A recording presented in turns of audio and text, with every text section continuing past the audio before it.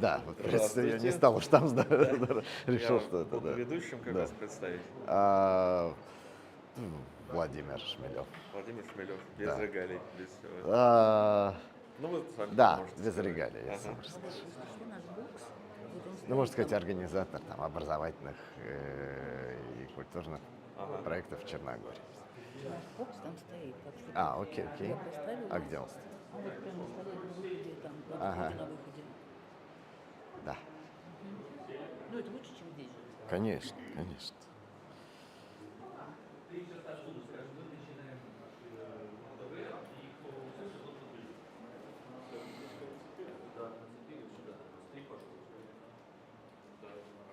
Кликер для того, чтобы Ага. вращать слайды, стоит лучше здесь. Сейчас я Так посмотрю. инструктирую. Да, все работает.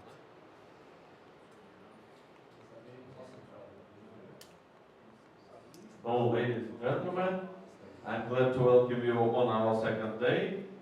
And let me introduce Vladimir Shmelev, the organizer of educational programs in Montenegro.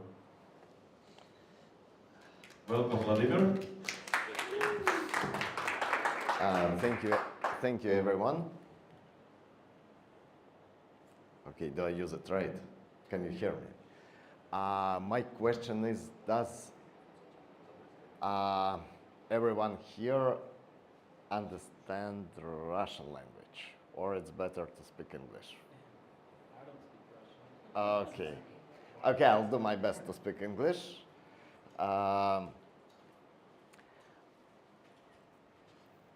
Thank you for inviting me here and giving me the opportunity to talk about education, culture, and mutual care as the foundation for building communities in migration, based on our own experience in Montenegro.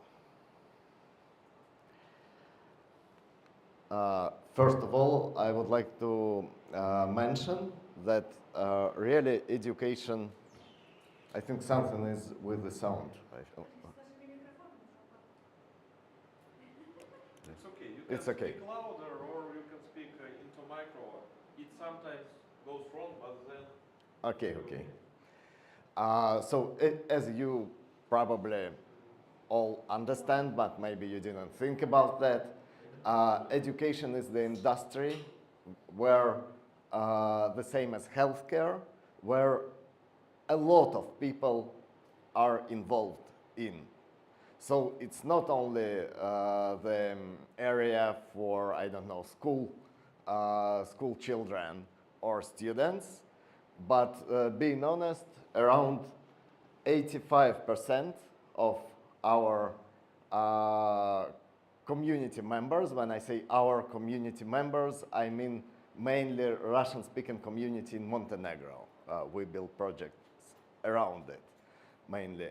85% of people are involved in education. So they could be parents or grandparents of school children and kids. They could be involved themselves in many new forms of education, like lifelong learning, I don't know, public lectures, attending, I don't know, some short courses, so-called micro-credentials, and things like that. So it's really important thing for belonging.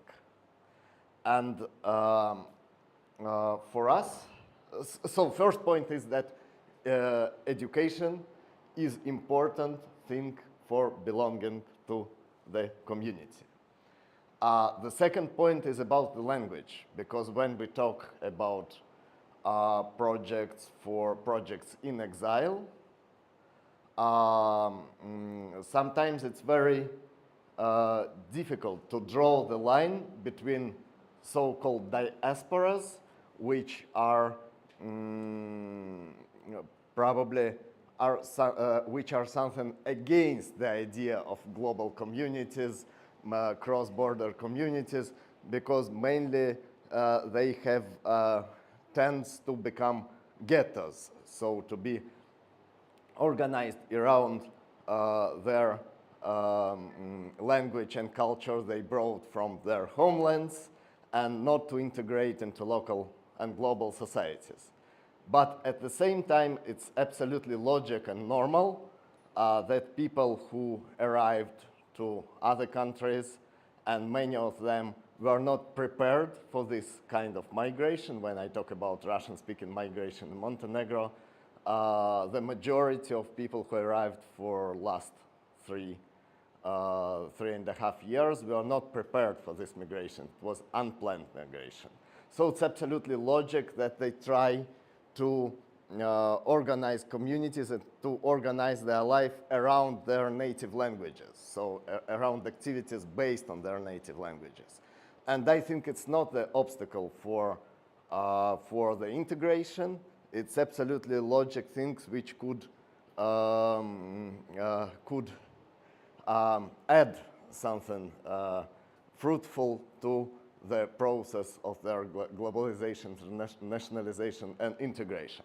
So these type of communities anyway are built around languages, but they are not close to people, as our colleague, who don't speak this language, because values are more important for this type of community building, mainly based on Russian language, but Russian or Ukrainian language, but anyway, values are more important, and people become members of these communities even not speaking Russian. The third point is about the system of mutual care, which is also absolutely logic feature of this type of communities in exile. And we see the same things in Montenegro. We did our best, for sure. It's our great job to build a system of mutual support. We have even a foundation we founded in late February of 2022, Pristanište Foundation, which helps people coming to Montenegro, Ukrainian refugees, Russian escapees. Now it's helping even all together as the community. We try to help Ukrainian kids who are still in Ukraine. But anyway, it's type also it's type of thing which unites the community. This system of support. I think, as I see, it was not like that when people lived in their home countries. They were much less involved into the charity, into the idea of this mutual care and support. I think it's also typical for people in migration, in exile, because they all feel that they have, to help each other just to survive in this new environments. And then it's, after that, it looks like absolutely idealistic, I don't know, system. Someone could call it, I don't know, ancient Christian system, or someone could call it utopia, I don't know, libertarian system maybe, or something like that. But people really live in some kind of brotherhood when many things and questions of support are delegated from the level of the state, I don't know, social care, which almost doesn't work in Montenegro for migrants, into the system of private and individual care one by one, around many other questions. I won't focus on that. So there are real examples, a lot of stories of community support when people say that through the school, which is part of this community system, through the kindergarten, through the foundation, through, I don't know, joint internet chats or groups, they found real help and real support especially during initial period of their migration. And it's about everything. It's not about only physical support, like, I don't know, clothes or some practical things or practical advices, but it's also about mental support. So opportunity to gather together in some places, I don't know, to discuss things, to listen music, to have joint events, parties. So it's also important part of this community building. But I was introduced as the person who is mainly focused on educational projects. And in some way it's true, in some way it's not. So probably I will switch now into the slide with the list of our institutions and projects we have built in Montenegro for these 3.5 years. So it would become more clear all these theoretical sentences I said before about community building around education and mutual care. So this ecosystem of projects we based on the ideas I mentioned before, contains three schools or educational centers working in 3 cities of Montenegro, which all of them were founded and organized on the wave of this new, let's say, anti-war migration after 2022. It's the kindergarten in Budva, it's the Faculty of Liberal Arts and Sciences. It's the first accredited and licensed university organized by Russian professors in exile. It's a very important case, I think, in a global context.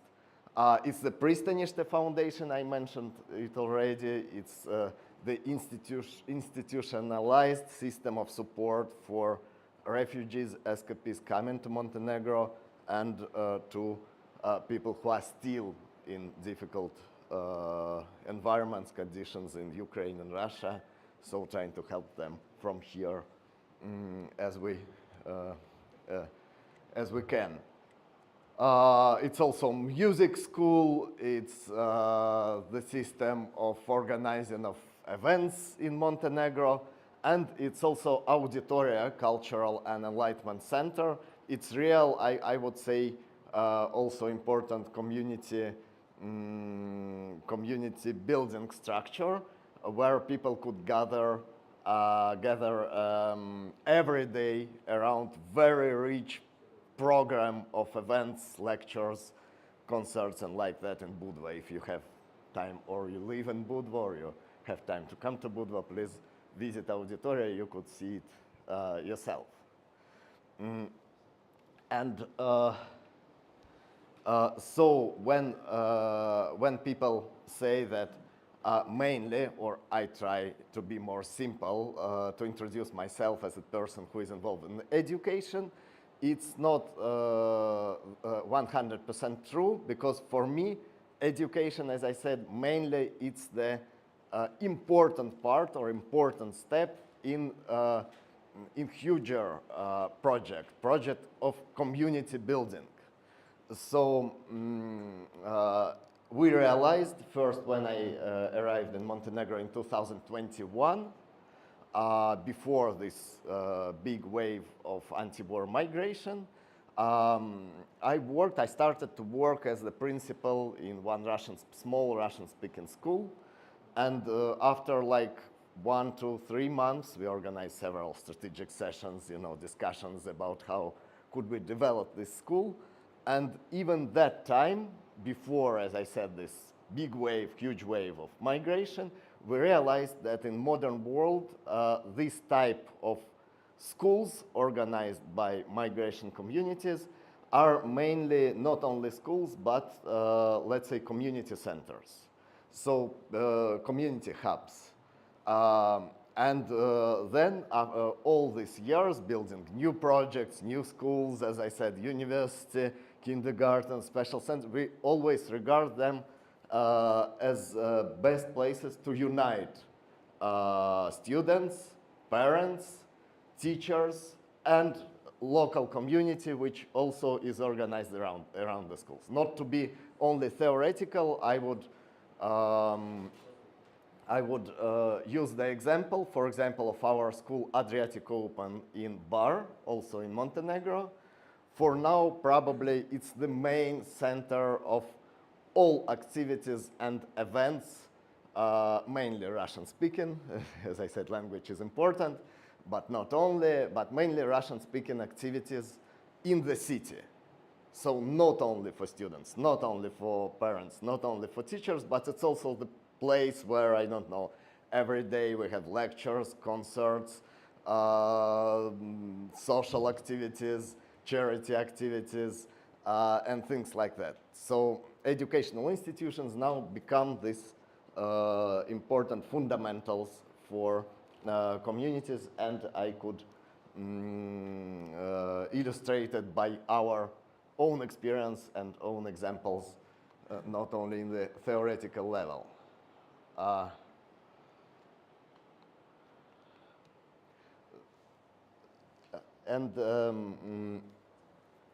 Maybe one more important thing. I have only talking about that. I have mainly I have only questions and not answers, because I really don't like the type of self-presentation. You know, just to celebrate our achievements that we already in this, as I said, 3.5 years, we've built great ecosystem of institutions, projects here in Montenegro, and we are proud of that. But really we try to answer the question, what's next? Because all this type, as we know from the history or from other experiences of other communities, all this type of communities organized in migration in some way, anyway. I said they are values-oriented communities. It's an important feature of this community. But anyway, these are communities mainly organized around,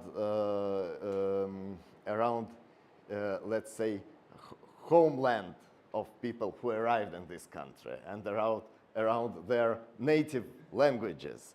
And all these types of communities, anyway, they have, at the end, they have or to integrate into local space or global space, or to go back home, or, I don't know, or to keep life in diaspora, which usually becomes life in ghetto.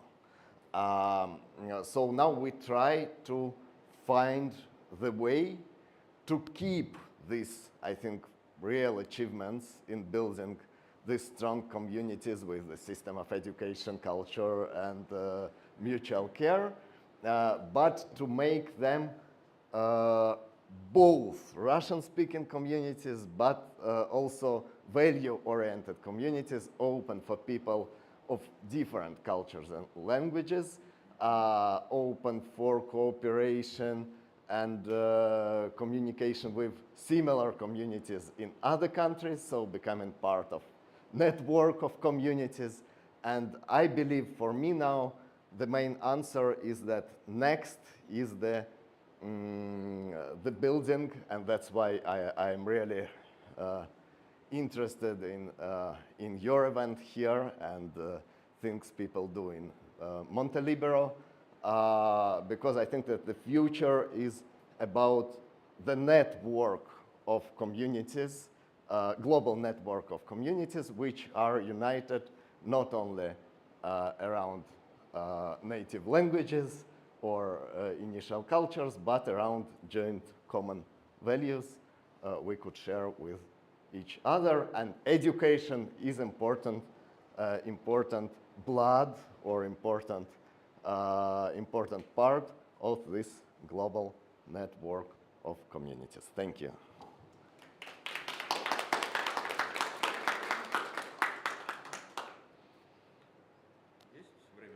Да. If you have some questions, ask please.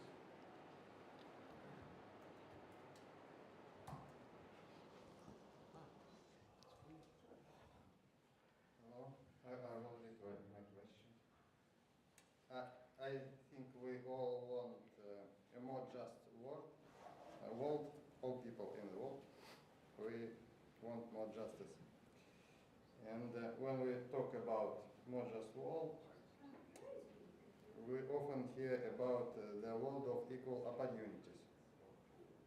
And but different people have different ideas about these equal opportunities. And my question about education.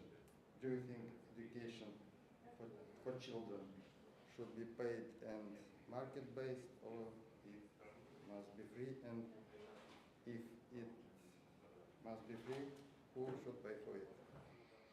Thank you. I want to be concrete, but I would answer it should be both.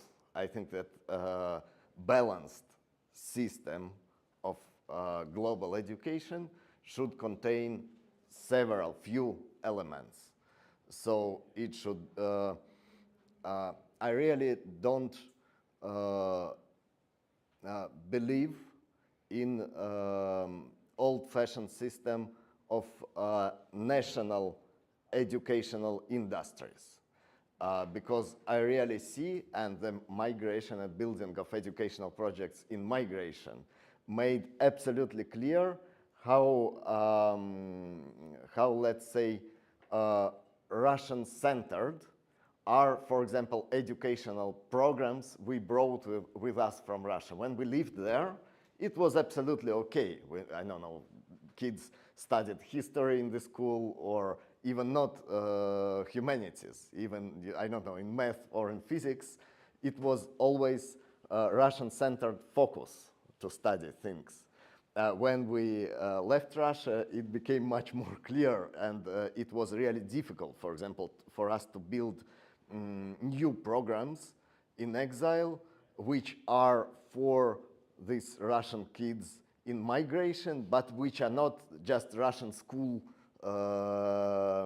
We just moved from, I don't know, Moscow to Budva. So it should be something different. It should contain global ideas, global approaches, and at the same time taught in Russian language, for example. It's not so easy. But answering your question, I think that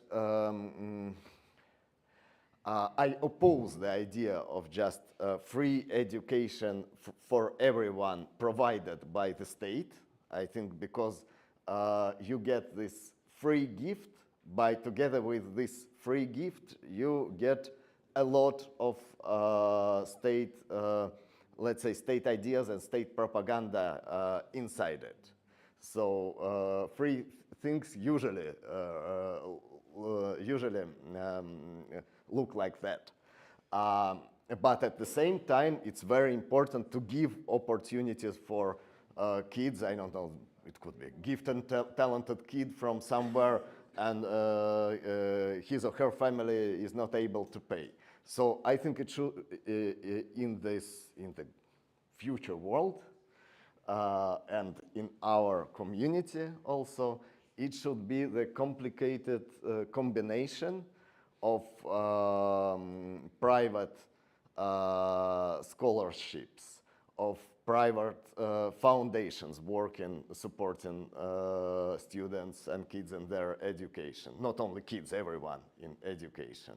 It should be the system, it should be strong connection between, for example, practical people, so companies, I don't know, entrepreneurship, working in labor market, and educational programs and projects working in educational industry.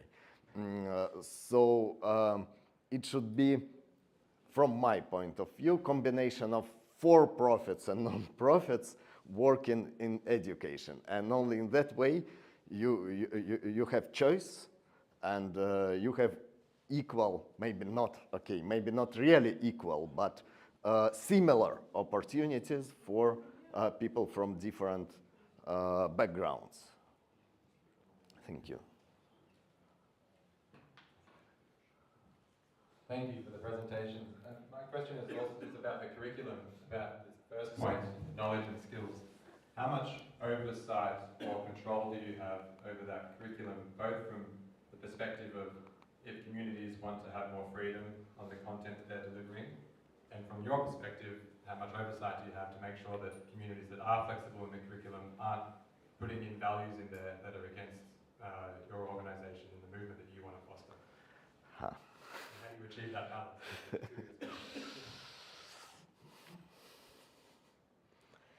Thank you. It's very good question because it's still, let's say, it's still discussed in our company and in our community, in our projects.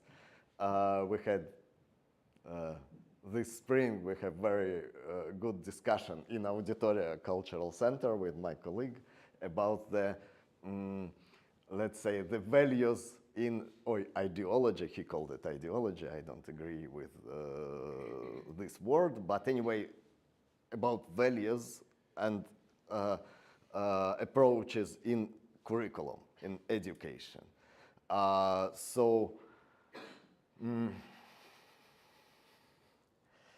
I really, being honest, I want to be concrete, but this type of question is really about the balance. So you really have both. So for sure, for example, university is the place of freedom, and there is no place for ideology or any type of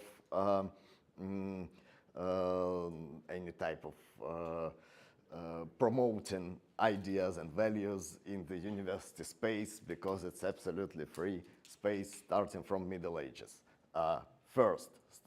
It's first point. But second point is that it's absolutely utopia, and each university and each educational institution has, okay, more or less type of statement about things happening in the world, about great ideas or global approaches. Now we see this situation, for example, in the not only in authoritarian world, where for sure educational institutions survives as part of propaganda machines, but also in a so-called free world where belonging to the university, for example, corporation, sometimes means you're belonging to some type of values or ideas or statements your university corporation provides. So I think for us the answer is around, let's say, around high-level values and ideas. So we don't try to build our curriculums together with the community. For sure, you mentioned important thing that these curriculums are not like curriculums described or wrote by me or by a small group of colleagues. For sure, it's the question of joint discussion inside the community. The curriculum should be the important subject for example, for student self-government. Just one more example, working in many educational institutions, I usually see that student self-government doesn't work as real self-government. So the administration, the adults, let's say, in institutions, they say, okay, you have student self-government, student council, you can organize events, I don't know, New Year celebration, and things like that. But I think that's important that students, I don't know, parents, teachers, everyone is involved also in the core functions of the institution, so in curriculum. But building this curriculum together with the community, I think we try to implement their in their high-level values and ideas, like I don't know, promoting skills of critical thinking, for example. When you put it inside all the curriculum and you understand that you teach people and you promote the critical thinking, also it's type of intervention, type of our, let's say, implementation into the curriculum of some ideas, because the critical thinking it's also a type of idea. But it's high-level idea, which is more about tools and not about concrete answers who is right, I don't know, in this concrete historical situation and things like that. So we try to build this curriculum around values, around ideas, but which are high-level values and ideas, which are mostly regarded as tools for self-education, or future self-education of students, where they themselves can find answers into concrete questions of nowadays history, for example, or things happening in the world. Maybe one more point, because it was also more about the theory, but practical thing. We have Russian-speaking community here in Montenegro. So partly these people are migrants from Russia, from Belarus, partly from Ukraine, and from other countries of former Soviet Empire. And for sure, for example, practical questions, not only high-level questions about critical thinking and self-education, things like that, but practical, for example, questions of our understanding of things happening in Ukraine now, of the war launched by Putin's Russia. What do they think about that? It's always in the agenda of these educational institutions. Because, for example, when in the classroom you have, I don't know, 5 kids from Ukraine, 10 kids from Russian Federation, you cannot just say, we don't talk about that. It's not in the framework of our curriculum. We just teach you high-level things, and these things are not interesting for us. For sure, it's in their agenda, so it's an agenda of also of the institution. We try also to, for sure, to have at the same time, we have our strong statement about that. We are against this war. So anyway, we make suggestions and we put ideas about that into the educational institution. It's not true that it's absolutely free of any type of political ideas. But we also try to give students opportunity to think about that themselves, to give them, let's say, to give them also high-level ideas about this current war and current terrible situation. High-level ideas of organizing global world, of peace as the value, of, I don't know, cooperation, communication, and dialogue as the tool of resolving conflicts, so things like that. And so answering the question of actual agenda, we try to also to bring people into more, global perspective of understanding things.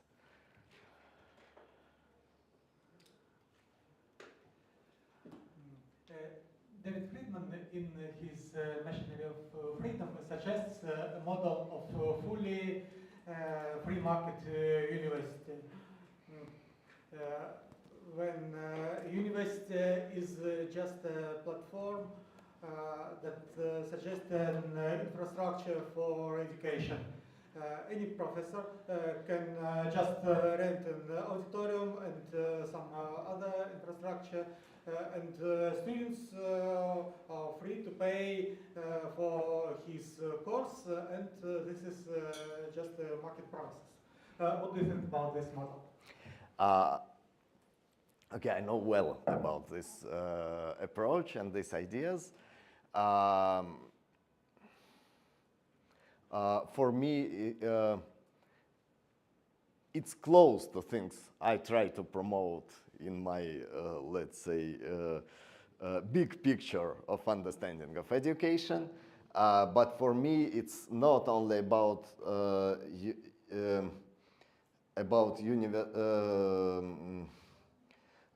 it's also about universities which are cross-border infrastructure. So, in my understanding, the future of education is about global infrastructure of providers of educational units, any type of educational units, where the role of student and the role of, let's say, tutorship becomes crucial, because it won't be the situation when you,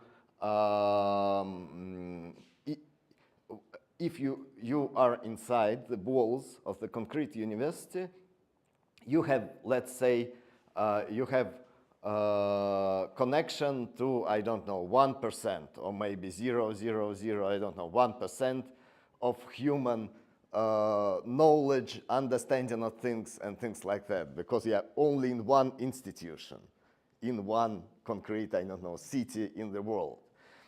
So the future of education is about giving this connection to the global education and global knowledge to everyone, which could be provided by educational institutions all over the world. So probably my utopia is about a student who is collecting educational units from all over the world, from different educational providers, building his or her own educational track based on his or her educational goals, built together with tutor, for example, with him or her. They try to build this specific track, which is mainly based on specific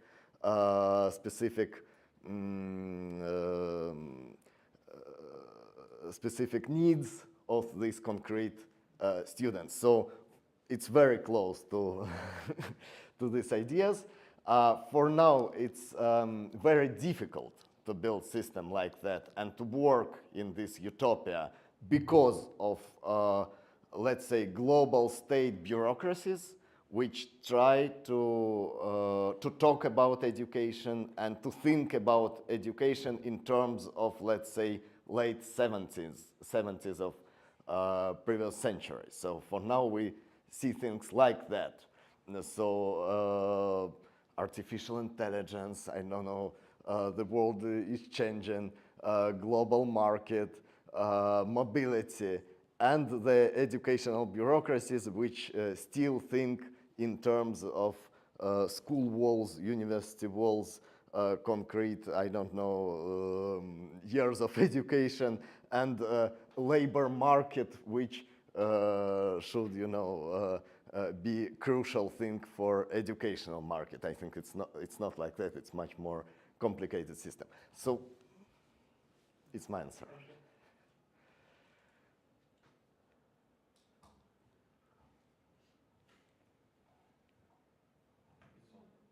It's working now. I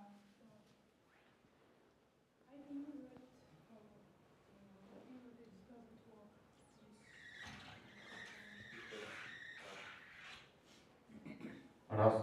Раз. Okay.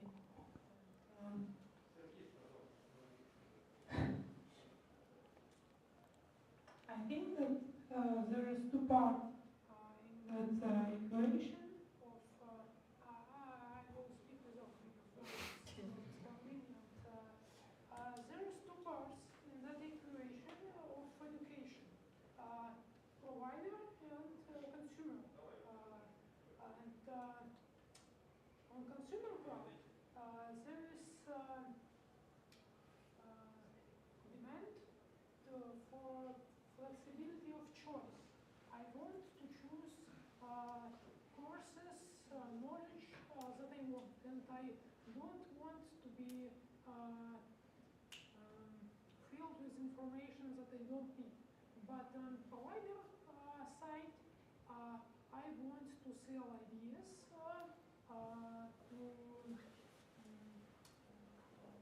not only for direct profit, for money that I got from education, but I also want to influence Mm-hmm. the consumer part. And I don't think that it is bad. It can have bad necessarily do it. And I like to see that there is a rising awareness that if we don't provide alternative education to national education, there is there will be no possibility to influence on the students with ideas of libertarian, of voluntarism, and so on. And I think that in the future we will see more and more non-commercial programs that provide education that's sponsored but by some funds, and it's designed in the way to influence on the students that will make them more responsive to such ideas. And I don't think that that is a bad thing, and that is как конкуренция? Competition. Competition, yes, competition of ideas, and to say that we should abstain from influence on the students, it's like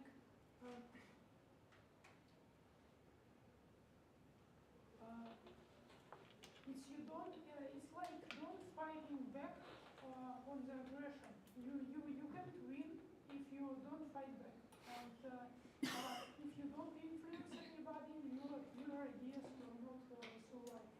So I think that it's a good idea to influence students in the right way, and I don't think that it's not ethical, because if we make it clear, if we make it open, that's free market. We say we make it like that. We feel you with that ideas. So if you want, buy. Okay, I understand what you're talking about. It's true that education is very strong power in the hands of educators. That was my main point, probably, of my speech, that our community is mainly organized around educational projects and institutions. It's very, really strong power of uniting people, of promoting ideas, of promoting values and things like that. But as each strong tool, it could be used in, let's say, for good things and for bad things. And for sure, we already see the process when the state monopoly for education is okay. It's still state still has part of monopoly in many countries in the world, but for now there are curriculums. The colleague was asking about curriculum. For example, there are school curriculums which are really not based on state ministries or state institutions. As an example, I could mention, for example, International Baccalaureate school program, which is provided by Swiss institution, but it's not Swiss national program. It's really international global program which could be taught and could be provided in any place in the world, despite of, let's say, national origin of students working. So it's type of competition where this global curriculum competes with, I don't know, Montenegrin state national curriculum of teaching, I don't know, teaching history in Montenegro. So in that way, it's really already happening, this competition between different curriculums, and inside these curriculums, for sure, there are high-level or sometimes low-level ideas. And when you have this strong tool in your hand, it's very important to use it right and not to use it, from my point of view, not to use it in the purposes of brainwashing, but using it for purposes, let's say, brain cleaning. After the portion of brainwashing they, for example, they have got already in their home countries, we're trying to clean brains and to give, you know, because for us it's easy, because our own values and ideas are based on the freedom of choice, on building the individual who could study themselves and have critical thinking and have opportunity to find their own answers to global questions of the world. Thank you, Vladimir. Unfortunately, we are going out of time, so I'd be glad to speak to you much more. Yeah. Okay, let me say one one word. Thank you so much for being here. I think that education is the industry, or it's the area where, as I said, here 85%, but I think here in this audience also many people, probably the majority of you, they have connection to education through themselves, through their grandchildren's kids, friends, relatives, working in educational institutions and so on, or attending, I don't know, public lectures somewhere. So it's the area we can talk, I think, hours about the education and its future, understanding its crucial role in building new global societies and forms of interactions between people. And one more thing, I would just, it's classic, you know, to make speech and then to ask for money. That's what I try to do. As I said, we have Pristonishte Foundation, which helps refugees from Ukraine, escapees from Russia and Belarus coming to Montenegro, which also helps Ukrainian children. We bring them for 10 days or 2 weeks to Montenegro just for rest from the war, to take a breath from the war. And I think these programs are really important and for our community here. And we would be really grateful for your donations for Pristonishte Foundation. Thank you so much.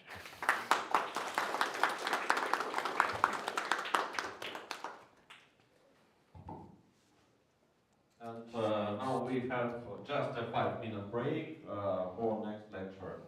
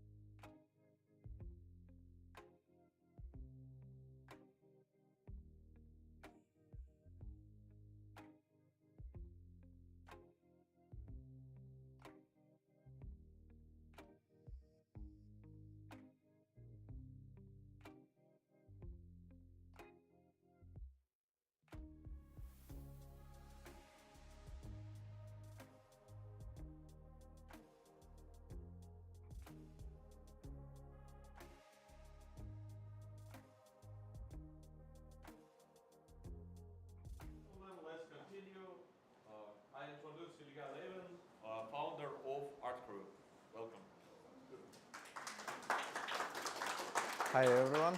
Hi everyone. My name is Ilya Levin.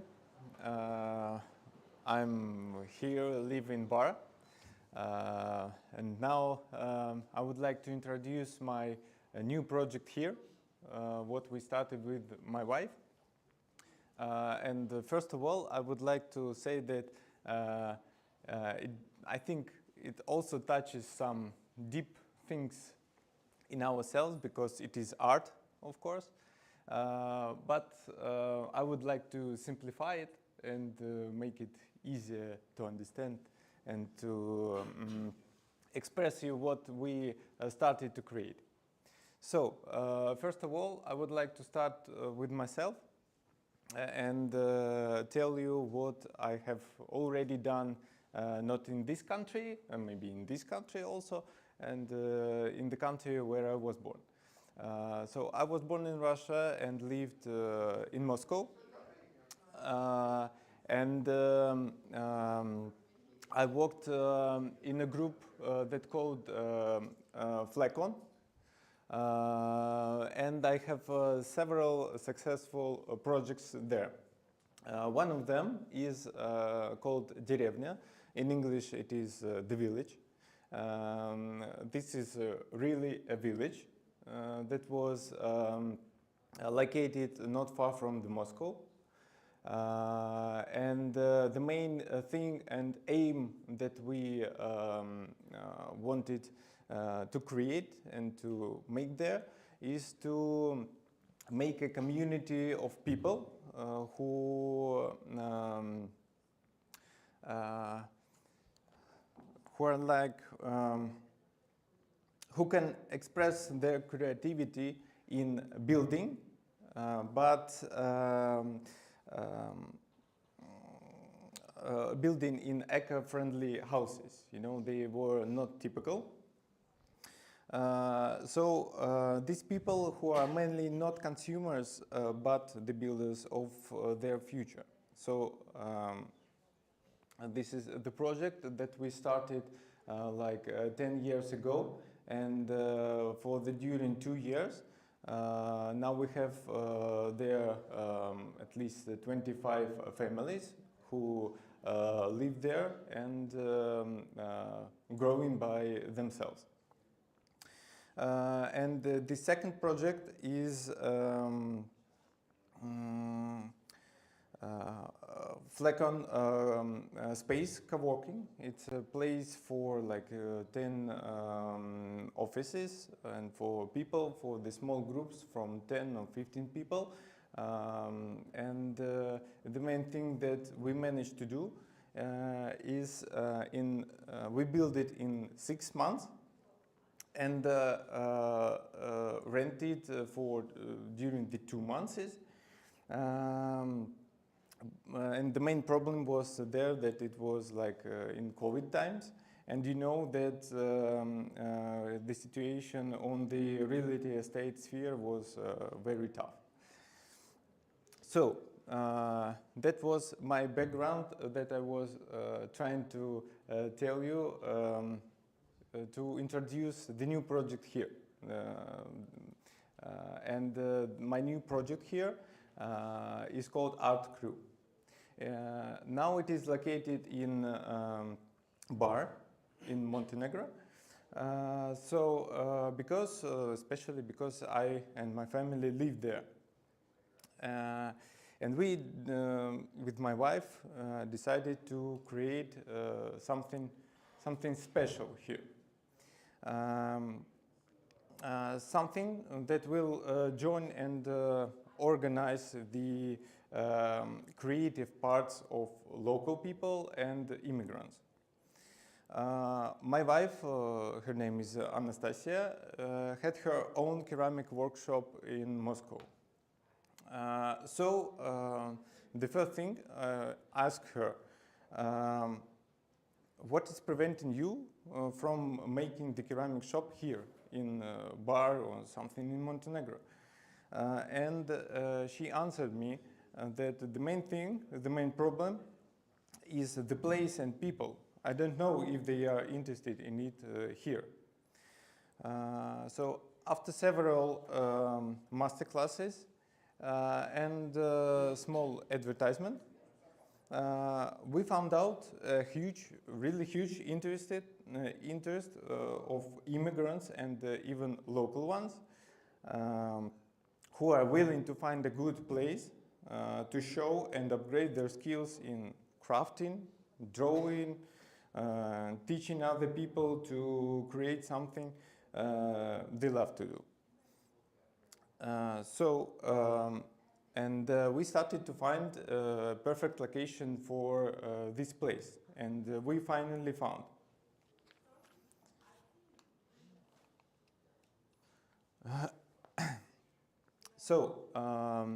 And the question is, why does this matter now?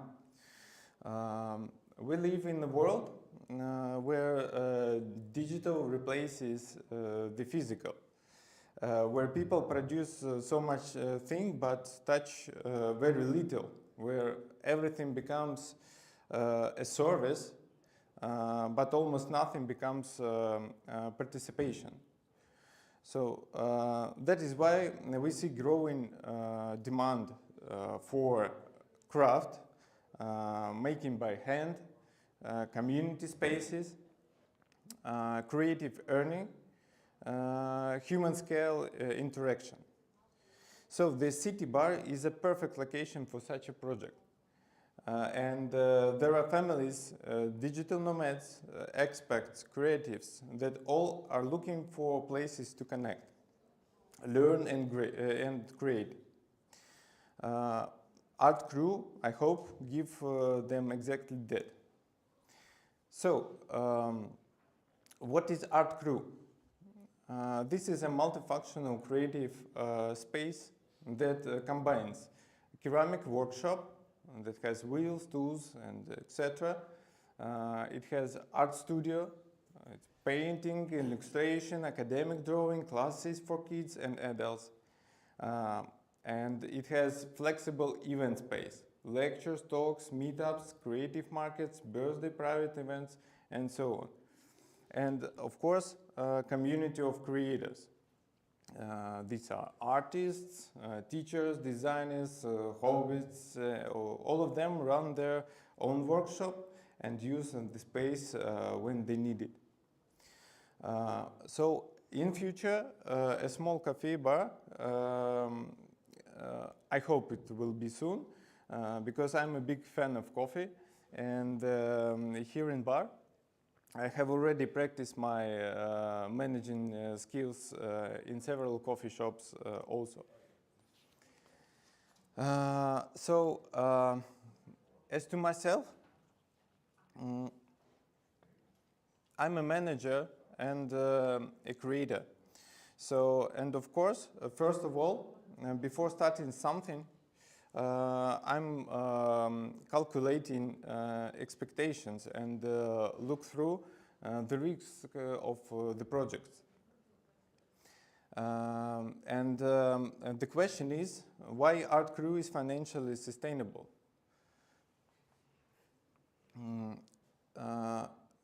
First of all, because there will be at least 5 revenue streams. First is a sub-rental space like co-working, where people show their master classes, regular master classes and art classes, production of ceramics and exposition of arts. The fourth one is space rental for lectures, birthdays and events. And the fifth one, coffee bar, where coffee, desserts, beans and small snacks, nothing super special, but cozy and tasty. So these points make this project low risk and scalable. And of course, the location. Art Crew is located mostly in the city center with a big amount of parking place, where the streets are always crowded, and homes to wealthy people. And of course, we build a community. And this is an open space ecosystem where creators find space and clients, kids and adults learn and explore, locals and expats meet each other, collaboration happens naturally, and guests of the city get a unique experience. We build it for people who don't come once, they come back. This is the foundation of Creative Hub. The next one is Art Crew should also answer the question, how does a community become real? And now I see some of the answers. So freedom of choice, voluntary cooperation, shared experience, mutual support, creativity as a common language. And so we build the space and people build the community. So what we need now?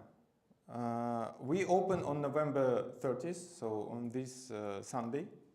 So you are all, of course, welcome for the opening. Much of the space is already built. It is renovated. Some equipment and designs are made. Team is formed. So we already got 5 people who will be sub-rentals our space that will cover most our expensive monthly. Our current community is about 70 people ready to join us. So to fully launch the project, we are now raising 7,000 euro. So if somebody is interested in it, I would be glad to share how we spend this money on which. So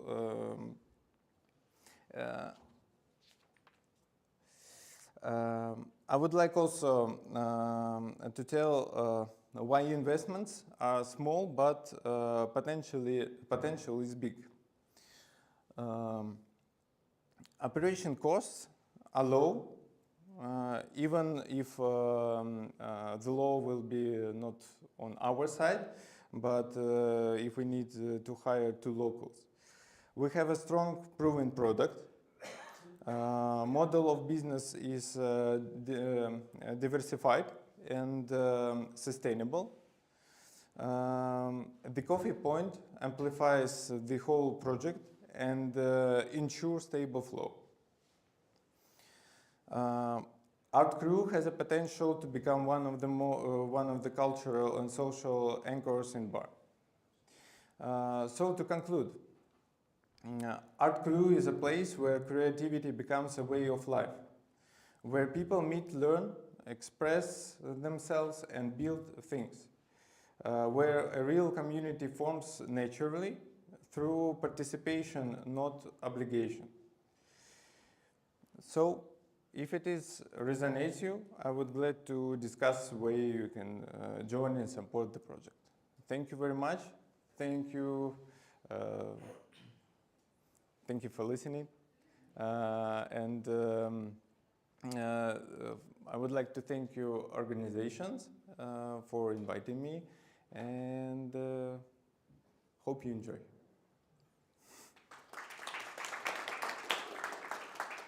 If any questions do you have, I can answer.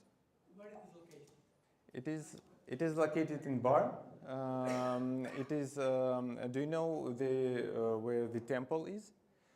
Yes, it is on this road. It is Ulica Revoluции. So it is near Cafe Pascucci. So it is located there. Yes. We are opening from 11 till 3. We are going to open with 15 people who will provide master classes, who will organize, who will show their products. Some of them like soap, some of them doing leather things, some crafted with wood and so on. So we collaborate with some of them. Yes. Are you aware that Montelibero Association have a crowdfunding platform and you can apply? Do you know about it? Yes, I did know about this last day, yesterday. I had information about this, so I will surely apply there. Yes, yes. Where can someone find more information about events? Like, is there a website or Yes. a sign up for a group? Now it is my personal Telegram account, but I can. Now we have Instagram, now we have Telegram group. It is small, but we didn't launch it properly, and because we would like to launch first. First, we need some legal things to cover. It will be made like today. And so we'll make all the advertisement and we'll make website and so on. Now it's like preparation and the opening is on 30th, so on Sunday.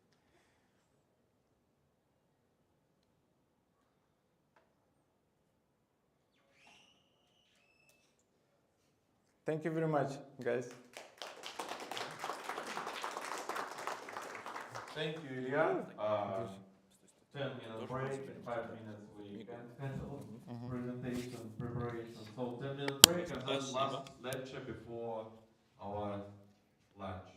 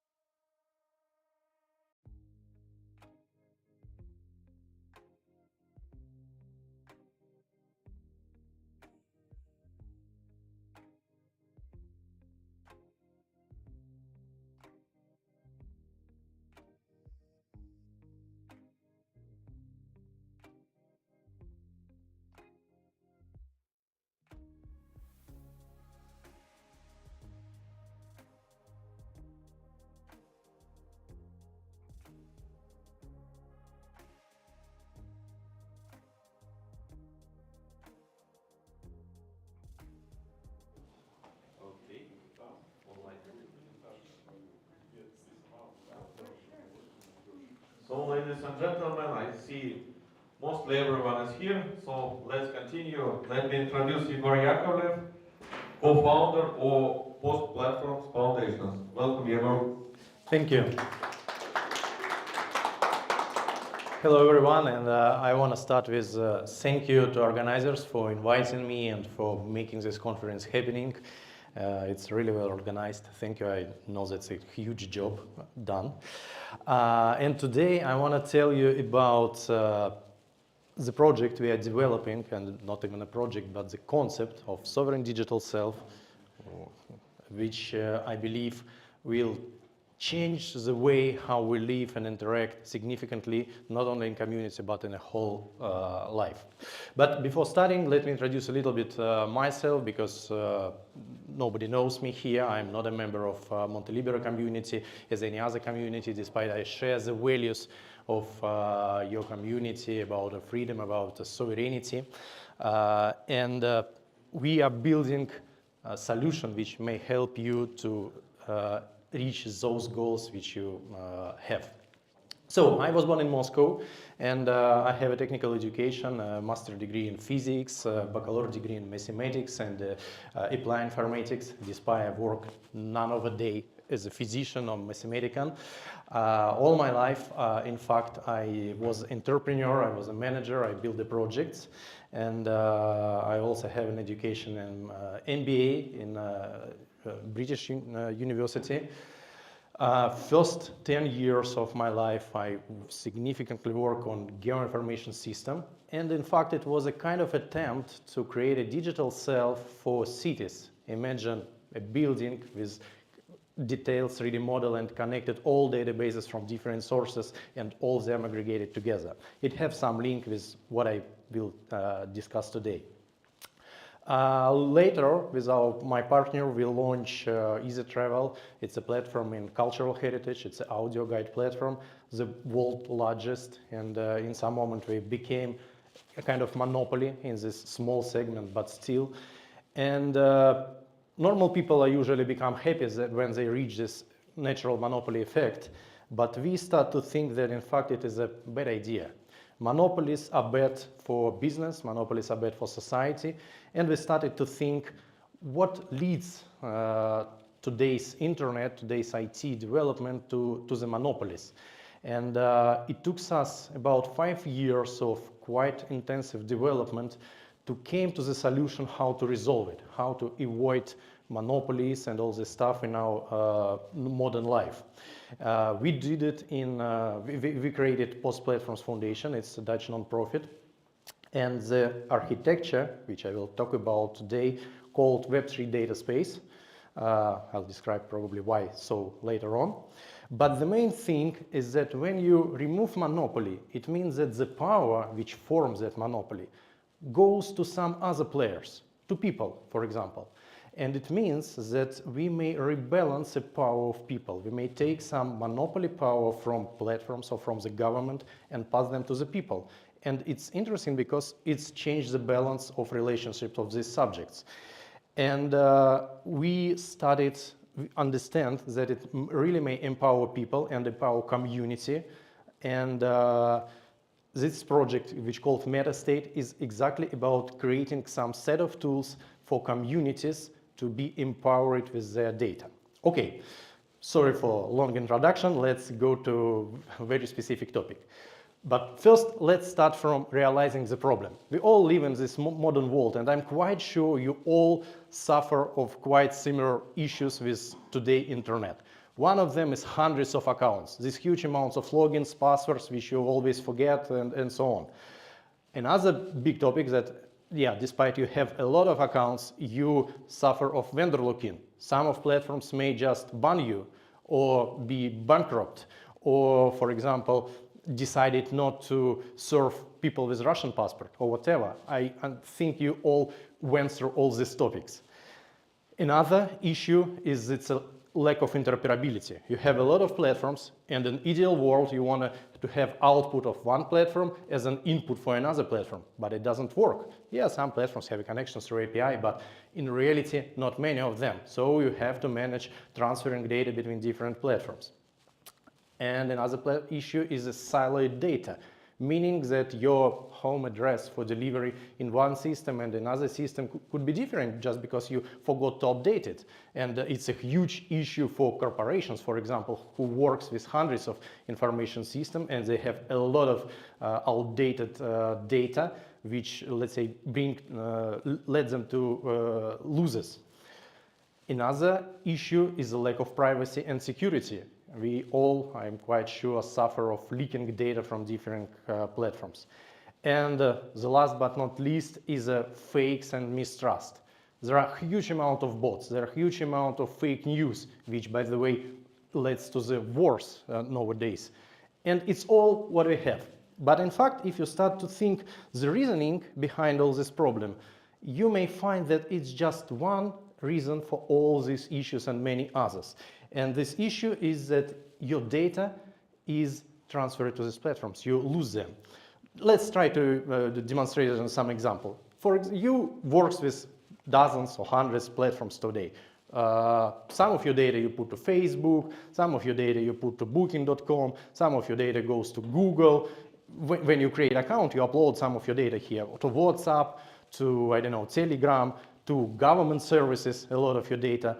So your identity, your entity, is fragmented through hundreds of databases. You, by yourself, nobody pushed you to do that. You put part of your identity to all these platforms. But in fact, what at the end? Where are you?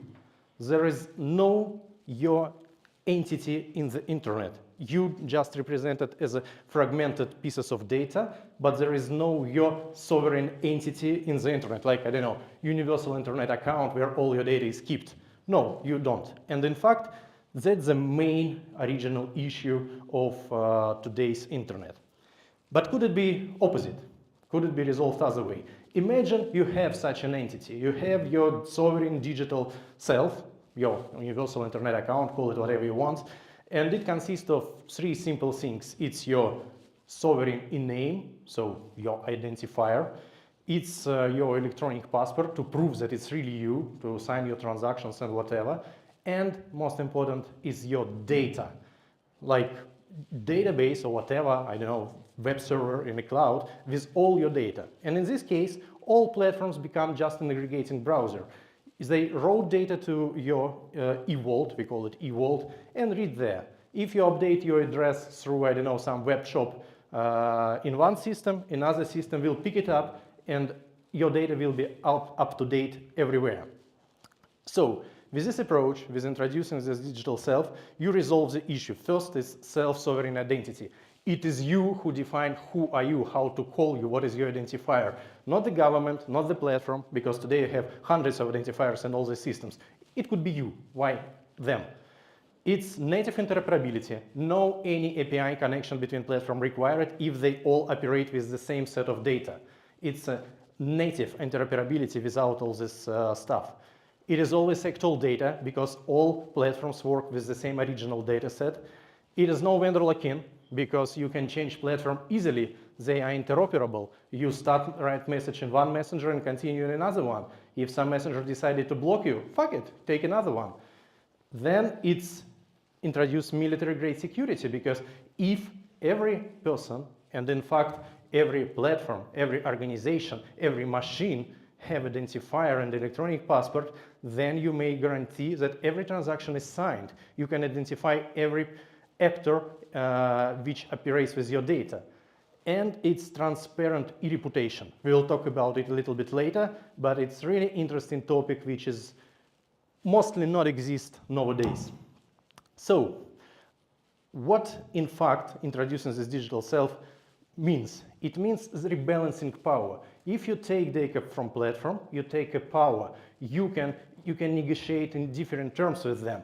You don't like platform, you change it. The same with the government, for example, because they lose control of many registers. If you may claim your identity and even your passport or your cadastral number or whatever, you keep it on your e-vault, it means reducing power of government, of corporations, of many stuff. So it's rebalancing power between all these players, which means different relationships between all these stakeholders.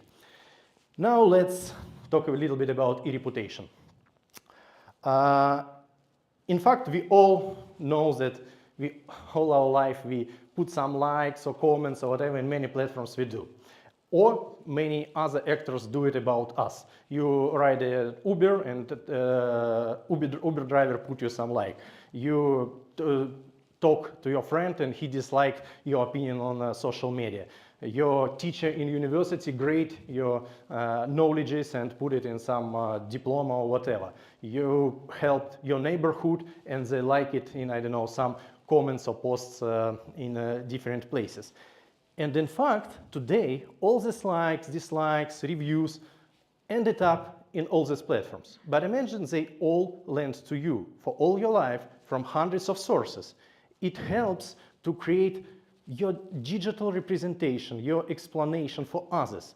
It doesn't mean any scoring. It means the facts that you made a good job, you got a good score, you help a teacher, you fight your friend, whatever.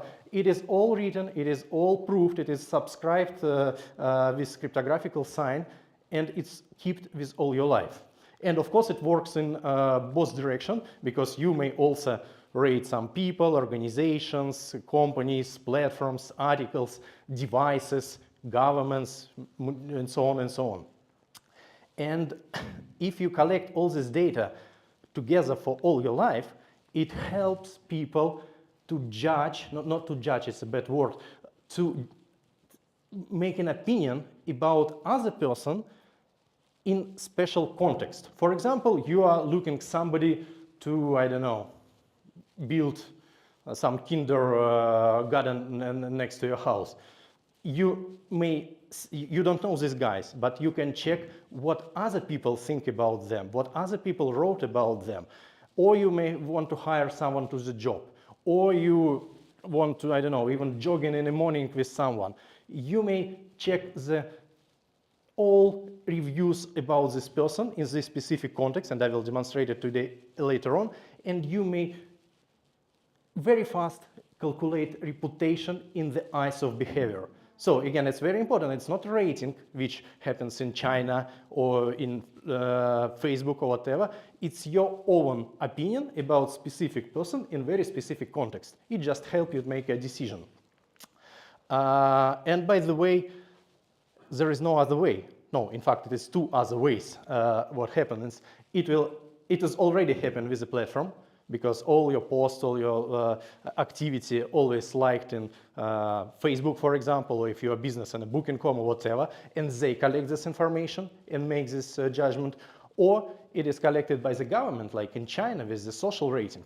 So we have only three options. The way we evaluate each other is happening already today, and either it will be stored in the corporations, or in the government, or with yourself. We think that the last thing is the best one. Okay, good news with all this stuff.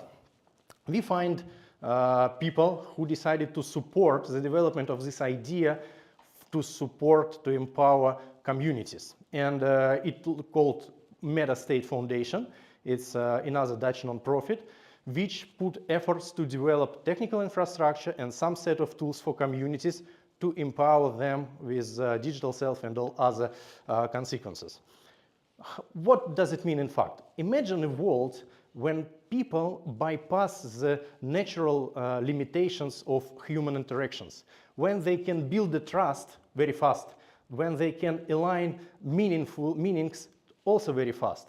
They can understand and start to trust to some people without spending years to know him, because you know all information from hundreds of other actors. So it means you may unite much faster and much better. And for example, you can create teams on a flight, ideal teams. Either it will be very small crew to resolve some issue, I don't know, in your garden, or it could be a global coalition for really big problems like ecology, for example. You may pick up very right people for your specific task. You may provide very transparent governance, because if every person is identified, if every transaction is stored and signed, you may build a lot of interesting voting or meritocratic voting or other some interesting tools which is relevant from your community.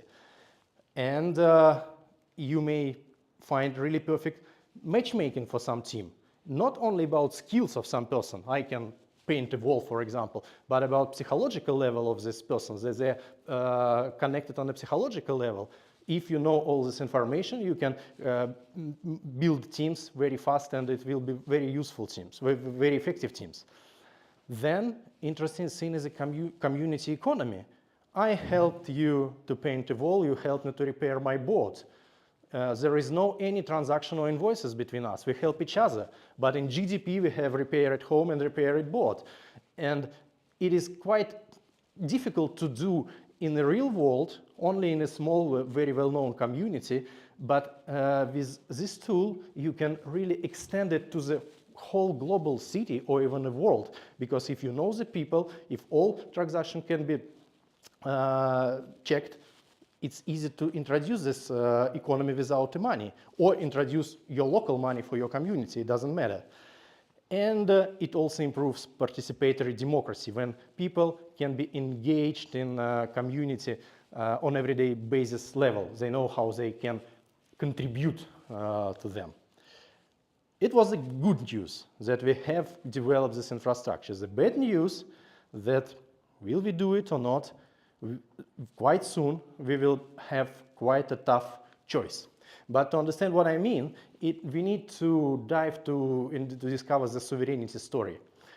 For many thousands of years, people live in foraging tribes. They make hunting or grow some food, and it was really for thousands of years. Until 15,000 years ago, people learned how to make bread. And then some people recognize, why to bother if I can store this bread and build a storage, and I will have this bread without growing it. And some bandits come to the scene who decided to steal this bread. But after that, quite soon, they recognize, why to steal a bread? I can steal a people and fields. And these bandits, of course, they call themselves not a bandits, but a kings or lords or church. They created a slavery for thousands of years in our development. And it was a bifurcation. Either it will happen or not. That time, we went this way of slavery.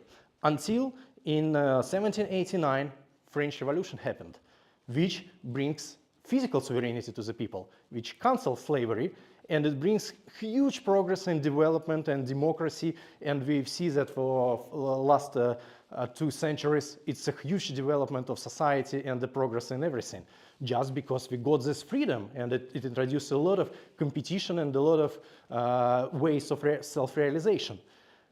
But last decades, last, I don't know, 20, 30 years, the value we produce mostly become digital. Most of things we produce created by our brains. It is not what we do with our hands. And in fact, we created our digital self. Our articles, our programs, our software, whatever we create, it is digital, and it could be linked to us. But in fact, who control it? It is controlled by the platforms or by the government. All our data which we create, which really have a value, are either controlled by platforms or by the states. And it means we may end up with a digital slavery, which we decide right now, will it happen or not? So we now on another bifurcation point. Will we end up with a digital sovereignty, or will we end up with 1984? Why? Because imagine all your data which you collected now available for AIs. And you know that there's no problem in AIs at all. The problem is that when AI is owned by the bad guy, like we have an example of Elon Musk in Oval Cabinet of Trump. And we already know that he used the power of X and the Grok AI to change opinion about people. How do you think? Is it possible with very well developed AI in several years to change your opinion about everything if AI knows you perfectly, better than your friends and your parents? It's definitely possible. And if you believe situation that all our data stored on their side, we will end up with 1984. So this story demonstrates one single idea, that wherever extra value created by people exists, it will be always someone who will try to control it, who will take control over it. It will be, in this case, either governments or big corporations. And by the way, the arrest of Pavel Durov in the France just demonstrates it, how these guys start to divide people. Who will control them? They make in power, who will take control over it. So that's our choice. Some Adam or like Terminator world. And our answer on it, of course, definitely we are go to the digital sovereignty. But to introduce this digital sovereignty, there are quite functional requirements. It should be technically feasible. It should be legally recognized. We really want it will be recognized by real states. It should be economically justified. Otherwise, if there is no economically supported, it's useless. And it should be a realistic rollout scenario, because definitely it will be opposition to roll out digital self from the corporations like Facebook or from the government. They don't like it from one side. So let's try to address a couple of these topics. Is it technically reliable and legally reliable? In fact, all the story which I produce is quite simple, and it's really easy to demonstrate on the history of web. The original web was quite simple. It was a web server and web browser on another site. You publish anything in your web server and people around the world may check it through HTTP protocol. Then it was quite natural when, for example, you're looking for a hotel in Paris, it is inconvenient for you to discover 200 different sites. So platform come to the scene. They start to aggregate the data. And it's funny that we ourselves decide, okay, please take our data, collect it, aggregate it, whatever. And platforms like Booking.com come to the scene, and we give away our data for free, just for nothing. And this era we called Web 2. In fact, all we need to do is just to return our data from platform back to the people. And that's it.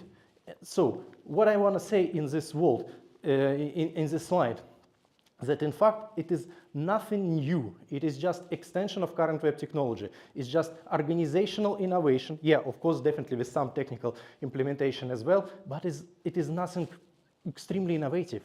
It's just organizational change. It's extension of existing web technology, and that's it. So it's definitely technically feasible. So now about legitimation. Could it be legally recognized? And here I have to make two important statements about our position and vision on it. First of all, it is how we all see some disbalance between people and states. And when states don't fit you, you have two choices. Either you escape and create something, like some communities does, or you decided to stay and transform the current government.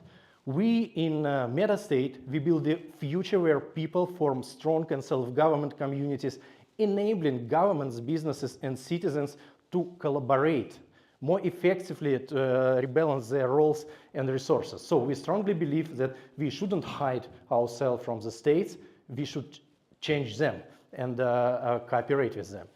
And another topic which follows from this is collaboration instead of fighting. So because in fact, the problem of data sovereignty and digital identity are real problems, and governments are also suffering of them. States can't ignore them. In fact, we really deeply involved with communication with the government, with Brussels and so on, and they really, for example, have the same issue with data sovereignty. All government in Europe, most of them using Microsoft products.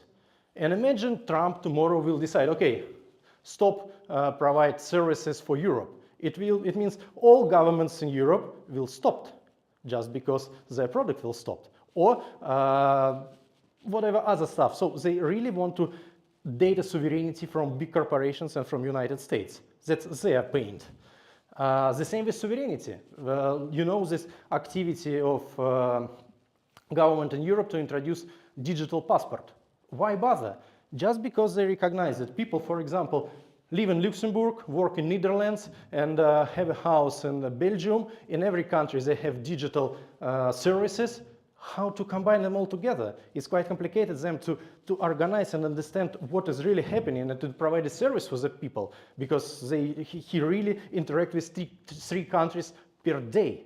So they're trying to introduce some identity, universal identity for this person to provide him with better services, not to block him. So it is better to collaborate with resolving tasks, because if business provide better solution, they will adopt it. And in fact, it happened, for example, with SSL certificates, the same digital passports, but not for people, but for websites. Of course, European Commission may spend billions trying to develop some security protocols and so on. Fortunately, business built PKI infrastructure and SSL before them, and they adopted it. They didn't start to create their own digital passport for website. No, they take this business ready solution and adopt it. So if we do it better and faster, governments will follow. Okay, now let me lend it to a really practical use case. So combining both these approaches, technical approach and legal approach, we start a real project in Amsterdam with housing communities. It's a community of people who join the efforts to build their own houses in Amsterdam.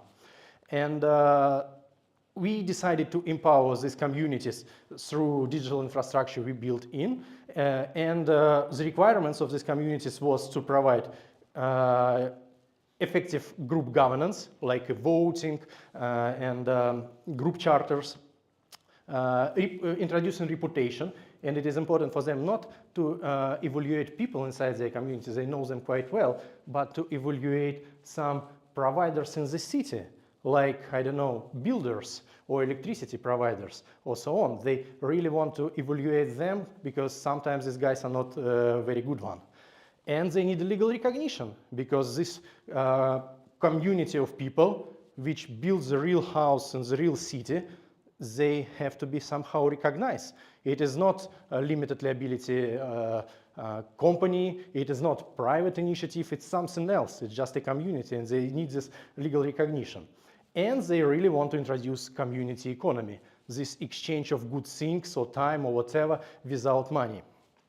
And for the last several months, we built this infrastructure on real infrastructure level, on level of protocols and whatever, and we built several applications which I want to demonstrate you today. And but first I will describe them first. We've created what community need. They need to communicate, so they need kind of social media. We just as for purpose take two different platforms, open source, and adopted them to Web3 data space infrastructure to demonstrate this interoperability, when I can write a post in one system and read it in another one. So let's members of community choose their preferable tool and continue communication. We created group charter, so the ability people to unite in some group, to create rules for this group charter, how we can vote, how we choose the president of our group, how often we make an election, and so on and so on. We created some AI tool which we call Cerberus to control that group really follow its charter. We created e-voting mechanism, including security, public voting and non-public, hidden voting, when nobody knows for whom you vote in reality. And we created a really interesting tool which we call DreamSync. Imagine you describe what you can give to community or to all people and what you can get. For example, I'm looking someone for riding bike on holidays, or I need a screwdriver for some repairing, but I can teach you play guitar or drive a car. So if every person will describe his wishes and his abilities, and it will be stored on their own evolves, then some AI may every day process hundreds or thousands or millions of such things and really find very good connection between people. I will help you with roof repairing, and you will teach me how to cook cake or whatever. It really match our wishes or our abilities or our things to exchange, whatever. That's very interesting stuff, and I also demonstrate partially how it works. So now it's time to live demo, and to do that, it is not obligatory, but I suggest you to install this application, which is called Web3 ID, EID Web3 Data Space. In fact, this application, it works on iOS and Android. It creates your digital self. When you launch it, it creates for you your sovereign identity. So it's you claim your EID. It creates your electronic passport to sign all your transactions, and it creates your e-vault, your sovereign data storage, where all data from all platforms will be collected for you. Probably I did small QR code, so that's better to use. To launch this application, you have to prove your identity. You can do it either through passport, driving license, residence permit, or you may skip it and use some code, which Mia will send now in chat, our Telegram chat, because it's a long one, so you can copy paste it from here. So I'll take a computer now.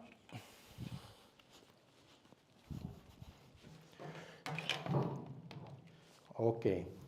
So, by the way, this picture is taken from our website Metastate Foundation. You can find it here, and all these buttons are clickable and leads to the application. Okay, for example, I want to log into some social network. Is it there? Yeah, we call it Blapsi, just for fun. In fact, it's a kind of X-analog. And that's how it started. First of all, you don't need to create any account to log into social network, because you have your digital passport. I already have it on my phone. I've created it. And all I need to do, I just scan this QR code, and the systems ask me, hey, you are trying to log into Blapsi. Are you allow access to some of your data to demonstrate? I say, okay, allow, and system opens. It just looks like a normal social media with some feed, with some information. But imagine, I never ever created account in the system. I open it for the first time, and it just pick up data from my e-vault, which was created through another systems. So to make it even more, let's say, feasible, let me open another social network. It's a kind of Instagram analog. It's called PicTic. And again, to log in, I do not need to create any account. I just scan it with my EID application, allow access to data, and I see the same feed in a little bit different view. Okay, now for example, let's demonstrate some interoperability. I open my profile, and I decide to change a photo on my profile. Let me put it, for example, where is it? This one. Okay, I save it.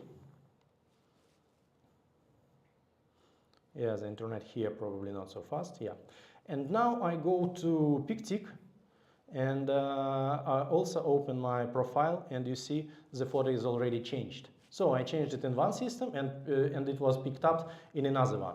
Okay, I can send a message, for example, to my friend and co-founder Alex, like, hi Alex, and send this message. And then I can open Blapsi, these messages, and I see it, yeah, hi Alex. So I can chat with him through one system, he may reply to me through another system, and so on. Then we can create a group. For example, we created a group for our house and for several participants, and can write messages here. But for groups, we also may create a group charter.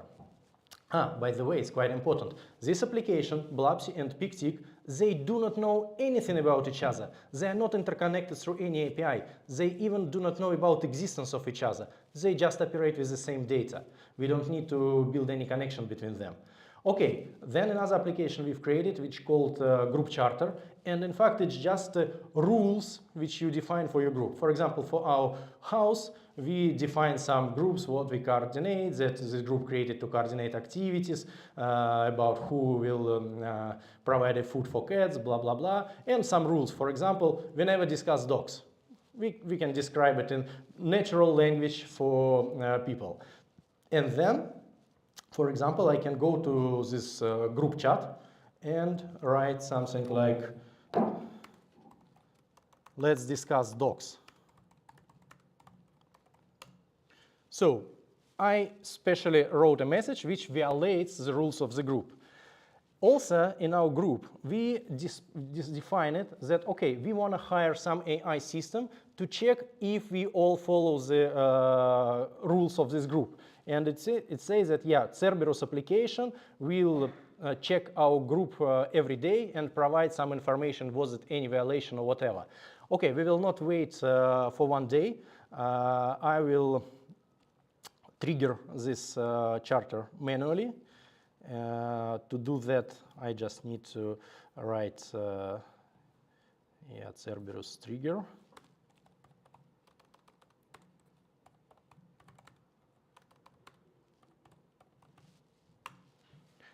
And need to wait some time to AI to check it, we will see the result. So again, this charter do not know anything about either Blapsy or PicTick or any other application. They do not connect us through any APIs. They just operate with the same data. So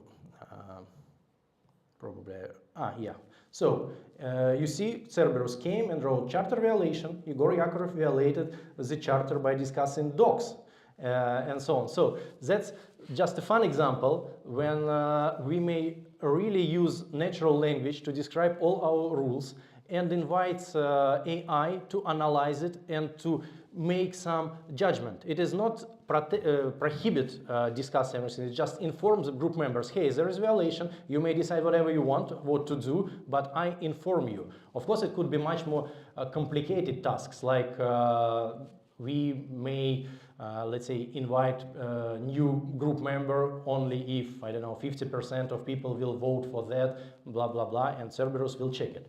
Okay, another interesting thing is DreamSync, which I described to you. That's my list. Like, I want to learn to play piano, or I want to incorporate a regular physical exercise into my life. And I can paint walls, and I can teach you drive a car, and whatever. But also in my wish list, despite all these wishes and ideas, I can describe, for example, what I value in people, or in platforms, or in companies. And here, for example, I describe that I value in people their openness, honesty, straightforwardness, intelligence, and so on. And I don't like some other stuff. Why is it important? Because, for example, next application is electronic reputation, which I just described, which I can use to help me to identify is the right person for the right context or not.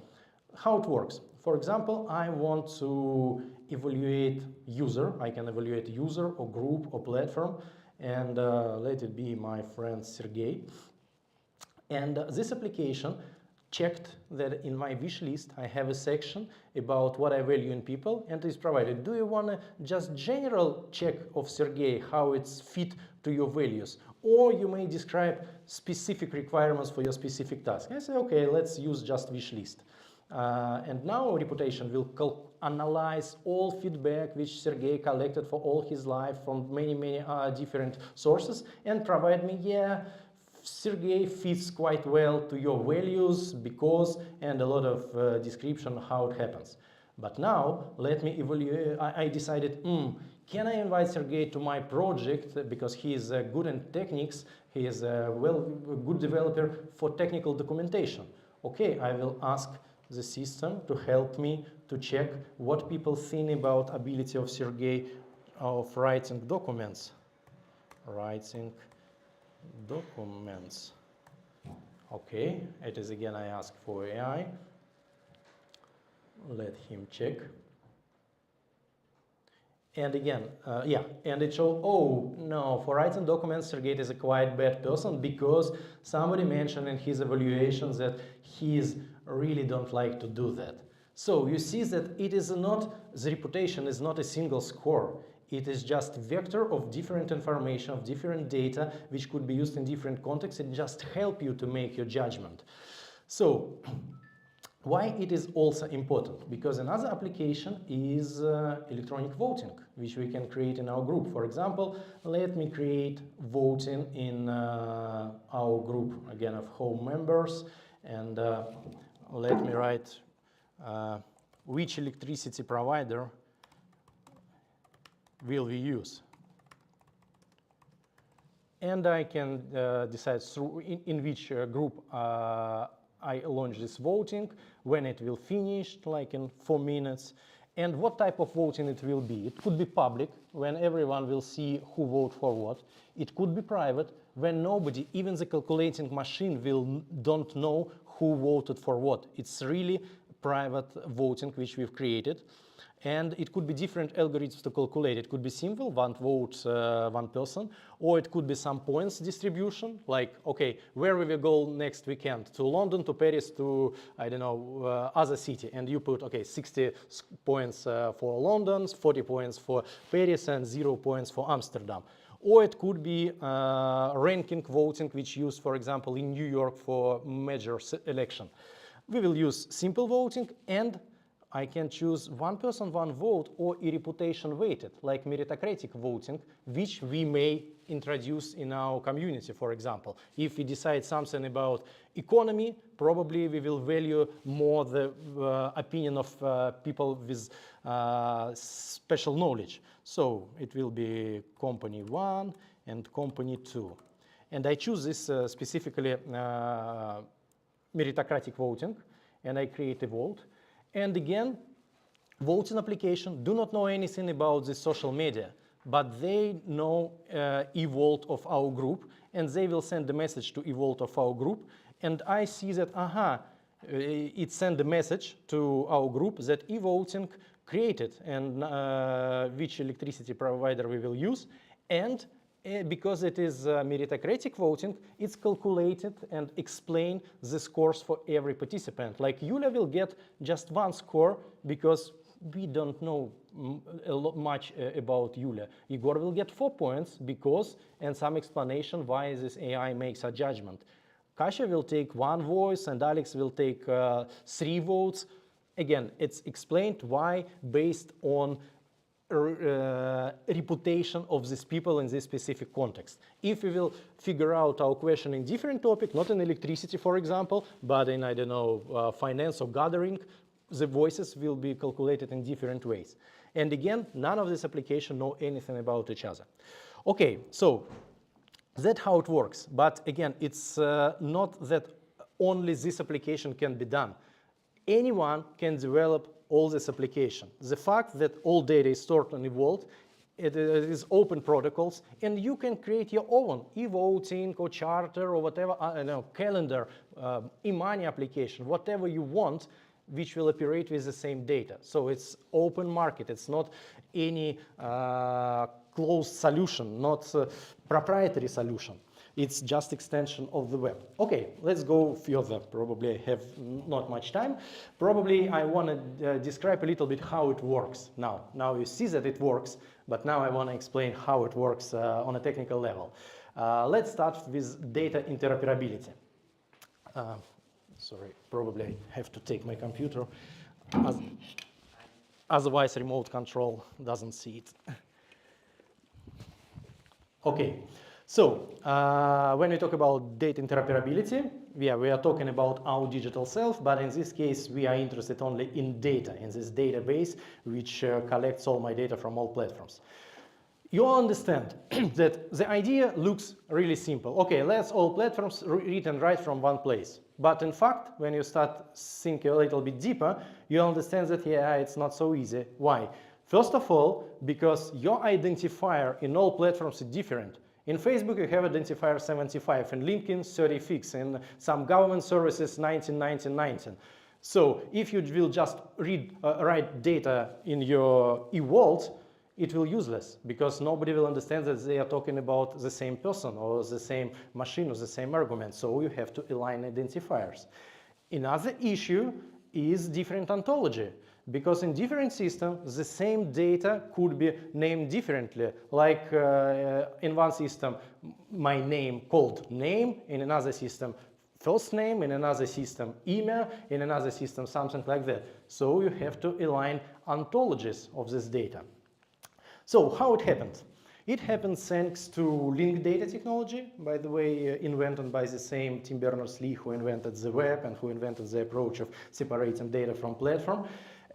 Imagine it's my e-vault, and you see my e-name, my long, unique, persistent global identifier, and I use some platform for creating CV, for example, yeah, for looking for the job. And I have several fields like name, surname, and where I'm working for now.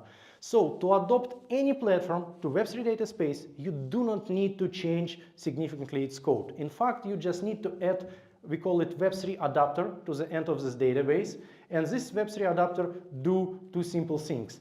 First of all, it takes data from your database and chop it, split it to primitives, very single piece of information, and very well describe it using ontology dictionary. In fact, it looks like this. It takes, chop it for the primitives like Anna, Smith, and T Corp Corporation. It put it in envelopes, kind of just for illustration, and subscribe two things. First of all, what is inside this envelope using ontology dictionary like schema.org or other ontology dictionaries, and who can read it.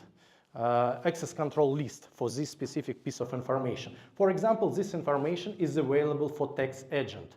Please pay attention, I do not write for specific platform, but for specific actor, for the guy who works for text agency. What platform he uses, I don't care, because it is always about people and people communication.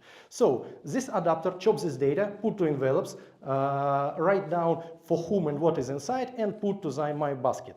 Then another platform comes, for example, that text agent using his own platform, whatever it's called, with the same Web3 adapter comes and take data from this e-vault and map it back to the database structure of the specific tax authority. And you see that in this system, the names are different. In one system, it was name, in another, it first name. It was surname and second name. It was work in and it was employer. So it's really how it works. So the Web3 adapter mapping data between centralized database and decentralized e-vault of people, mapping in two directions, in identifiers and in ontology. And in those cases when linked data, meaning these descriptions through ontology dictionary, not enough, then AI may help because AI may guess what it means. And even if AI doesn't work, then competition will help, because if some platform can't recognize some data or write down them in a vault with a bad explanation, then the reputation of this platform will go down and another platform will come up. So it's a really strong motivation schema to platforms to do the job good. Okay, so now how, because I'm quite sure that you have a question. Okay, if all my data stored in one place, it's a huge disaster. If somebody will open it, it will learn everything about myself. But in fact, as we just learned, every piece of data have access control list. And we can illustrate it in this way. Imagine we have, just mentioned, this evolved with the data which we collect. Yeah, and tax authority came and see only those data which allow them to see. So tax authorities, among huge amount of information, may see only name, tax number, IBAN to collect money, and information to calculate your taxes, like your car and your income. Okay, then another system come to the same data, to the same vault. For example, it will be some social media which used by your peers. And they will see another information, like who are your friends, who are your spouse, who is simming, where you're learning, what is your hobby, and so on. Then, for example, web shop comes to the same vault with a huge information, but they will see only those information is relevant to them. Your delivery address, and for example, your height, weight, and hobby, just to provide you better selection of products in a shop. So that's how works in data interoperability. Now about identity management. And it's also very interesting, because if we say that when we create digital self, you claim your own identifier, create a vault, and so on, we need to understand how it works in all this pyramid. So, first of all, we have our physical body, our real presence. It's me, my real person, physical person. Then I have my digital representative, my identifier, my electronic name, which is persistent, global, which linked one-to-one to my physical body. It's just one and forever identifier for my digital self. Doesn't mean always open. It's different. You may hide different roles behind your identifier and do not open it for anyone. And finally, you have cryptographic keys to public-private keys to sign your transaction and provide passport things. Then you have a connection between these keys and identifiers. In this case, we use just normal PKI infrastructure and crypto certificates like X509 or whatever else. But most important thing happens between your real body and your physical identifier in name. Because here we have different types of binding documents which helps to prove this connection. If you lose your keys, if you lose your documents, if you lose everything. And here we have 3 different ways how you can prove that it's really your identifier. One of them is just legal documents like your passport, driving license, whatever you want. And that's why when you install application, at first what is asked. So if you lose your telephone, if you lose your key, you may just come, demonstrate your passport again and say, yeah, that's my passport, I own it, that's my face, scan it, and restore access to your data. But that's not the only thing which you can use. You can use your bio parametry, like fingerprints, like a blood sample, like eyes, and whatever, which also may prove that it's really yours. And most important, it could be social, because who can prove that you is you? It could be your friends, it could be your parents, it could be your kids. Why we have to trust government passport but not your mother? Probably she knows better who is who. So the combination of these binding documents helps to resolve quite extreme situation. We call it the situation when the nude man comes after the ship, how to call it, ship disaster in the sea on some new island, and come to the new city and say, hey, I want to claim access to my e-wallet. He go to some notary or to some authority who can recognize and say, okay, what do you have? Nothing. After this, the ship crashing, I lose everything. I lose my documents. My fingerprints also destroyed by the salt water. My DNA was changed because of some viruses. I'm blind now, so it doesn't work with my eyes. So then this notary or some authority may say, okay, what else linked to your identity? Your mother, let's call her through Skype, for example. And can you recognize this guy?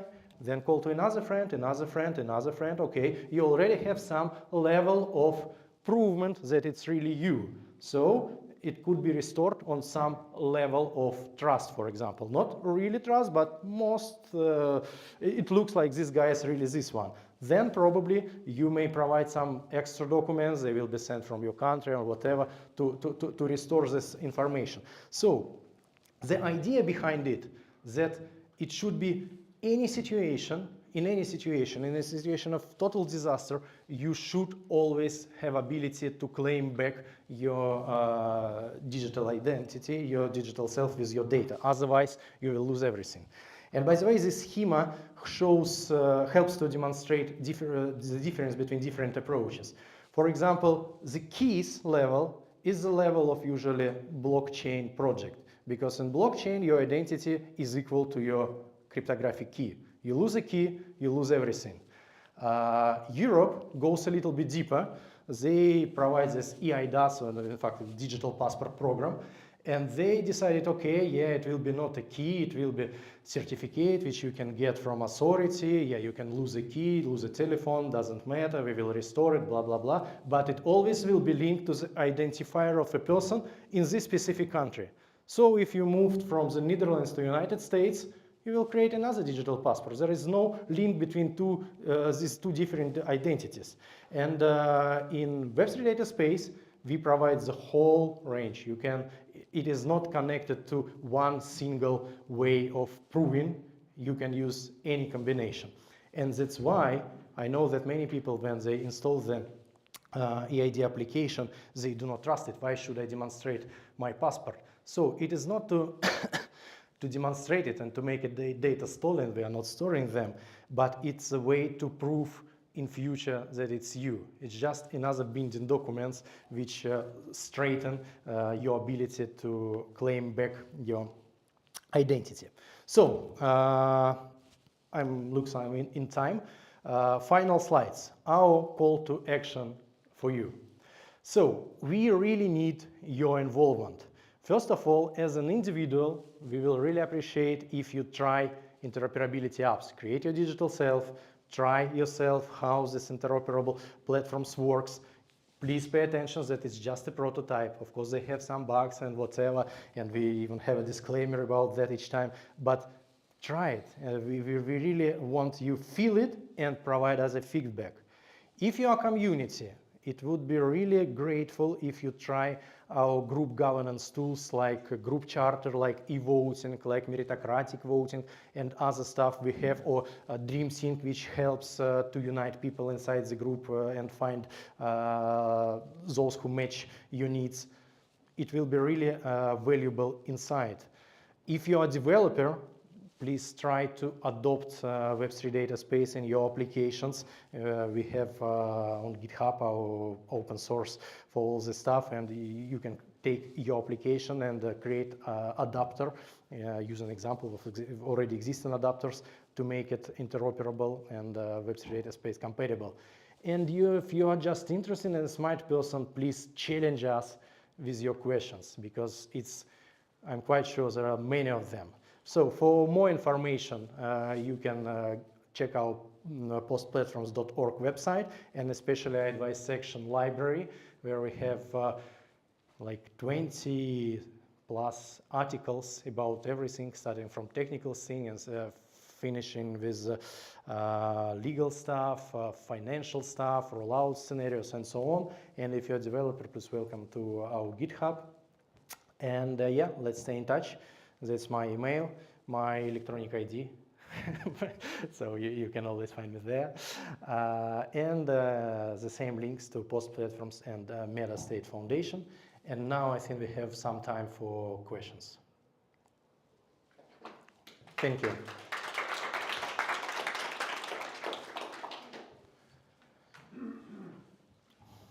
In the world of digital data, all persons have controversial incentives. First of all, person wants to show some data, wants to hide some data, or maybe delete some data, and he wants to find every hidden data about another people. How your platform address this problem? Again, I will always a little bit interrupt and explain that it's not our platform. We just created a set of tools as an example. The main thing we do is this open architecture, which we really aim to extend to the level of W3C consortium and standards of internet. So please do not pay attention that how our prototype application acts. But in architectural level, again, you as the owner of the data, you may fine-tune and set up access control list. Of course, it's undoable for a normal person. Just say, okay, this field will be available for that person and another person. It's undoable, yeah? So it will be some kind of new services which will help you to do that. And it's like something like similar to your security settings in web browser. You know, when you move this linear between totally secure and totally open, you don't know what happens behind it. So it will be some applications on a competitive market which will try to serve you the best, trying to put your settings and probably even find who violate the rules of your settings with some algorithms. So that's, if it answers your question, I missed something. Of course, for me, it's the best solution is that for any tax inspector, I'm an unemployed person. And as a tax inspector, I want to know about any these hidden people who want to show themselves as unemployed. Yeah, very good question. Now I start to recognize what do you mean. So we definitely live in a real world.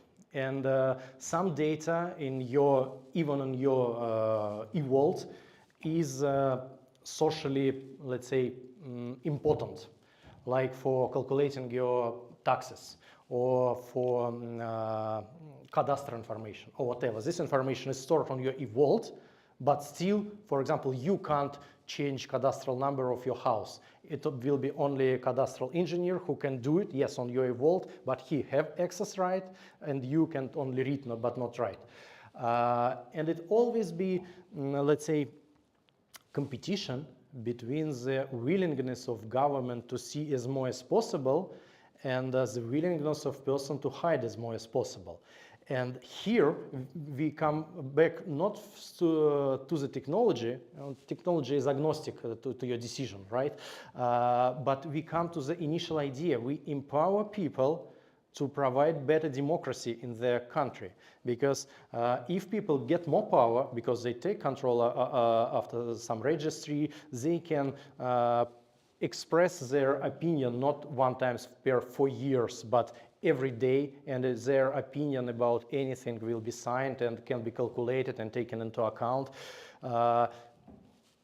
It will be a new world when the balance between government and people will be changed. So if you have more power, you can negotiate better with the government. Okay, government, I think this and that you can see, but that and that not. Otherwise, we will vote for some other government. Something like that. So it's not on a technological level. It's on a level of relationship between government and citizens. And if we empower people, we provide better opportunity for better negotiation positions. That's it. It's a not war position between government and people. Government is us, more or less. Yeah, I understand that there is some exclusion in some countries, but still, in a normal situation, it is. I saw it was a question.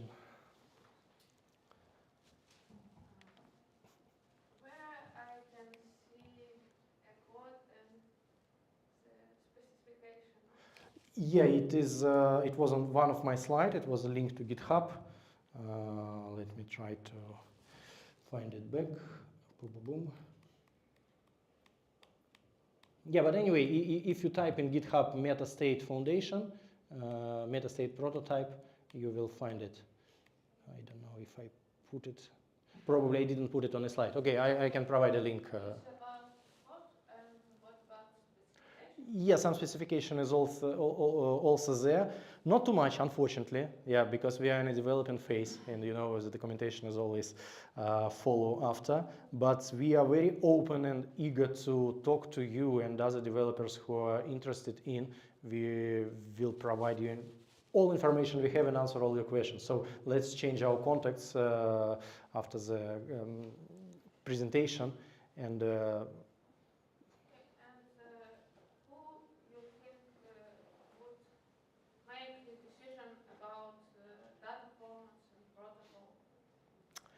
For a while, what we develop, and it is described about the protocols and so on. But of course, all, let's say, open protocols should be defined as an opinion of different developers. So join us and criticize us, propose your solution, and we are very open for it.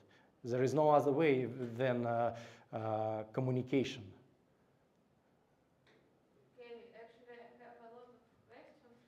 I'll be glad to answer them in the lunchtime or in the evening, up to you. I have a question about how this platform can work with encrypted content, for example, with encrypted messages in encrypted chat with me, between me and my friend, for example. Okay. Again, the architecture proposes the way how you store data. What type of data, is it encrypted or not encrypted? It's up to the you and application you use. So if you put data in a form which is ununderstandable to anyone but someone, again, it's up to you, but you will understand that, yeah, in this case, probably you are in vendor lock-in with those applications which you use.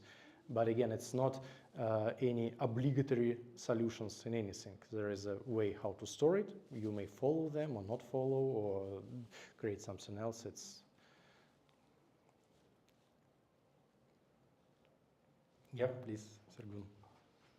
In the end of your presentation, where contact section, you have your digital ID. Yep. And where does this ID stored, on what computer, on what server? Yeah, it is stored on my vault. And, yeah.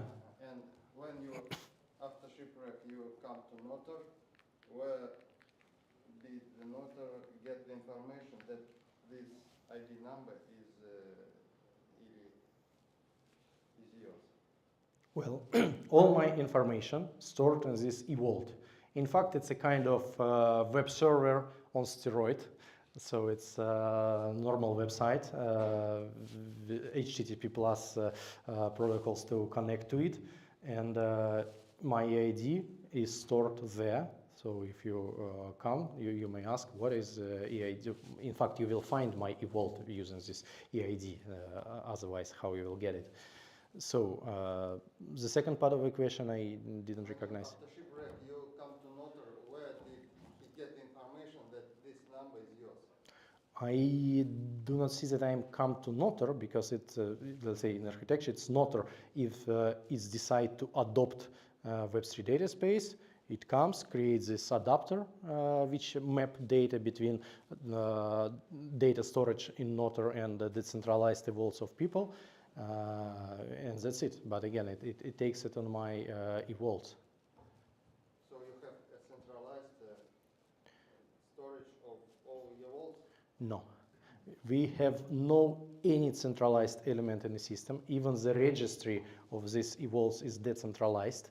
And it's quite interesting approach because in normal web, the DNS is the only centralized system, and it's a one single point of failure. It's, let's say, operated by American non-profit, and it means that tomorrow Trump may decide, okay, let's close it, or let's bomb it, or whatever, and the internet will disappear somehow. So in our case, even registry of all EID for people, for organization, for machine, and so on, decentralized. It is, let's say, collected by those cloud providers which host those specific vaults. And yeah, we assume that some players, competitive players, will come to the market, which will collect information from dozens, hundreds, or thousands, whatever this cloud hosting providers, combine it to provide the paid service for other systems, like for Google, for example, or for Booking.com. Booking.com may come to this registry and say, what hotels was arrived yesterday, was created yesterday, and it will provide this information. But it will be competitive. It will be not one centralized registry. It will be competitive with company which collect this information from hundreds of different cloud providers, which will initially collect from those vaults which they host. And what information they will have from my eVault? Or I can control what? You definitely can control. Of course, again, as I said, with some real-world limitation, like your passport number can be obligatory by the government, for example, be always available for the government institutions. Yeah, in one country. In another country, it could be different way, but there is nothing worse than happening right now, and it should be those things which is really required for effective work of society. Again, we are not trying to fight with the government. We're trying to align government to the way we want it looks like. And the final question. After, in my old years, I will have a very huge eVault. Yep. And I must pay for this, yes? Yes. Can you repeat the question? The question was, if I have a vault which store all data of my life, it will be huge size, and somebody have to pay for that. Yeah, if you live forever. Yeah, so that's the right question, and there is no, let's say, one answer for that. It could be different options. Either government may pay for that, and that's what happened in Flanders, for example, where when they launched similar experiment with solid pods of Tim Berners-Lee. They decided to provide pods, as analog of eVaults, to the citizens and pay basic cost for, let's say, social related information, government relation information. If you want to keep your video, okay, it's up to you. You can pay extra money for extension of the value. It could be you may sell access to your data. It's just another option, because today, anyway, your data is stored somewhere, right? It is not a situation that today it is not stored somewhere. It is stored in many places. And either you pay for that or you pay by your data. So it could be in opposite. You may provide some access to your data, for example, for data for your smartwatches or whatever, to big pharma. Okay, and cover costs for your data for that. Or you pay yourself. So but my, let's say, general vision that for social important information, for government information, will be covered by government, but for all your personal stuff, you should pay, but it could be compensated from different resources. So I think we are running out of time. Thank you very much. Thank you.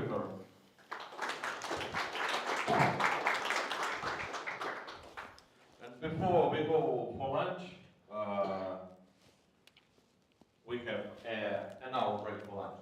I'll remind about donations to our festival, which you can do in Cryptocurrencies.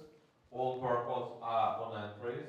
I also want to remind donate cash for Пристанище, for Ukrainian refugees, and you also can leave cash, I believe, to Alexander on entries to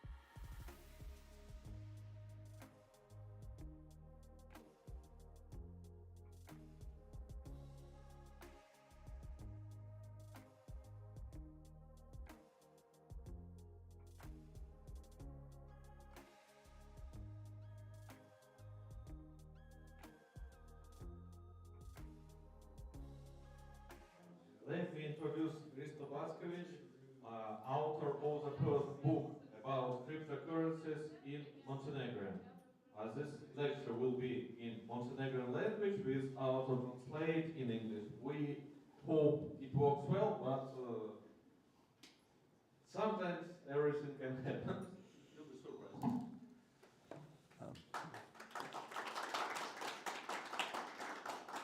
Dobar dan, ja sam Risto Backović. Kao što ste naveli, autor sam knjige Osnove kriptovaluta, koja je prva knjiga u Crnoj Gori na temu kriptovaluta. Magistar sam ekonomskih nauka, tako da neka moja ekspertiza dolazi iz polja ekonomije, ne iz polja IT-a ili ostalog. Moja neka zamisao ove prezentacije jeste... Can you try to speak a bit louder because... Okay. Malo glasnije. Okay.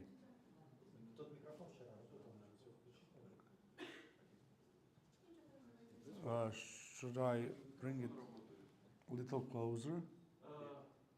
Давайте на это забьем. Сработает хорошо, не сработает, постпродакшн сделаем. Okay. Znači, kao što sam rekao, magistar sam ekonomskih nauka i neki moj pogled na kriptovalute vuče baš iz tih ekonomskih nauka. Zamislio sam ovo predavanje da bude kao jedan uvod u kriptovalute, odnosno da vidimo neka moja razmišljanja o kriptovalutama, ne zato što bi to vama trebalo, nego zato da vas otprilike provedem šta je to kroz knjigu. Ovo je sadržaj, odnosno plan lekcija gdje ćemo proći definicije kriptovaluta, šta je to blockchain tehnologija, šta su to wallet i mjenjačnice, Web3 i regulatorni aspekt kriptovaluta.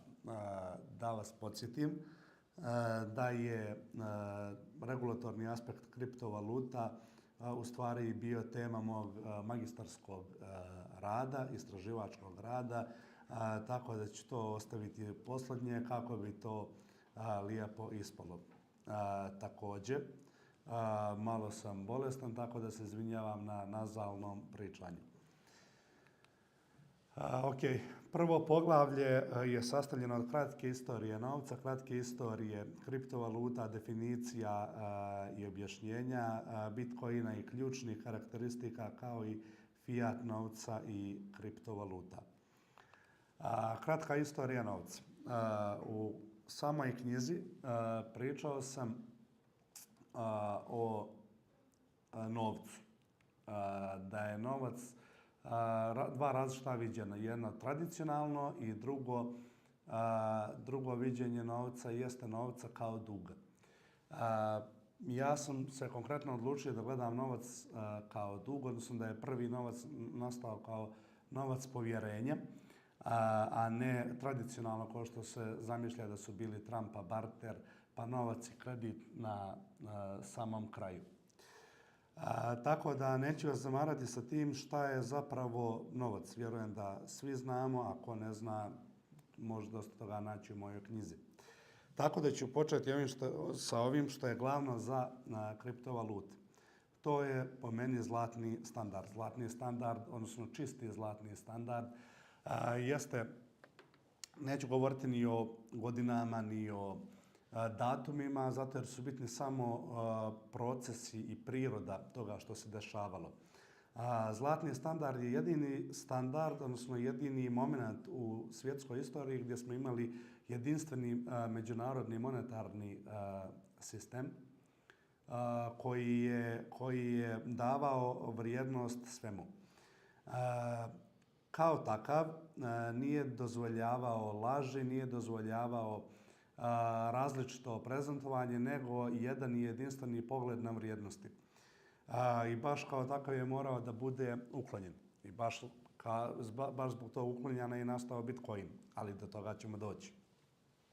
Zlatni standard, znači, postojao je prvo čisti zlatni standard, odnosno zlatne kovanice koje su vremenom nestajale zbog sve većeg štampanja banknota, što je uslovilo da nastane zlatno-polužni zlatni standard koji se ogleda u tome da možete da zamijenite velike svote novca za zlatne poluge od 12,5 kila ili od 1 kilo.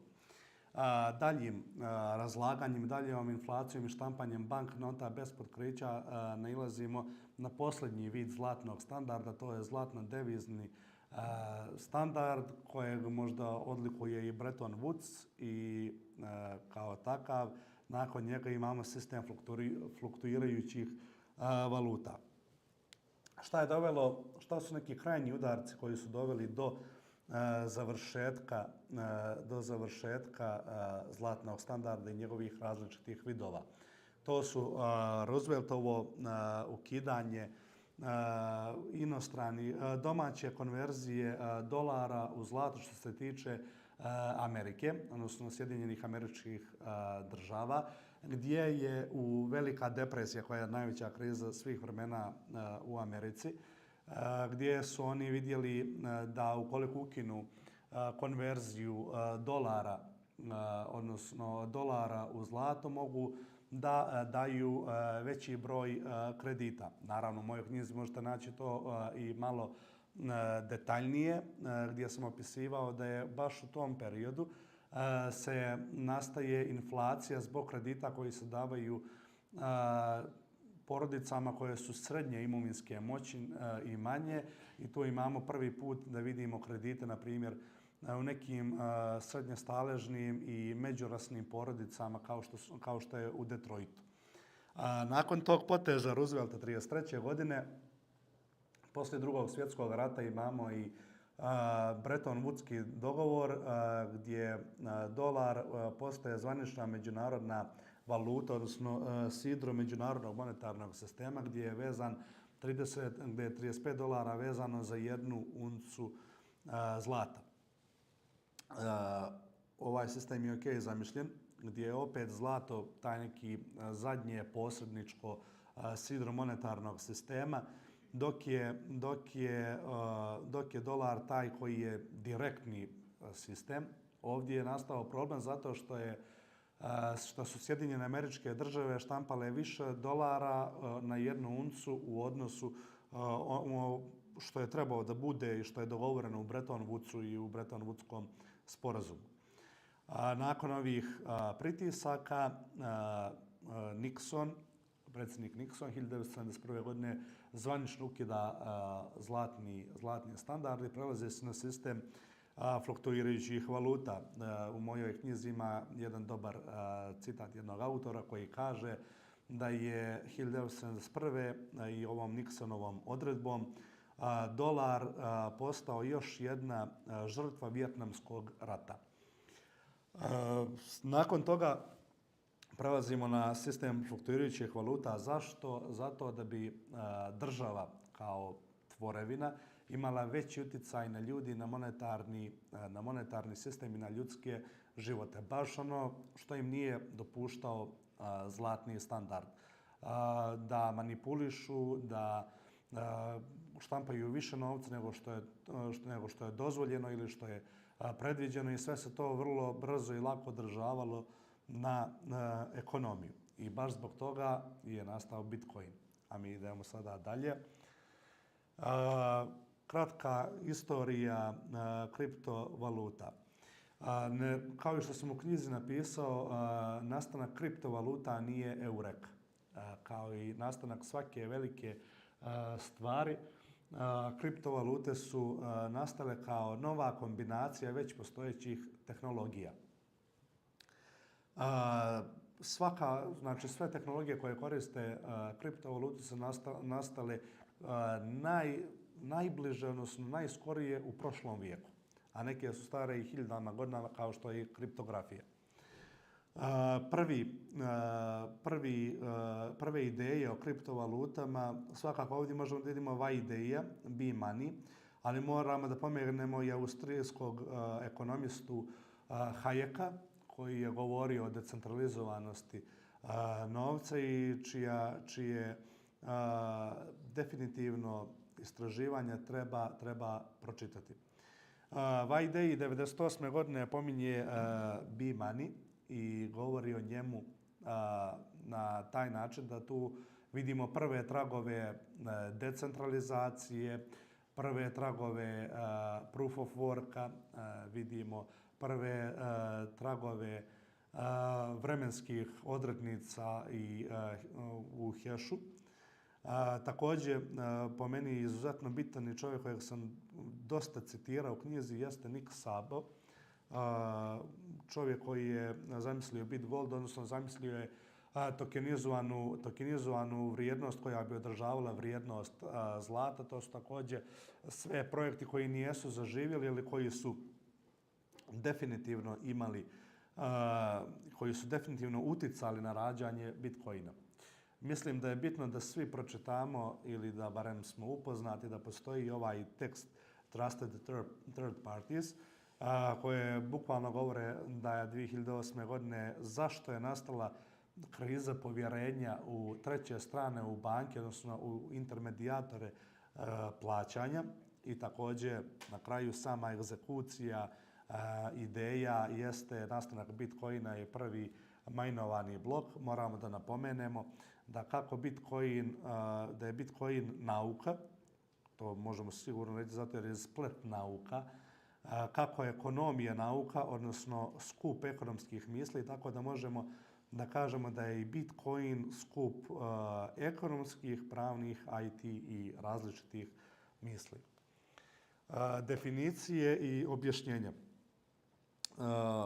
Ovo su konkretno definicije kako ih ja sa mog ekonomskog aspekta vidim. Ne mora da znači da predstavljaju neku istinu, to je samo moj pogled, da su kriptovalute digitalne valute zasnovane na blockchain tehnologiji bez neke vrijednosti koja im daje vrijednost, da su digitalne valute samo digitalno predstavljena realna imovina i da su CBDC naravno digitalne valute centralnih banaka koje su u odnosu 1:1 sa ostalim.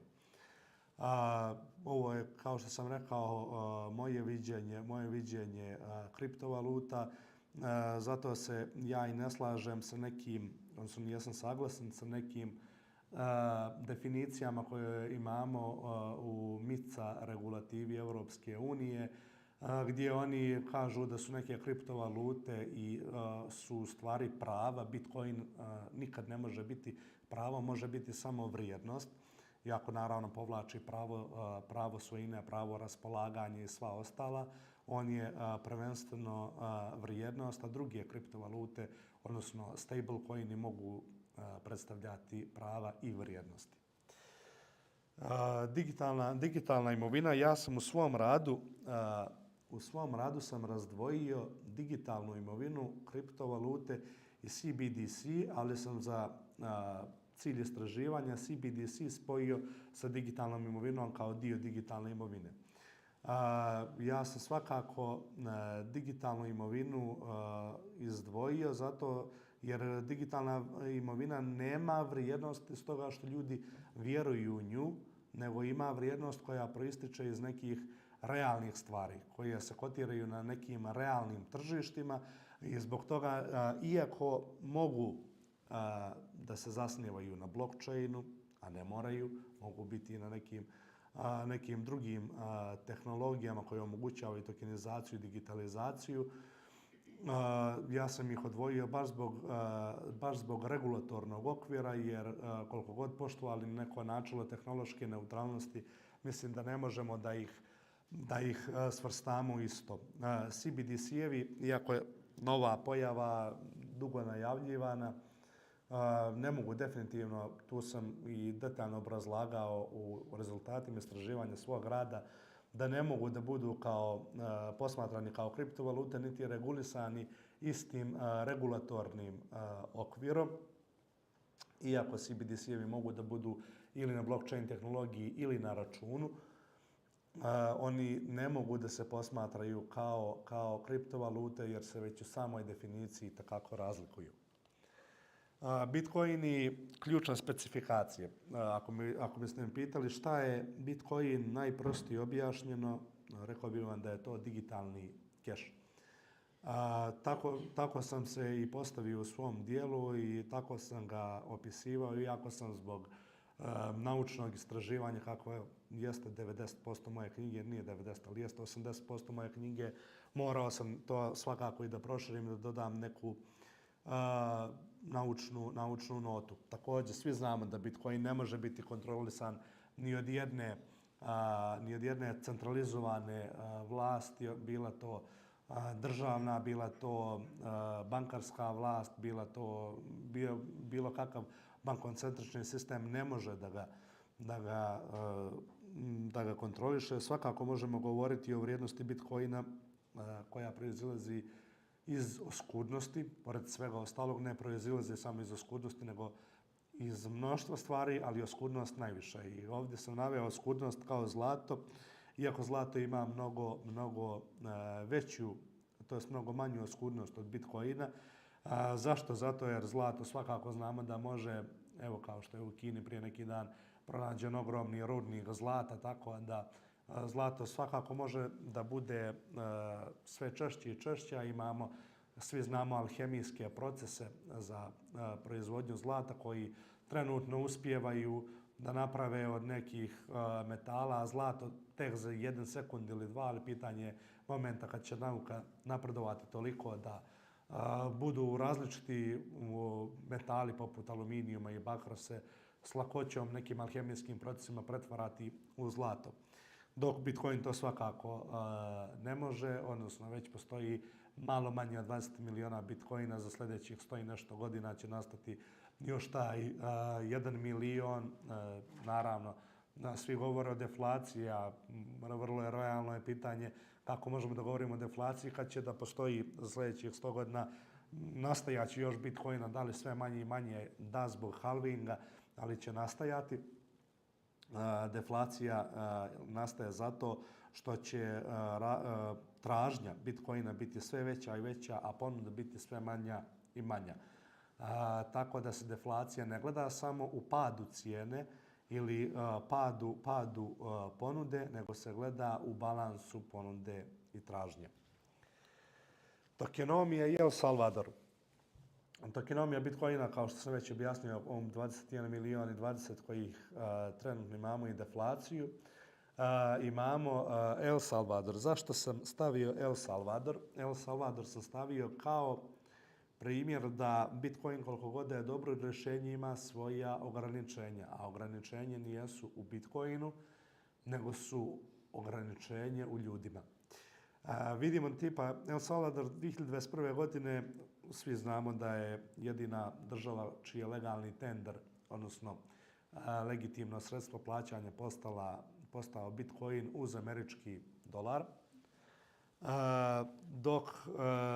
Dok znamo da je 2025. godine Bitcoin isključen kao legitimno plaćanje. Sad se postavlja zašto u 4 godine, iako smo u ovome nekom razdoblju pretrpjeli i neki bear market, ali i bull market. El Salvador kao zemlja ima izrazito mali postotak, odnosno posto ljudi koji imaju izlazak na internet, a još manji broj ljudi koji imaju bankovni račun. I kao takvi možemo da kažemo da su dosta needukovani.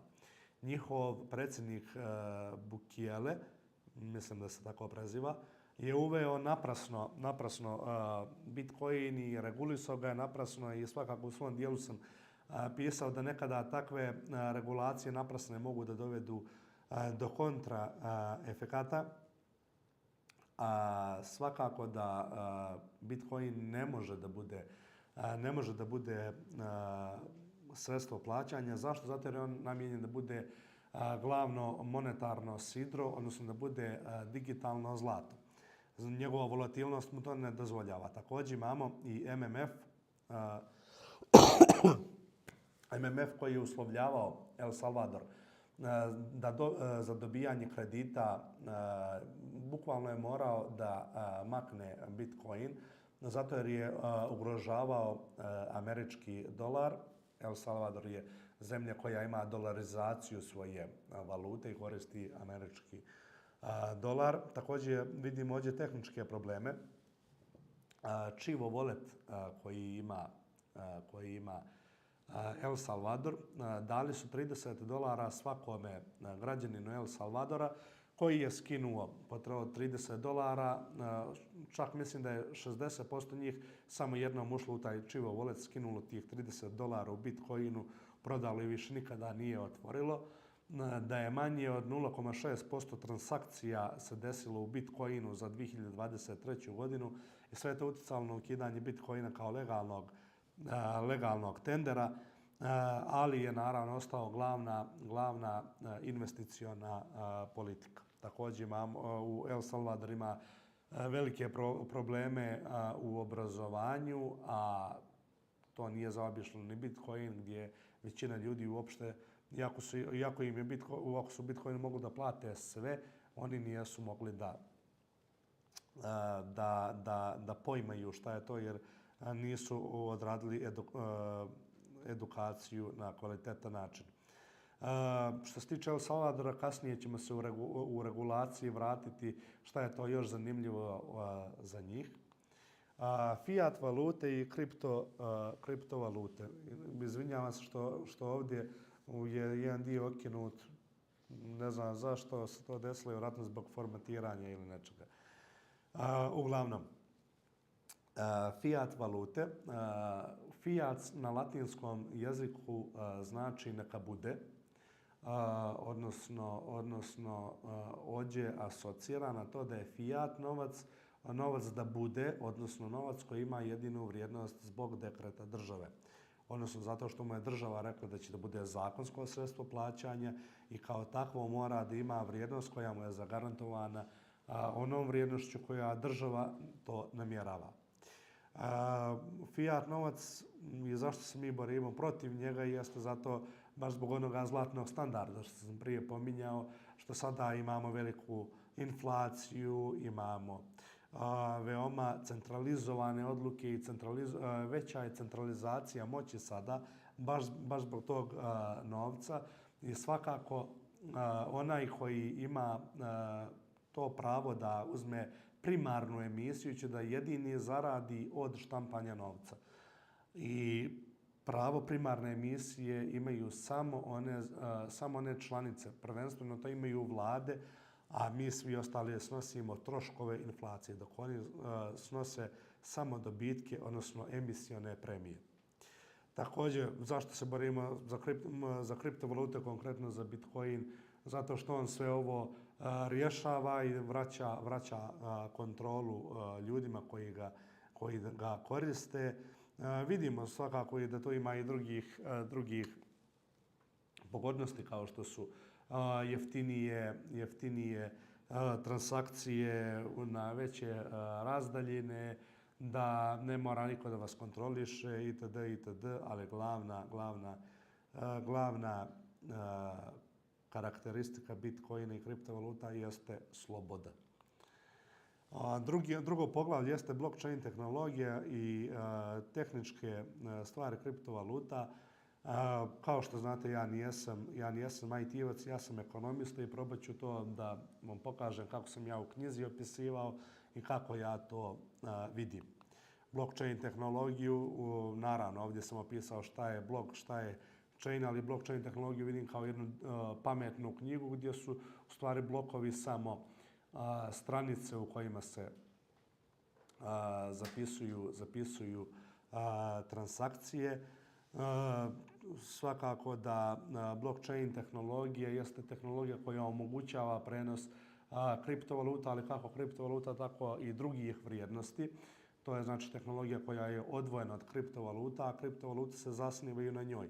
Što znači da je blockchain širi od pojma kriptovaluta, iako to neki ljudi poistovjećuju ili ih spajaju. Svakako blockchain, kao što ovdje vidite, propagira autentičnost, propagira validnost, propagira decentralizaciju i privatnost. U blockchainu imamo različite vrste nodova, odnosno kompjutera. Konkretno u proof of work sistemu imamo pirove i minere. Nodovi su uglavnom svi kompjuteri koji su u blockchainu. Ja sam ih podijelio full nodove na mining nodes, odnosno na rudare, i to su oni koji rješavaju kriptografske zadatke, odnosno probaju da nađu nonce, odnosno number only used once, kako bi dobili nagradu i tako kompletirali hash koji je potreban za taj blok. Dok imamo pirove. Pirovi su nodovi koji služe da validiraju transakcije, odnosno da obezbijede istoimenost, odnosno istovjetnost cjelokupne blockchain transakcije, odnosno da svi imaju istu istoriju transakcija. Svakako ovdje vidimo kako bi otprilike vizuelno to izgledalo, iako to zapravo nije tako, ali ovo nam je neki vizualni prikaz koji nam može dati neki doživljaj kako zapravo može da izgleda blok. Vidimo da je dolje hash, da hash ovoga bloka zavisi od prethodnog hasha prethodnog bloka i da se zapravo tako pravi lanac između blokova, da se tu unose podaci transakcije i da to zapravo predstavlja jedan blok. Mehanizam konsenzusa i decentralizacije. Mehanizam konsenzusa je u stvari mehanizam kako nastaje, odnosno kako se nodovi u mreži dogovaraju da imaju istoimenost transakcija. Svakako imamo više konsenzus mehanizama, proof of work, proof of stake, proof of history i ostale. Mislim da je zanimljivo da za mehanizam konsenzusa se vidi i uvod u moju knjigu koji je zapravo jedna modifikovana priča o mom selu, ali se zapravo tiče mehanizma konsenzusa. Također u mehanizmu konsenzusa, konkretno u proof of worku, vidimo i taj neki element decentralizacije gdje svi znamo da u blockchainu može jedan kompjuter da država cijeli blockchain. Ali zašto su se podijelili na pirove i na rudare? Zato da ne bi mogao samo super kompjuteri i da imaju lance, odnosno istoriju transakcija i da rudare, već da je to podijeljeno na veliki broj kompjutera, da svi i niko kontroliše Bitcoin. Voleti i mjenjačnice. Voleti, ovdje sam opisivao šta je zapravo ključ, da je to informacija u šifri, da imamo privatni i javni ključ, da su privatni ključ password kojim mi pristupamo našim sredstvima na našim voletima, a da je javni ključ zapravo dio javnog ključa jeste tipa, možemo naći analogiju sa našim tekućim računom u banci. Ovdje sam dolje napravio tabelu koja pokazuje karakteristike javnih ključeva i privatnih, gdje vidimo da znači javnim ključevima se šifruju poruke, da se privatnim dešifruju, da se privatnim kreira digitalni potpis, da se javnim verifikuje taj potpis. Također vidimo analogiju u jednu prostu, da je javni ključ brava koju svi vide, a da je privatni ključ taj ključ kojim se otvara ta brava. Hot i cold voleti, također sam i o njima pisao i u smislu regulacija, dok sam ovdje samo stavio osnovno šta je koji volet i šta predstavlja. Konkretno sam se u knjizi bazirao na regulatorni, kako da se oni regulišu, s obzirom da može da se cold voleti različite regulišu od hot voleta ili od nekih platformskih voleta, da se lakše naplaćuju porezi i travel rule koji je izuzetno bitan. Sem toga također pričao sam o centralizovanim i decentralizovanim mjenjačnicama, ne u smislu regulacije, već u smislu toga da centralizovane mjenjačnice vam uzimaju ključeve vaših kriptovaluta, dok decentralizovane ne, ali da je na centralizovanim mjenjačnicama je mnogo lakše pretvoriti fiat valute u kriptovalute nego što je to u DEX-u. U DEX-u više mijenjaju se kriptovalute za kriptovalute nego za fiat valute. Također četvrti dio, odnosno četvrto poglavlje jeste neka futuristička faza. Futuristička faza, to je Web3, Internet of Things i Metaverse i NFT. Internet koji sada koristimo, Web2, je izuzetno monopolizovan i decentralizovan, a mi kao društvo koje želi da bude slobodno se borimo za Web3 fazu interneta. Zašto Web3 faza interneta? Zato što je to internet slobode gdje neće biti velikih servera, monopolizovanih velikih firmi koje će da ucjenjuju informacijama, da preprodavaju podatke koje su pokupili. Također, neće biti server koji je jedan, već će biti blockchain koji je razbijen na 1000 minera i na 1000 validatora koji kontrolišu velike sisteme koje su preuzeli od firmi kao što su Microsoft i ostale. Također vidimo da će Web3 da koristi NFT-eve kriptovalute, blockchain i sve to kombinovano. Ovo nam sve znači da imamo jednu širu sliku o tome kakav će da bude budući internet, da ovo sada što imamo nije pik interneta, nego tek početak. Također koristit će pametne ugovore. Također Web3 ima neke probleme kao što su iskustvo klijenata, regulacije, centralizacije i hype.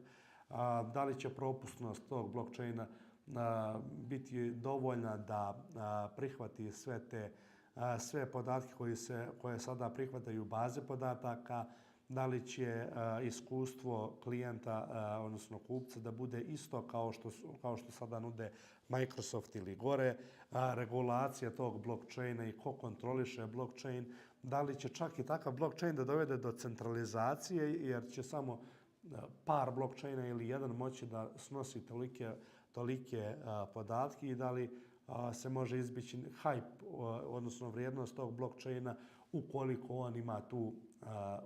on ima tu vrijednost.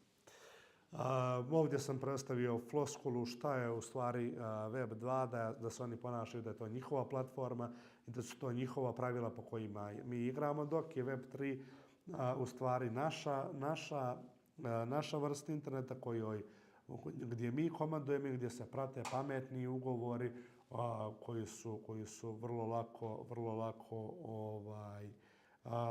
lako se mogu ispoštovati. Također da su najveći aspekti Web3-a NFT-evi i DeFi, koji svakako bez kojih Web3 nije zamisliv. Vidimo na primjer da imamo dio te Web3 priča jeste i metaversi, već vidimo da imamo, ovo su već neke starije vijesti, da masu banaka je ušlo u metavers, imamo taj JP Morgan koji je čak otvorio u metaversu i svoj metavers šalter. A zašto oni ulaze u metavers?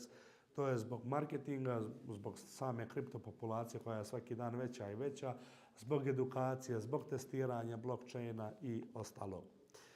Internet of Things, jedna stvar koja je meni zanimljiva, ne znam koliko ima veze sa kriptovalutama, ali ima veze sa Web3, tako da ima veze i s kriptovalutama koje sam pisao, jeste taj novi val tog internet, stvari koje su prikačene na internet, gdje baš ti ljudi koji stoje iza tih velikih baza podataka imaju sve podatke o nama, kada kuvamo, kada palimo auto, kada to sve radimo i tako nam kreiraju ponudu i kreiraju šta mi možemo da kupimo i utiču na našu svijest.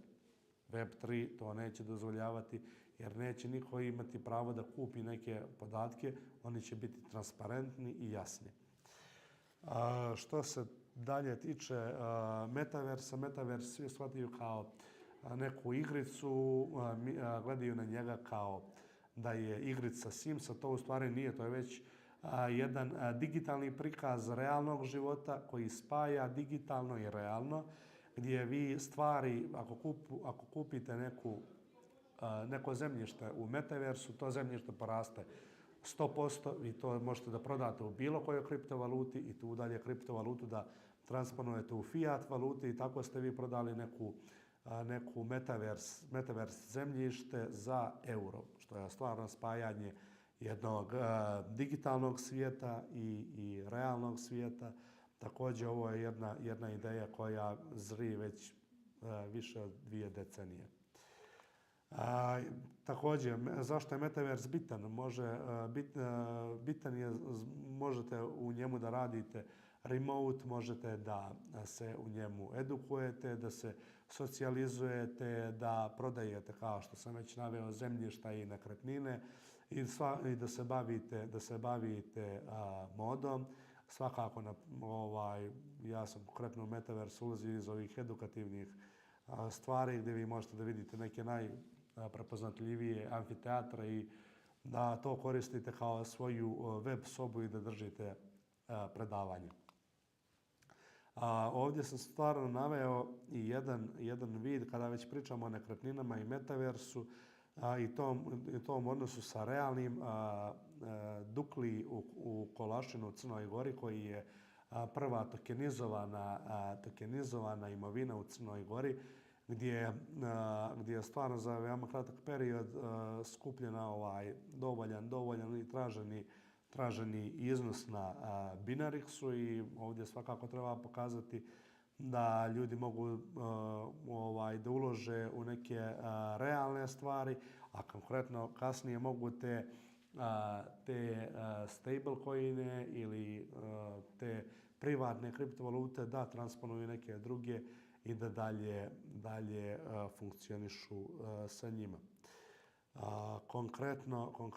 Konkretno imamo i ovdje pokazatelj tokena Dukli u Kolačinu koji je rastao kroz faze i koji ovdje govori o kakvi mogu biti prinosi na ove tokene, da su naravno najmanji u početku, da kasnije što je veća renta na njih, raste vrijednost tokena, što je faza Dukleja, što je bliži, da kažemo, eksterijeru i završetku radova, to tokena raste i svakako da možemo tako da zaradimo, tako da ovo je poziv za sve da ako vidite koju tokenizovanu imovinu u Crnoj Gori uložite, mi ovdje imamo reprezentativne investitore. NFT-evi su, što bih ja nazvao, sličice, ali nisu samo sličice, već cjelokupni doživljaj koji ima primarnu inicijativu da veže od prava svojine do prava raspolaganja i autorskih prava. Ovdje sam i naveo da ukoliko slikar u Parizu proda svoju sliku, on ne gubi autorsko pravo, on samo gubi pravo svojine zato jer ga je prodao za novac. Također, NFT-evi su baš ti koji zatvaraju taj ugao od prava svojine do prava raspolaganja, do autorskih prava. Također, ovdje imamo jedno upozorenje da uvijek treba da vidimo da li je neki NFT screenshot ili verifikovana kolekcija. Ovdje možemo da vidimo i NFT Gustava Klimta, The Kiss, popularna slika u Beču. Svakako da svako je bio u Beču u dvorcu Belvedere vidi ovu sliku. Ova slika je izdata u koliko to dođe oko 10.000 primjeraka i svakako da ovo je jedan primjer NFT-a koji je zasnovan na realnoj na realnom primjeru gdje Gustav Klimt ne gubi autorsko pravo na ovu sliku, a njegova zaostavština, odnosno njegov fond dobija pravo svojine koje ustupa za neke kriptovalute. I sada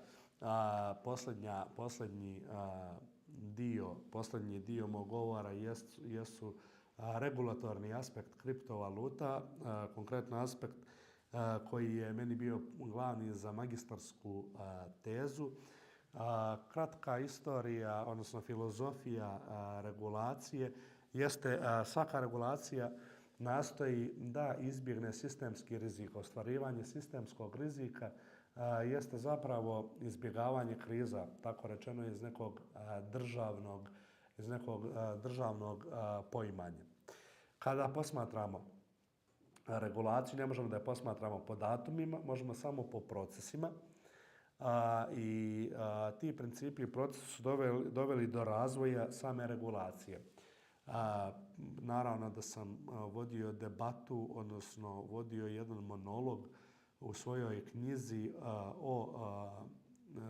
o regulaciji, da li je bolja državna regulacija ili privatna regulacija, gdje sam svakako zaključio kao i svi da je bolja privatna regulacija, jer privatna regulacija je vođena homo economicus interesima, gdje je čovjek interesno biće i želi da maksimizuje svoj profit, dok sam naravno dao jednu definiciju, odnosno citirao je da država samo želi da napravi splet prava, zakona i birokratije, da na kraju, iako se ostvari sistemski rizik, niko ne bude kriv. Također sam vodio i objašnjavao o regulatornoj globalizaciji, gdje svi zbog nekog imidža ili zbog nekog višeg cilja gledaju da se usklade regulatorno, ali kada dođu vremena kriza, svi imaju taj race to the bottom, gdje se svi trkaju ko će da ispuni što manje tih regulatornih stvari kako bi privukli investitore. Imamo čuveni primjer Irske koja je 2008. godine posegla za tim race to the bottom, gdje je njihov fond za osiguranje depozita kako bi vratio američke pare u Irsku stavio 100% osiguranje depozita, što je London osjetio izuzetno brzo, ali zbog birokratije čak pola godine nije uspio da reaguje. To je svakako jedan primjer regulatorne globalizacije.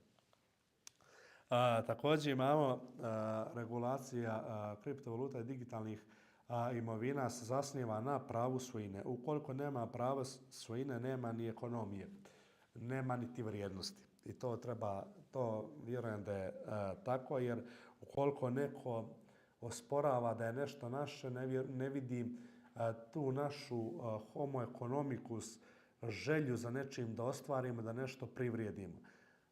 Tako da na tome se zasniva. Ovdje sam naveo da sama regulacija kriptovaluta i digitalnih imovina kreće od definicije, da ne može definicija da bude u neskladu sa onim što piše dalje.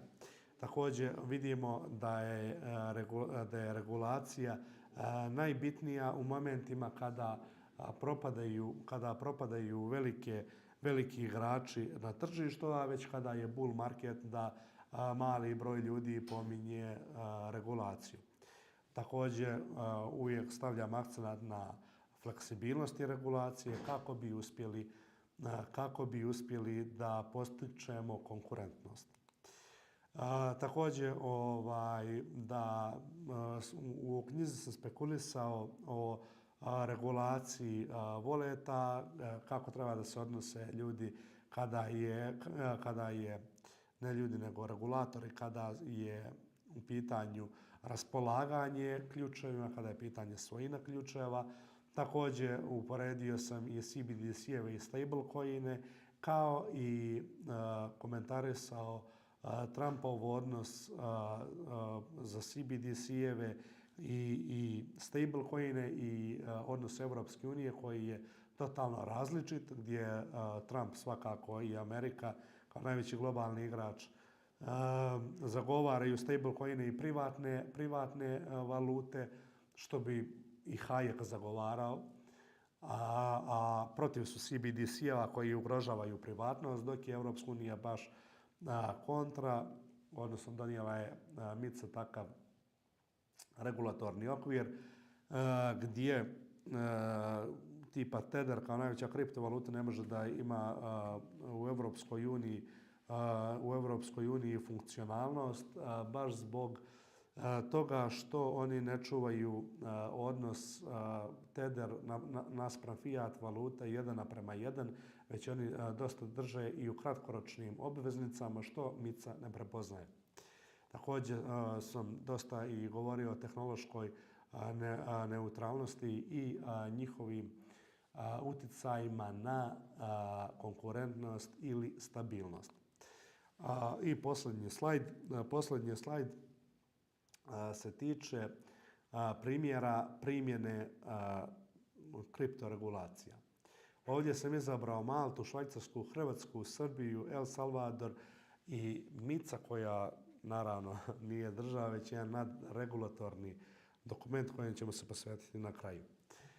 Malta. Zašto je Malta ušla i zašto se je smatrao relevantnom za primjere primjene? Zato što je Malta donijela jedan inovativan zakon 2018-19. godine za kriptovalute gdje je dosta široko po preporukama FATF-a regulisala virtualnu financijsku imovinu i mogu vam reći da je sama regulacija Malte izuzetno utjecala na samu MiCA regulativu gdje dosta stvari iz malteškog regulatornog okvira je uzeto za europski regulatorni okvir, iako su dosta gledali da omalovaže Maltu kao malo blockchain kripto ostrvo koje je kao raj za izbjegavanje tog AML travel rula. Švajcarska kao zemlja koja je sinonim za blagostanje i za stabilnost sam uzeo zato jer oni razdvajaju kriptovalute i digitalnu imovinu. Oni kriptovalute gledaju kao virtualnu financijsku imovinu gdje je taj dio imovina izuzetno naznačen jer su kriptovalute stavili u jedan odnos riječi imovina koji je izuzetno detaljno definisan i oni nisu htjeli da eksperimentišu, nego su Bitcoin i sve ostale kriptovalute svrstali pod imovinom i samim tim pokazali princip stabilnosti. Također Švajcarska ima i jedan zakon koji govori o distributed ledger technology, kako se zove, distributed ledger technology o hartijama od vrijednosti securities, gdje su oni tačno podijelili digitalnu imovinu, odnosno tokenizovane asete i kriptovalute. Razdvojili su ih i to mi je svakako poslužilo za moje istraživanje da prihvatim ili opovrgnem svoju hipotezu. Hrvatska i Srbija, dvije zemlje iz okruženja, svakako su uzete radi shvatanja samog istraživanja. Srbija i Hrvatska se razlikuju, dok Srbija tvrdo reguliše šta su to kriptovalute. Hrvatska ne toliko, Hrvatska više se usmjerila da reguliše privredu oko kriptovaluta nego same kriptovalute, dok je Srbija ima jedan regulatorni okvir koji je već sad dosta zastario. Također polemisao sam i o porezima Hrvatske i Srbije, gdje u Hrvatskoj ako držite kriptovalute 2 godine vaš porez kada ih prodate na dobitak jeste 0%, dok u Srbiji morate da držite iste kriptovalute 10 godina kako bi taj porez bio 0%. El Salvador, o njima sam ranije pričao. Što se tiče njihove regulacije, oni su imali samo 2 zakona. Prvi zakon jeste zakon Bitcoin law koji je govorio, koji je spekulisao, odnosno koji je utvrdio Bitcoin kao legalni tender, a drugi je bio oko Chivo Walleta, odnosno Bitcoin Trust Fund zakon koji je uglavnom oba zakona sve ukupno nisu imala preko 30 članova, što govori o izuzetnom ne obimu, odnosno malom obimu tih zakona i nije ni čudo zašto Bitcoin više nije legalni tender kada vidimo toliku neozbiljnost u regulaciji, iako je namjera bila dobra. Što se tiče MIC-a, to je znači regulacija na nivou Evropske unije i sve zemlje kandidata moraju da se usklade sa njom kakva je i Crna Gora. MIC-u sam u svojoj knjizi određivao po principima stabilnosti ili konkurentnosti, gdje MIC-a gleda da konkurentnost, gdje deklarativno se opredijela za konkurentnost, dok svaki dio MIC-e u stvari govori o stabilnosti, o tome da KYC ide do 1000 eura, o tome da koriste princip ista aktivnost, isti rizik, isti ishod koji govori o jednoj strategiji koja ne daje ad hoc, odnosno koja je unaprijed regulisana. Možemo podsjetiti da je Velika Britanija prije 2 godine imala baš istu tu strategiju gdje kriptovalute i slične pokušaje digitalizacije, odnosno tokenizacije posmatrala kao klađenje, odnosno kao lutriju i samim tim negativno gledala na kriptovalute. Uglavnom, to bi bilo to. Hvala vam na pažnji i to je to.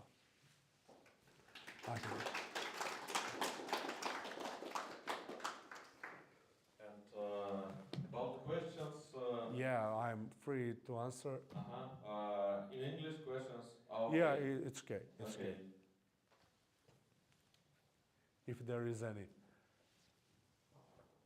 I have a question. Yeah. I've heard about Montenegrin stablecoin Perper. Yeah. Can you tell a bit about it? Yeah, I'm in very good relationship with CTO of Perper. It's Ivan Jolicic. Now it's not Perper, it's Europe, Europe. It's because they cannot find the catch between Perper and Euro, so they figure it out like Europe. Now you can use Europe to book or pay the room in Hotel Splendid in Budva. It's literally Montenegrin innovation in stablecoins. I think on my laptop that I have some video, I can show it to you, of CTO of Perper about what are stablecoins and what is Perper. So they are now in the phase of progression. They expect some listings on major exchanges, but they lack of liquidity. Liquidity of Europe or Perper is just 20,000 euros. That's it. That's I know about that project. Okay, thank you.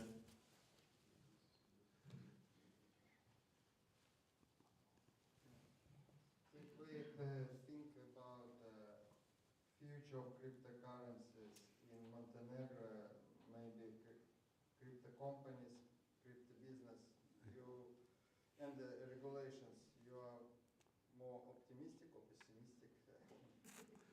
Oh, that depends on where are you. If you are in Montenegro, it's pessimistic. But if you are in other open-minded countries, you can be optimistic. I'm from Montenegro and I plan to stay here as long as I can. So I'm very pessimistic because I had strong belief in this government, or because they talked a lot of crypto, a lot of Bitcoin, a lot of their Hong Kong expertise, Japan, and stuff like that. Our prime minister was investment banker in JP Morgan or some Asian funds. So I saw the law about financial institutions. It's like third update. I saw third update before 5 days, and I cannot see that they hurry up with that law. They are just like, okay, we are bureaucrats. Slow down. Let it.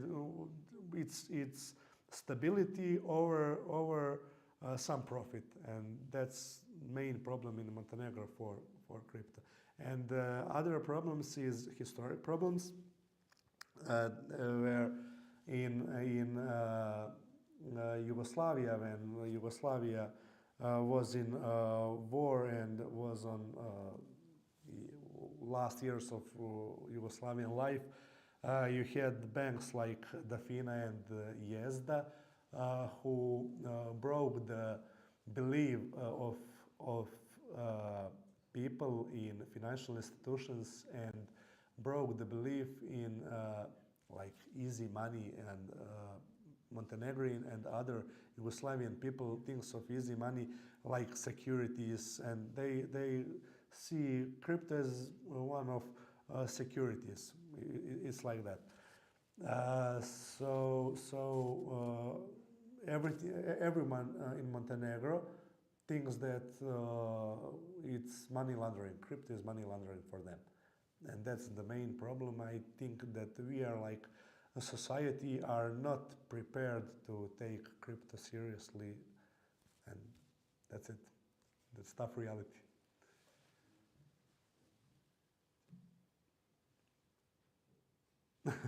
Costa, be free.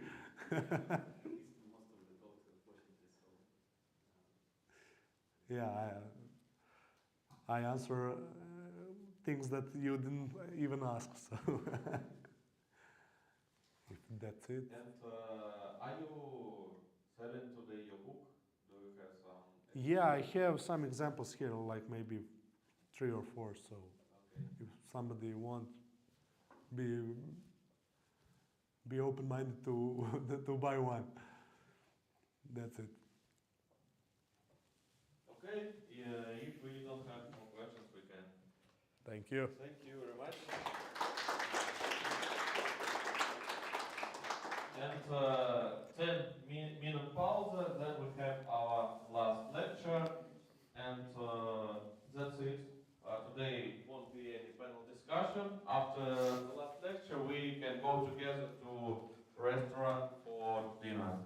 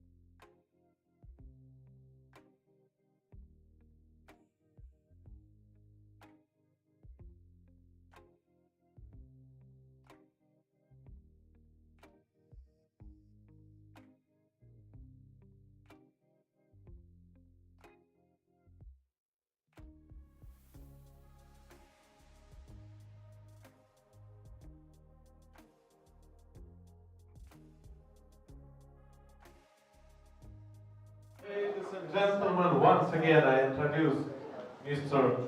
Cripe with his lecture about Language of Liberty Institute. Welcome. All right. Okay, thank you. Thank you. Hello again, everyone. It's almost over, huh? Are you getting sleepy? I'm going to talk until the last person falls asleep or leaves. No, probably 30 minutes, I think, is enough. I want to today talk more detail about the Liberty Camps, about the program. My purpose is to give you a better idea of what we do, how we do it, where we do it, why. Maybe you will want to join a camp sometime, somewhere. Come as a student, come as a teacher, a presenter, do some workshops, do some discussions, set up some wallets, set up a personal ID. There are so many things we can do. Maybe some of you are interested, or you know people who might want to sponsor. We have to raise money, and we don't go to the government for money. We raise private money. Students pay, it depends on the country. In some countries, we can ask students to pay something, but in most countries, in Africa, South Asia, we can't. They can't pay any significant amount. So we need to raise money every year for our camps, for our work. Our teachers are volunteers. They're not paid for their time. They're all professionals. Some are professors, some are business people, some are academic writers. They donate their time because they love to do it. Sometimes they pay for their plane ticket. Sometimes I have to raise some money and help them with the plane ticket. We can do our camps most of our camps are in developing countries. You could say third world, that's not such a good term. Let's say developing countries. In other words, they're not in the US and they're not in England, and there are many reasons. One reason is too expensive. Another reason is there are already many programs in those countries.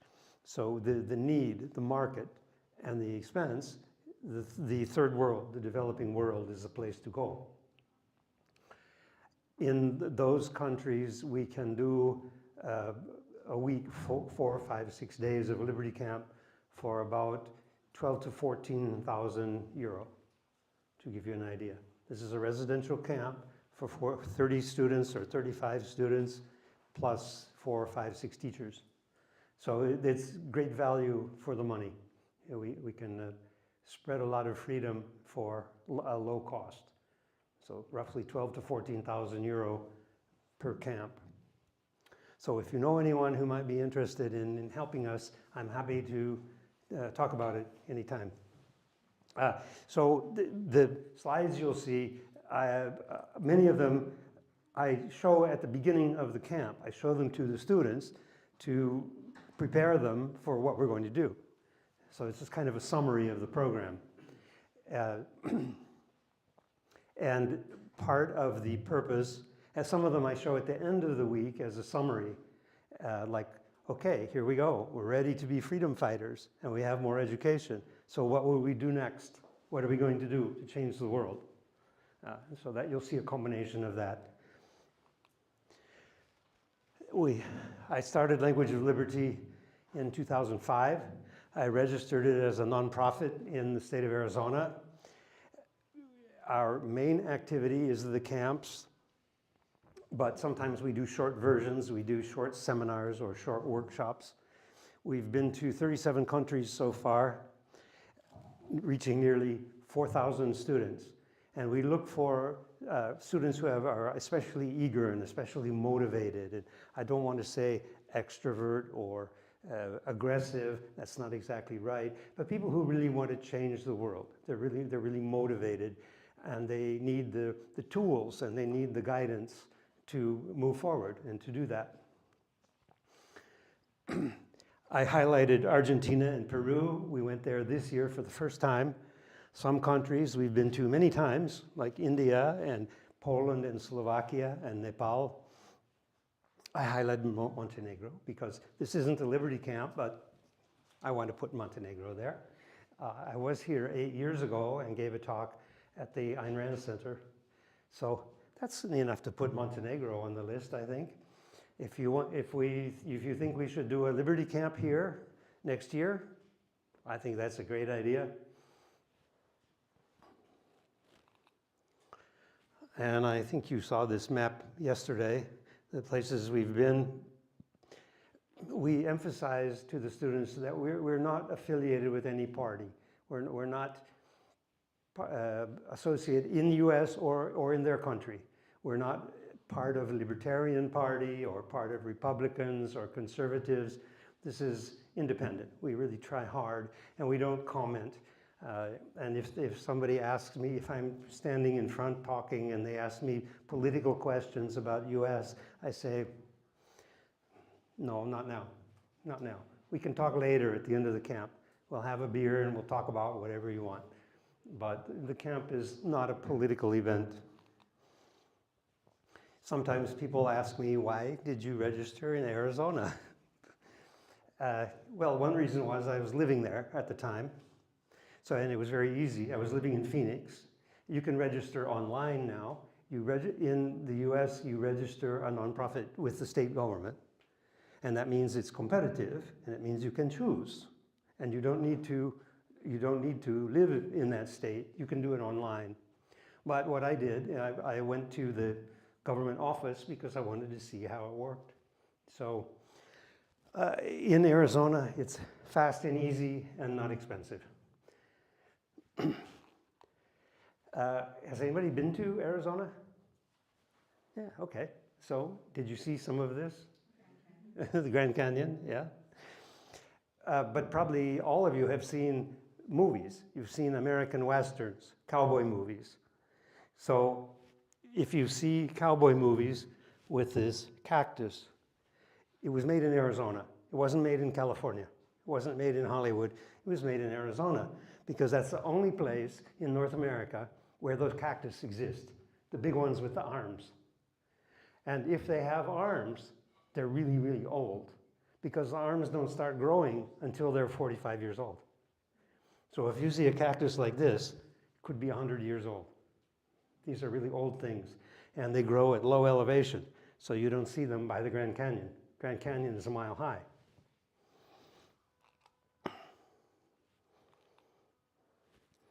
Now you have to watch where you step. You have any idea what's happening here? The rainstorms in Arizona are not like the rainstorms in Montenegro. The rainstorms are really, really different. It's probably more accurate to call them dust storms because that's mostly what that is. That's the city of Phoenix. And this happens in August. And there's a 2 or 3 week period, rainy season. But not much of it reaches the ground because the temperature is 45 degrees. So what you get is thunder and lightning, and you can smell the rain. You can smell the water in the air. And everybody gets excited and they run outside. Oh, it's going to rain. First time this year. And then nothing comes except wind and dust. So it's really strange. It's very dramatic. And if you're in your car, you better stop and you better go to a safe place because you'll be blind. When this comes, you can't see anything. We always work with partners. We work with local partners in each country. They could be an NGO in that country, could be Students for Liberty, could be Ladies of Liberty.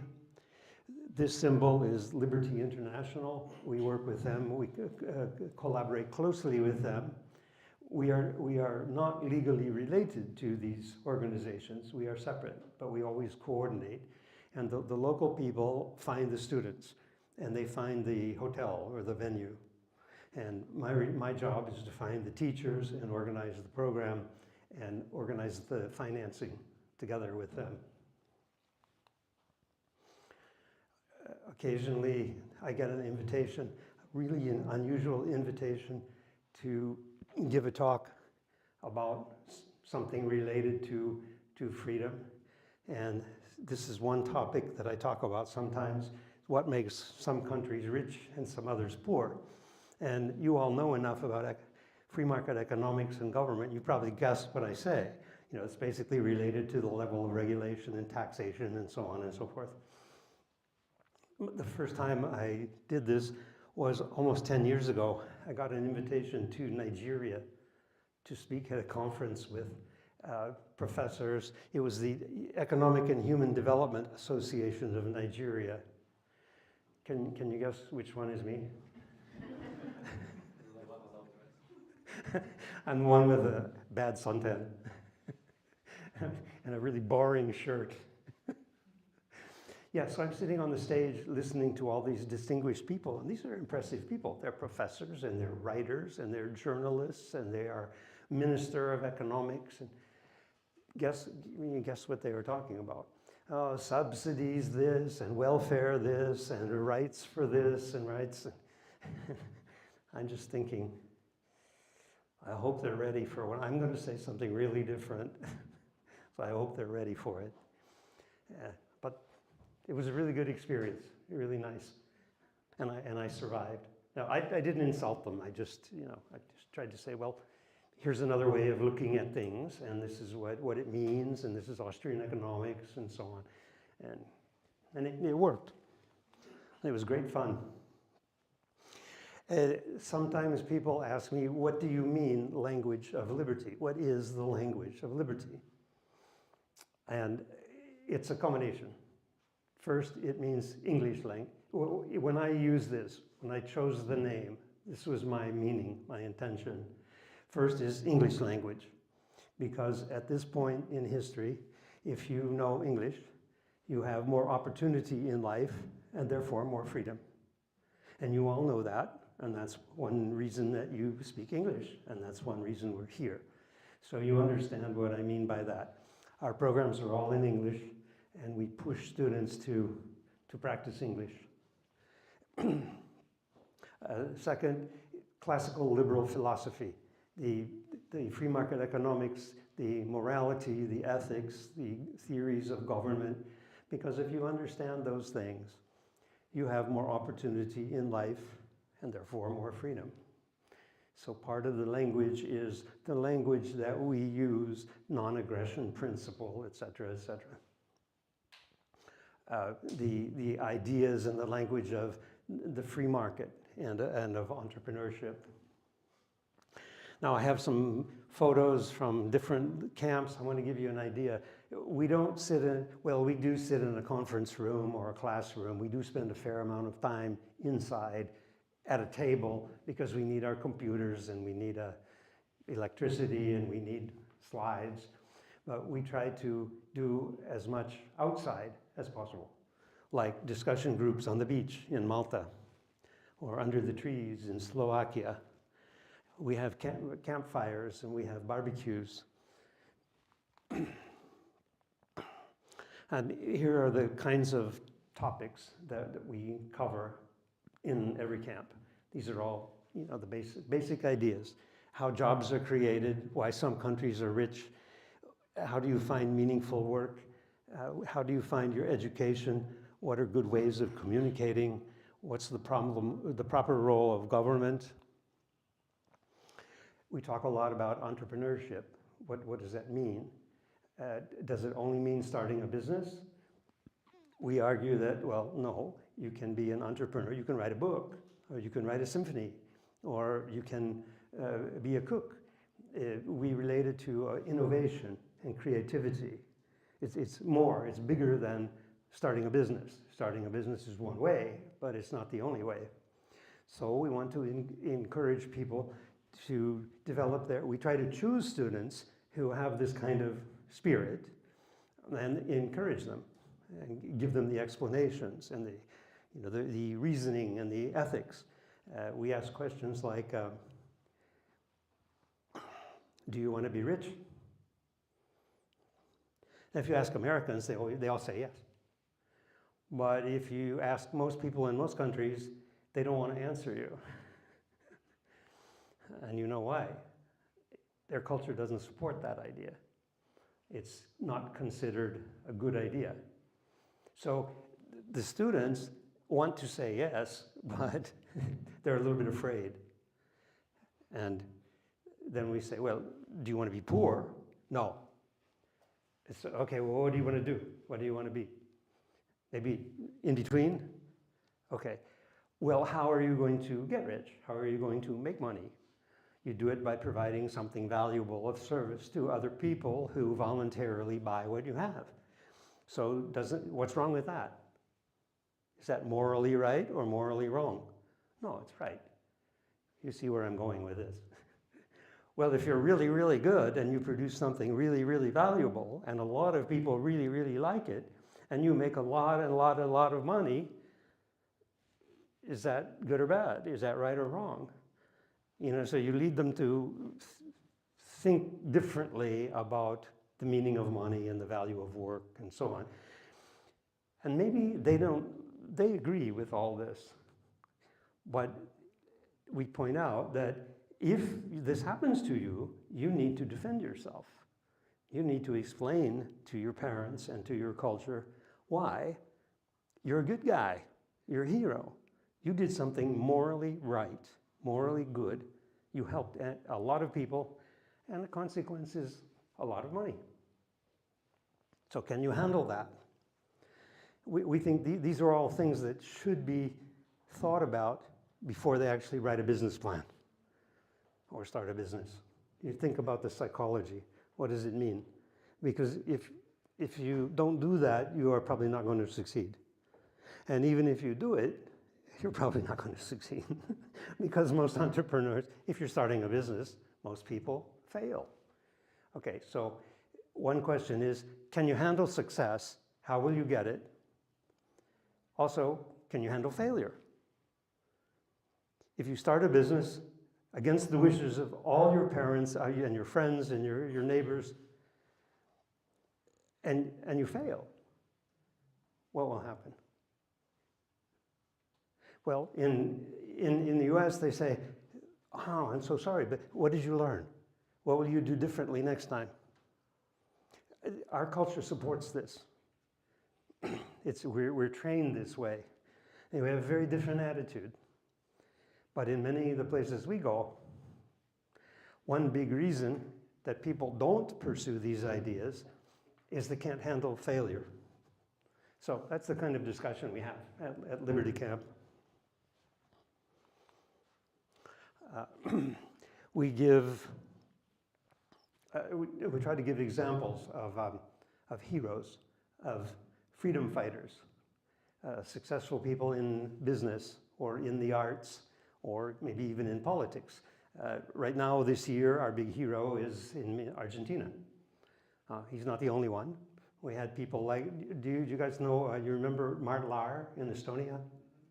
Mart and his group 20 years ago.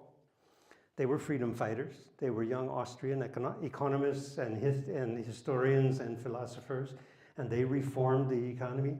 They had a window of opportunity, and they reformed the economy of Estonia. So they were freedom fighters. So Milei isn't the first one, and he's not the only one, I hope, and he's not going to be the last one. But the students need to know about this, that this is possible, and these people exist, and we can be inspired by them. We introduce them to classical, who are the great thinkers? Well, there's a long list. These are not all the names. You have others, but we think that at a minimum, students should know who these people are and what they did, what they contributed to freedom, why they are well known, why they are on the list. And you can probably answer these questions. Some of them all our students have heard of Adam Smith. Most of them have heard of John Locke, but most of them have not heard of all the others. So at Liberty Camp, we study that. Sometimes people ask me, why young people? Our students are nearly always between the age of 18 and 25. This is our audience. This is our target group. And people ask me, why this group? Why young people? And the best answer comes from Bastiat, from his dedication to economic harmonies. And he dedicated it to the youth of France. And this is what he said. He talked about the priceless gifts of youth. They are eager to learn. They need to believe in something. Their minds are immune to age-old prejudices. Their hearts are untouched by hatred. Isn't that beautiful? They have enthusiasm for all that is good and beautiful and sincere and great and wholesome.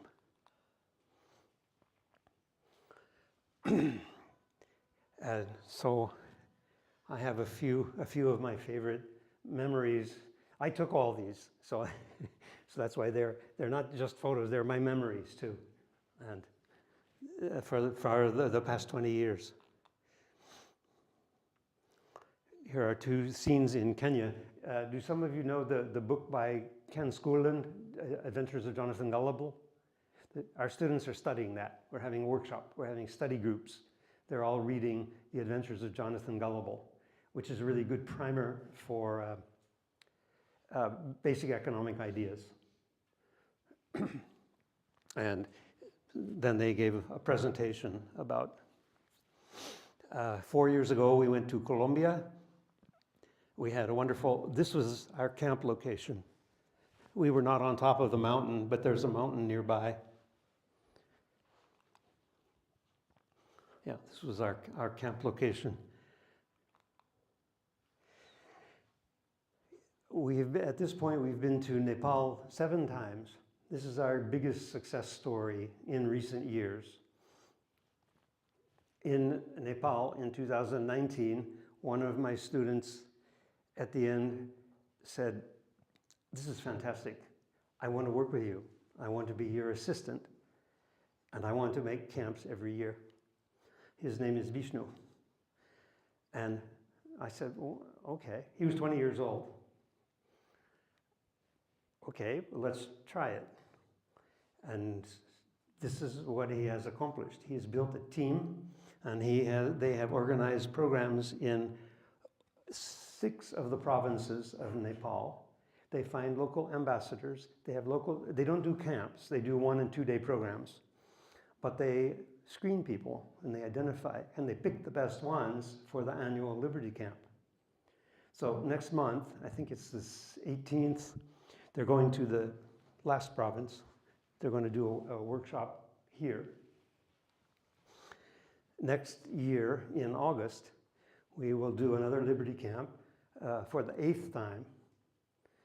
And after that, Liberty International will come and do a world conference for 2 days, August 7 to 9.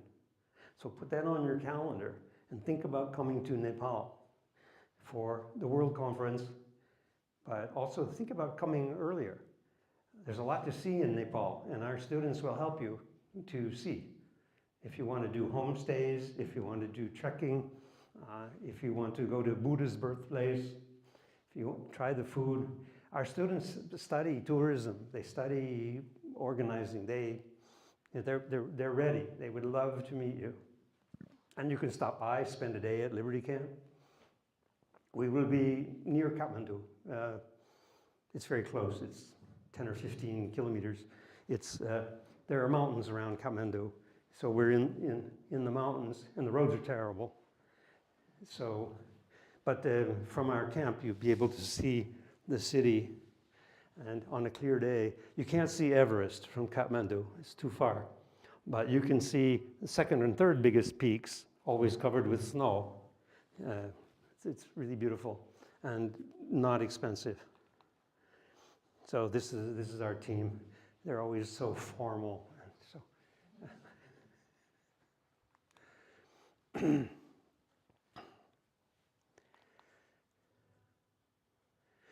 So I have to say at this point that what's happening in Nepal is our biggest success story.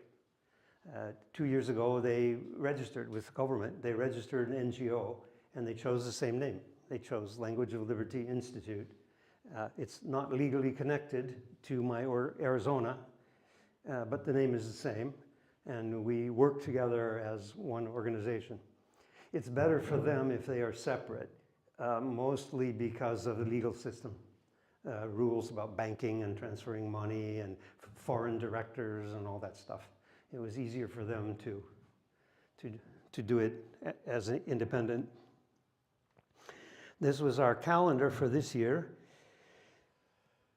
You can see we went to Nepal in June, and then we went to Colombia again, then we went to Peru and Argentina. Every year in the fall, my colleague Jacek Spendel, he's the president of Liberty International, he organizes Project Arizona. I don't have time to talk about that right now, but I want to mention it at least. And because you should know about this, you might want to send somebody or send money or publicize, whatever. And I'm happy to tell you more about it or connect you with Jacek. We're still developing next year. What's in blue is what's for sure. We're going to Nepal. I didn't put the dates, but it's the first and second week of August, going to Nepal. And we're looking to do 3 programs in Mexico for the first time. That means we're going to have to raise 30,000, 35,000, something like that. It's nice if we can group these together because people like me, I have to fly to South America and I don't want to do that every month and that's expensive. But if we schedule the programs like this, I can go one time and stay there for 2 months and do 3 or 4 or 5 Liberty programs and save a lot of money. Here are some of the outcomes we're looking for. We're looking to give the students the basic tools and to open their eyes and their minds to other programs, other things they might do next, like forming groups, clubs, writing things, publishing, starting a business, doing online training. And now, in the next year, I'm going to be able to tell them what it's like to have a free city or free country. And I'm going to be able to connect them with you guys.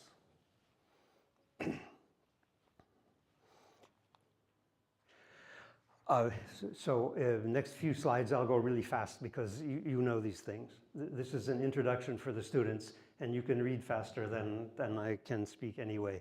But we say, well, what is classical liberal thinking?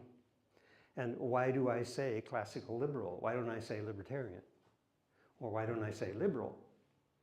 And the problem is that when you use those words, many people think they know what you're talking about. And what they think they know is probably not right. It's not what I'm talking about. So I say classical liberal, and they say, oh, what do you mean? Then I get to define what I mean. And this is what I mean. Here's classical liberal ideas. That you're free and unique, you design the life you want. No one tells you what to do. You're treated as an adult, not a child. You're left alone. You have to think about how do you live your own unique life? Are you going to follow other people or are you going to make your own way? Are you going to design your own life? And how will you do it? And it can be summarized really, really, really simply. You don't hurt other people, you don't take their stuff, and you keep your promises. Okay, living your life gets more complicated, but those are the basic rules, if you keep that in mind. And nearly everybody, fortunately, nearly everybody in the world agrees, and they do live that way.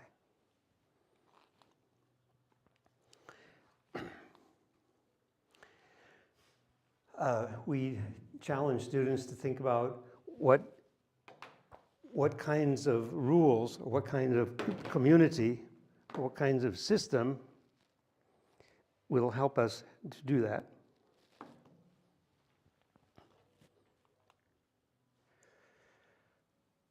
The challenge is these rules that we all agree to live by. If we're going to have a government, how can we get the government to live that way too? Like don't hurt other people and don't take their stuff and keep their promises. That's one way of expressing our challenge. Is it possible to live without government? Some people say yes. Many of us say yes. Many of us say maybe, Many people say no. Okay, I don't try to convince anyone. I try to say, well, let's just think about how this might work. Is it possible to solve our problems without government? And now I'm learning examples from all of you. We try to give the students tools for communication. After they understand the basic ideas, they're going to go out and spread them to other people. They go home and their parents say, well, what did you learn at Liberty Camp? I hope they say that. And their professors are going to say, well, what did you learn at Liberty Camp? And what are you going to do? Well, I say, you know, don't feel pressure to understand all the ideas of Ayn Rand, or all the ideas of John Locke, or that may take a lifetime. That's a wonderful goal, but you don't need to do that. Start in an easy way, and most people actually won't do that, and they don't really have the, most people are not philosophers. I'm not a philosopher. I'm not an economist. I'm a teacher. And what's useful for me is to tell good stories. I don't need to, and I don't have time, to try to explain all the ideas of Ayn Rand or Aristotle or anyone. But I can tell a few stories, and these stories are really important. If you understand these stories, you understand a lot. You know the story of iPencil. Probably a lot of you do that. There's even a nice video about iPencil, about international trade and division of labor and so on. What about the broken window from Bastiat? You know that story? What is seen and what is unseen? Okay, I can tell you these stories tonight with a beer. They're not long, but I won't do it right now. But write to me, or you remember it, and look at these stories. They're so useful. You can tell these stories to your parents, or to your brother, or to your older children, and they will learn something valuable about economics. They're not ready for Ayn Rand, but these things are important. These are basic things. And if that's all they ever learn, that's important. If they understand the trader principle, Ayn Rand talked about this a lot. Trading, exchanging. Instead of stealing, you exchange things of value. She called it the trader principle. Sounds, I have to be careful. In English, there's the word traitor. That's something very different. But if you're not careful, they sound the same. The trader principle. Jonathan Gullible, I mentioned, Ken Schooland. Our friend Thomas Jacob in Zurich has just written a short pamphlet, a project. He calls it the O-Box Planet, meaning out of the box. O-Box means out of the box. And his idea is to challenge people to imagine that they had the opportunity to design a new city, country, and he said, to make it dramatic, he says, imagine you're on a new planet. You travel to a planet and you're the first human, first life on that planet. You design your own society. What will you do? Can you do it? Do you need a government? How will you solve problems? Challenging people to think outside the box.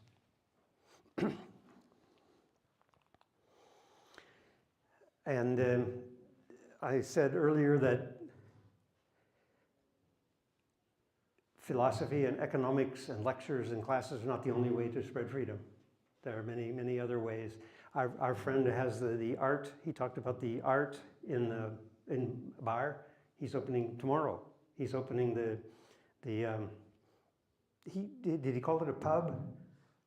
Well, it's kind of a workshop place for art, and what he showed was pictures. He didn't show music, but I'm sure he'll play music. So he is showing by example ideas of freedom to the people in Bar. And he's using art. He's using painting to do that.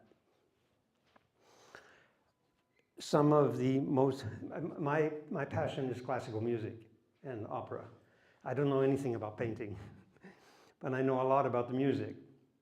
So I played the piano for many years. And some of our most famous composers were kind of revolutionary in their own way. They weren't philosophers and they weren't economists, but Mozart in Vienna in 1792 composed his last two operas, The Marriage of Figaro and The Magic Flute, possibly best known. And it was shortly before his death. What was happening in Europe in 1792? We just had the French Revolution, right? 3 years earlier, it was the French Revolution. You know what happened in Poland at that time, 1791 and 92. In the US, they just adopted the new constitution, and everybody in Europe knew about that. And in Poland, the Polish friends who were in Philadelphia helping them went back to Poland and they said, "Hey guys, let's imitate this. Let's copy this. Let's change the Polish constitution." Then they adopted nearly a copy of the U.S. Constitution. What happened to that? Does anybody know what happened in Poland in 1791, 92, 93? Well, you know where Poland is. Poland has nasty neighbors. So there's Germany, there's Austria, there's Russia. From time to time, looking back hundreds of years, from time to time, the neighbors come to visit with their guns. And there's Sweden. Sweden. Yeah, Sweden invaded Poland. So the neighbors were, and in other words, the rulers in Central Europe felt very threatened by all these ideas coming from US. And now here's Poland in the middle of Europe. What? Freedom, brotherhood, equality. What? Here in the center of Europe? I don't think so. So they all together invaded Poland and wiped it off the map for 150 years. So in the middle of all of this, Mozart in Vienna, not too far from Poland, employed by the Archduke, wrote two operas that preached equality, brotherhood, peace, making fun of the aristocracy. This guy was amazing. He was challenging his own employer, possibly the most powerful ruler in Europe. And the custom at the time was for the singers to sing Italian. The libretto was in Italian. But only a few people could understand it. The nobility, they're really highly educated. The common people didn't understand the words. So Mozart decided to change that. For these two operas, he used a libretto, he used a translation into German language. And that meant that these works could be produced in the pub or in the park, in the square, for the common people, and they could understand it. And they could understand these revolutionary ideas. So it's amazing. Check it out sometime. Magic Flute and Marriage of Figaro. And then along came Beethoven, and that's another hour story. But just think as a shortcut, I'm sure as Europeans, you all know the anthem, the music that's used for the anthem, the Ode to Joy from the Ninth Symphony. This is an ode to freedom. So I am arguing that Beethoven also was a freedom fighter. I put Verdi on the list. This is 80 years later in Italy. Verdi was a really interesting character. Not only a very, very successful composer, but he became a politician. He was a member of parliament. He was famous all over the country and widely respected for his music and for his political skills. He was a really good guy. His first big success, successful opera, was Nabucco. It was the third one he wrote, but this was the first big success. And the most famous music from that is called the Chorus of the Hebrew Slaves, and it's set in Babylon. And the slaves are singing about their homeland. What was happening in northern Italy in 1841? They were ruled by Austria. So Verdi, in a subtle way, and there was censorship.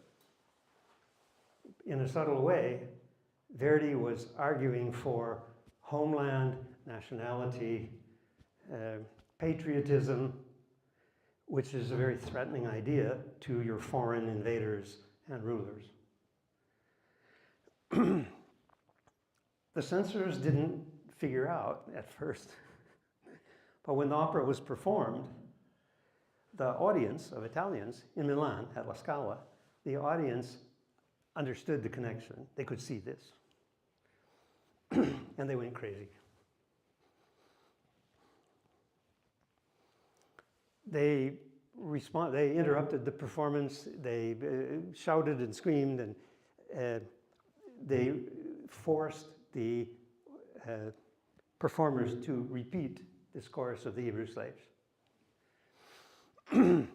This has, well, the next day the censors, what's going, okay, that's it. No more Nabucco. But it was too late. The music was out. To this day, all Italians know this song, and they consider it unofficial national anthem. It was played at Verdi's funeral. So I argue that he was a freedom fighter. His most powerful work was in 1840, after the Italian unification in 1860. He lived a long time. He lived to be 80 and served in Parliament. So he's a very, very interesting figure, and I think very inspiring, whether you're a musician or a libertarian or a politician or whatever. Okay, so final ideas, some suggestions. Again, I'm aiming this at the end of a Liberty camp. I try to challenge the students. What can you do? What can you do? If you like these ideas, what can you do? Where do you want to go? And I try to leave them with some inspiring words. And a beautiful idea comes from Hayek. We must make the building of a free society once more an intellectual adventure and a deed of courage.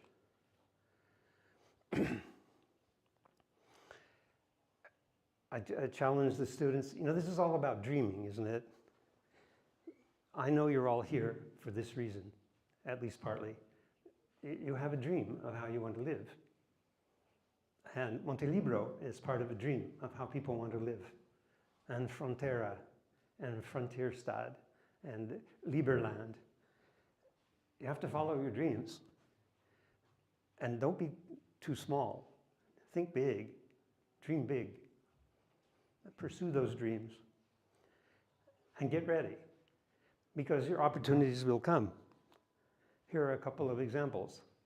I already mentioned Martlar in, what was it, 1995, more or less.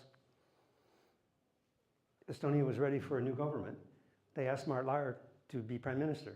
He was, I think, 29 years old, a historian, and he was invited to be prime minister of Estonia. And he called all his buddies, all the guys who studied Bastiat and Hayek and Mises. And he said, okay, come on, guys, we can reform. We've got to rewrite the Constitution. We need new policies. Let's go. And they reformed Estonia. And you know what happened there. It became the fastest growing economy. It has one of the highest standards of living and the highest degrees of freedom in Europe. 30 years ago, what was it? This is due to Martlar. The opportunity came, he was ready. You probably don't know who this woman is, Janine Áñez. She's not Estonian. You can see by the name.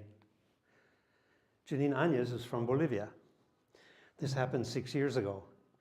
Possibly you remember that the president resigned, Morales resigned, or he was kind of forced out of office in Bolivia. And you know, in most countries, well, at least in democracy, when the president is gone, the constitution says what happens next.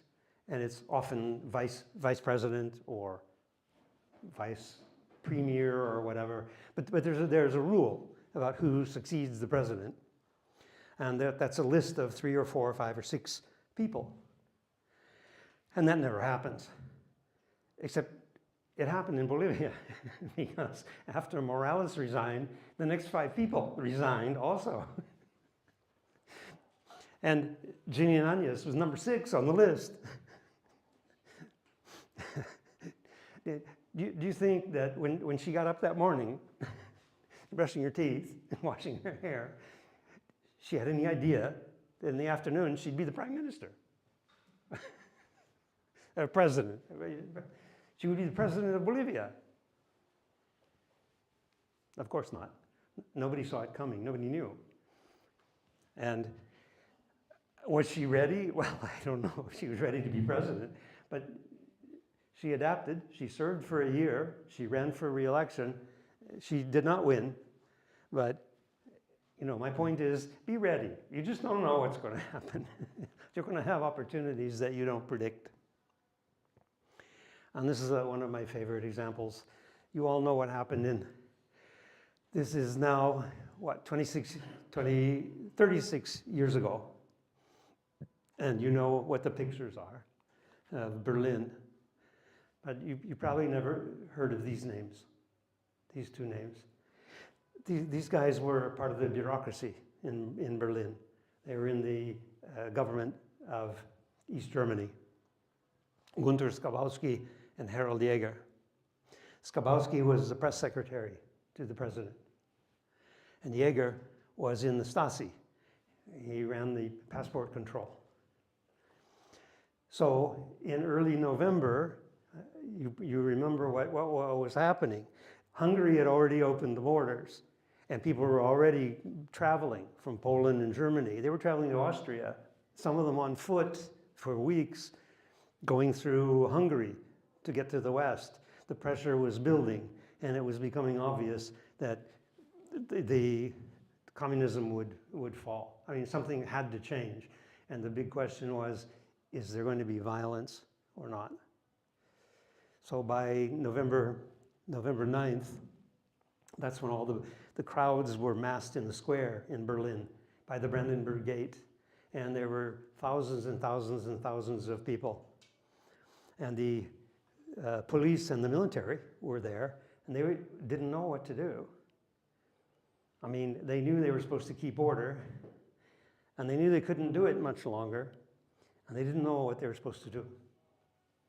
And a couple of years later, I actually met one young man. He was 20 years old, and he told me about standing in front of the door of City Hall with thousands of people. And he had his gun. He didn't know what he was going to be told to do or expected to do, and he didn't think he could do it.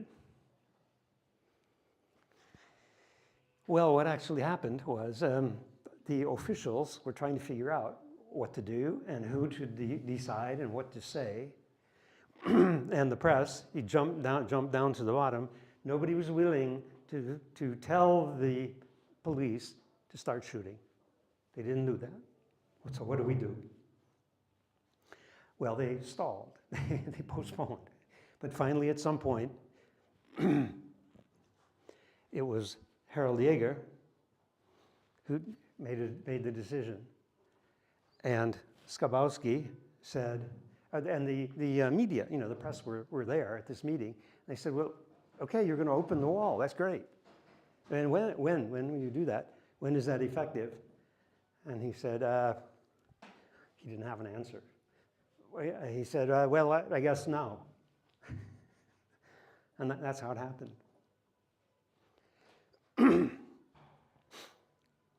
And that's when the next scenes took place. I think that's one of my favorites. So, yeah, actually, I went there a month later. I went there with some friends, and we took hammers. Now you have those special hammers for hitting rocks. It's not normal hammer, it's a special hammer for rocks. We bought those. And we flew from Frankfurt to Berlin, December 23rd. And there was security at that point, simple security. We had to put our bags through the machine. And they saw these hammers. So the security man at Frankfurt Airport said, he opened the bag, picked up the hammer. Was ist das? I was with an American friend, a violinist in the symphony. And we said, we're going to Berlin. And the officer said, Jawohl! So on December 24th, Christmas Eve, 1989, my friend and I were in this spot with our hammers. And I still have a piece of that wall.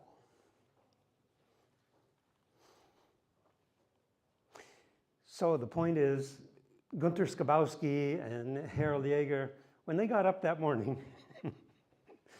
did they have any idea that they would give the order to free millions of people with no violence? Of course not. But they had an opportunity and they did it. Were they libertarians? Who cares? Were they freedom fighters? Who cares? Are they heroes? So the challenge is, this can happen to you. What will you do when your opportunity comes? Will you be ready? Here are some things you can do to get ready. Here are some books you can read.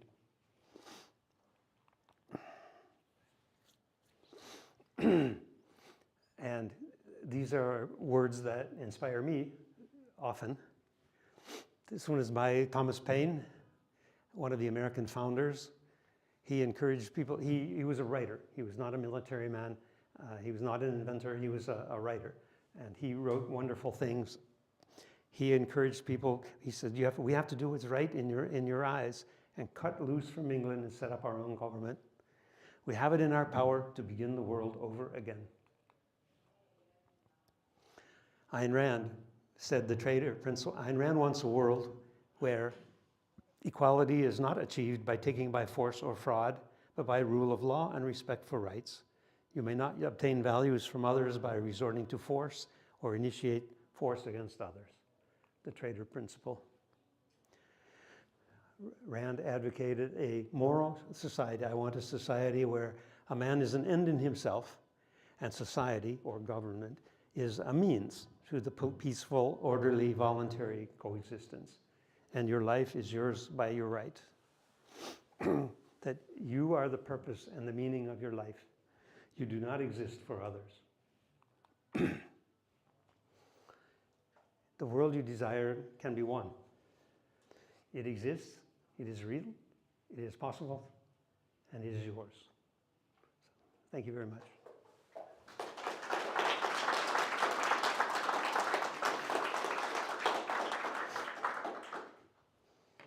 Some questions?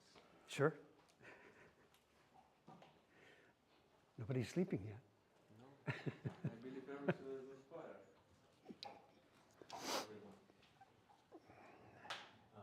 Thanks for the very inspiring talk. You mentioned the age of the students is between 18 and 25, but were there any outliers, like super young person or maybe super old person out of this range? Yeah, sure, several times. And that's not normally a problem, but in marketing you have to give people a guideline. So you don't need to be a university student. Most of the people who come are actually, in fact, university students, but not everyone. It's not a requirement. We try to give a guideline. The reason for sort of limit of 25 is because we want young people. I don't have time and I don't have the personality to argue with people my age who already have their philosophy. They already made up their minds. They already have all the answers. Some people enjoy that kind of conversation. Bless you, please do it, but not me. I want to talk to your children who come to me for information, for guidance. They're open and they're looking for a new way. But yes, we've had people 30, 35, 40, and that's fine. But the idea is to have a certain kind of mindset. Why the lower limit? Well, there's a big difference between a group of university students and a group of high school students. One difference in general, there are exceptions, but in general, the high school students are not ready to sit and listen and focus on philosophy. They're not ready to be entrepreneurs. They're not unhappy enough or creative or restless enough. They're not ready to start a business. There are exceptions.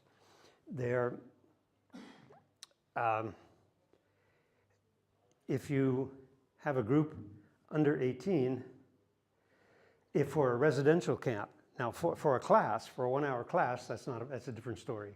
But for a residential camp where we spend 4 days and nights together, if you have students under 18, you now have to worry about where they're going to sleep and what they're drinking. In other words, you have to act like a parent. And we can't do that. That's not the purpose. And we can't take the responsibility. We can't, there are legal issues with this also. I have met 16-year-olds, and once or twice they came. Okay, but that's a rare exception. But that's why the rule is 18 to, when you're 18, you may be living independently of your parents, or at least you're at the transition stage where your parents are trying to encourage you to be an adult with your studies and your plans for your life. So that's the best for us. Do you know somebody who wants to come? Yeah, I know people who can come. I mean, they are in the age this age bracket, but I don't know, maybe. Well, another thing is, many people age 40, 45, 50, are not interested in spending 4 days drinking and partying with 22-year-olds who are like their children. It just doesn't mix for many reasons. The older ones, I want to come and be teachers.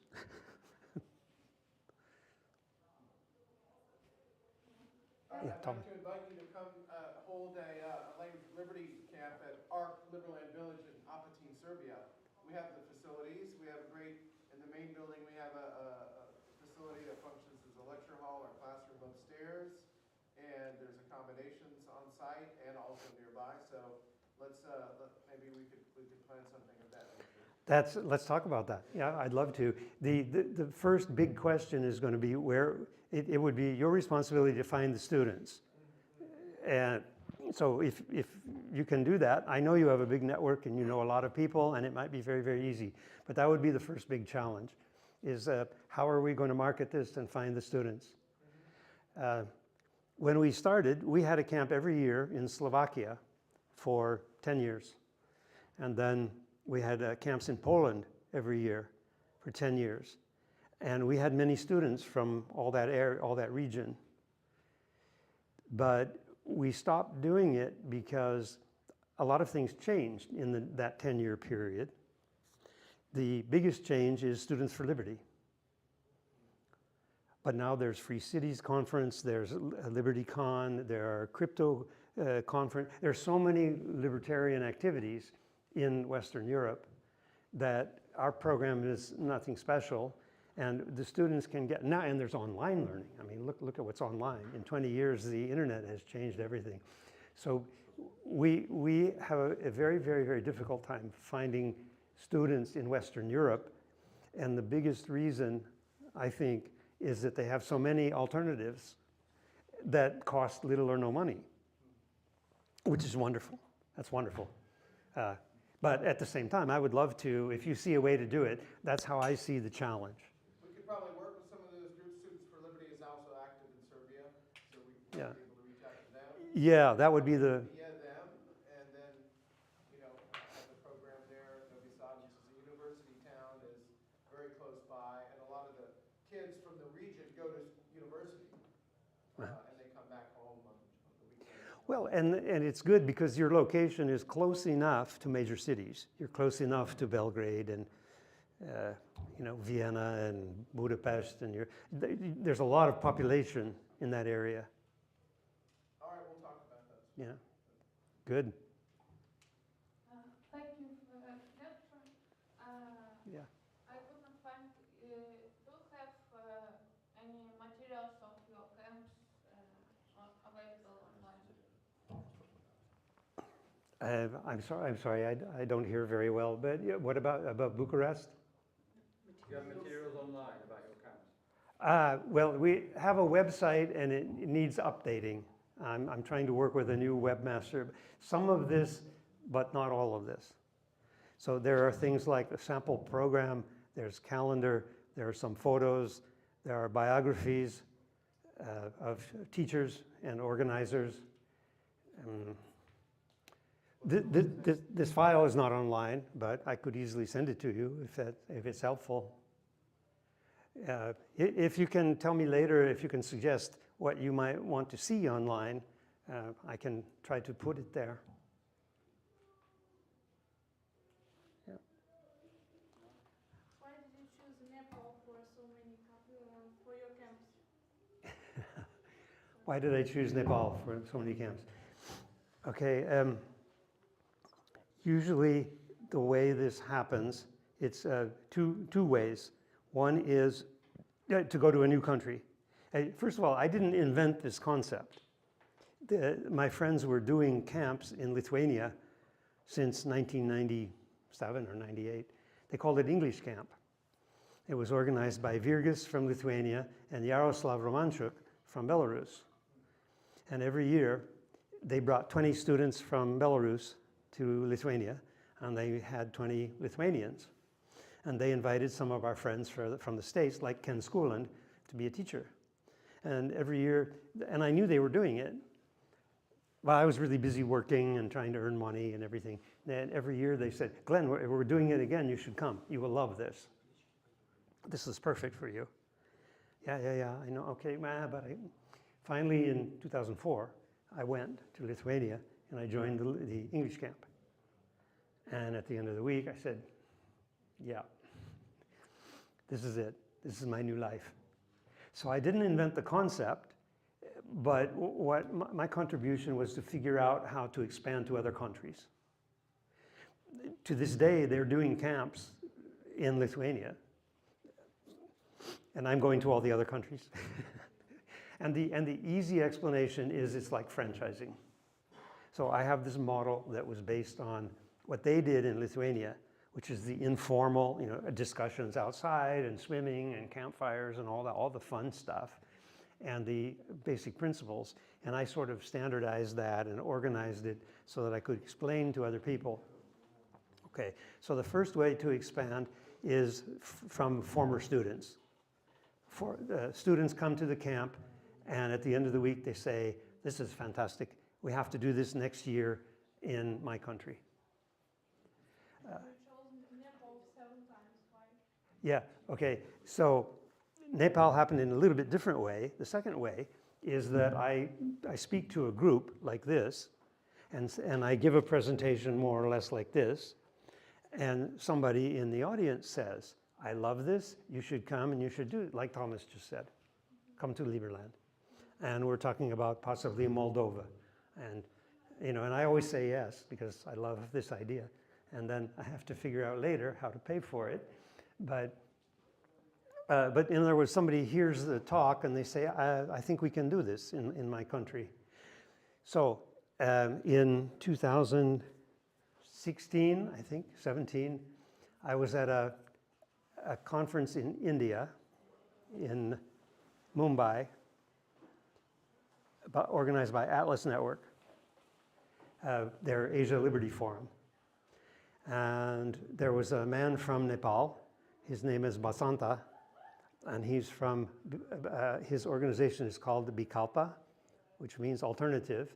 It's a libertarian NGO in Biratnagar, in the east end of the country. So he heard me talk about something like this, and he said, next year you should come to Nepal. I'll organize. So the first time in Nepal was because of Basanta and his NGO inviting me and helping and organizing. Then we spread to other cities, and 2019, one of the students was Bishnu, who is from the city of Pokhara, second biggest city. And he was inspired. He said, I want to work with you and I want to do more programs in Nepal. So, Your assistant worked from Nepal? Yes, right. And so now he's built this team and he's built this momentum. And so every year, and they do all the work. You know, it's easy for me. I still talk to teachers and I try to raise money, but they are really superb organizers. And they, remember the slide of Nepal with the provinces? And they organize almost every month, they organize workshops in those. Earlier this year, there was the Nepal parliament was discussing a censorship bill. They wanted to block hate speech and other stuff like that, politically incorrect speech. And they didn't say censorship, but that's what it was. And our guys organized a public debate about that, and they raised enough awareness about why this is terrible that it didn't happen until September. And then they did it, and they cut off the internet, and that's, maybe you saw pictures of the demonstrations in the streets in Nepal, in many cities, not only Kathmandu. So our guys didn't set fires, but it was, all that happened spontaneously, actually. That was not organized by communists, it wasn't organized by terrorists, it wasn't organized by Language of Liberty. It happened because all the young people had their internet cut off. And because there's this background of discussion about free speech and censorship, and they were so upset, they burned the house of the prime minister, forced him to resign. There's a big hotel in central Kathmandu, big modern high-rise glass hotel.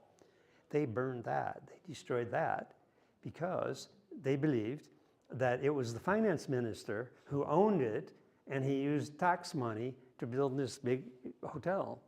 And so it was a symbol of the corruption. They were so upset. They've been a democracy for 9 years. And what they've gotten is all the worst things. All the corruption and all the... And they had lockdown, you know. They had to suffer through 2 years of lockdown. Our guys organized a food relief program. They managed to get permission. They were allowed to do this. But during the lockdown, they organized a food collection. I don't know exactly how they did it because the markets were not open, but people got food somewhere, somehow. And they found people who were starving because of lockdown. And they took food to them. So a private relief program for COVID aid. These guys are amazing. You have to come to Nepal and meet them. You will love them. That's my Nepal family. Thank you, Glenn. I wanted to ask you if you can give any examples of daily activities on your camp, and especially the price for each person, if it's not a secret. Of daily activities? Yes. Yes. Daily or weekly activities which you have in? Okay. Yes, and the second, did you say the price? Yeah, the price. Okay, sure. It's not the secret. Yeah.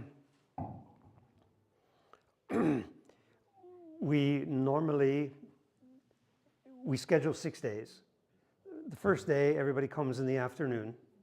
In the evening, we have a welcome, which is usually in the room, but we quickly move outside. We have a campfire, and we have beer, and we have,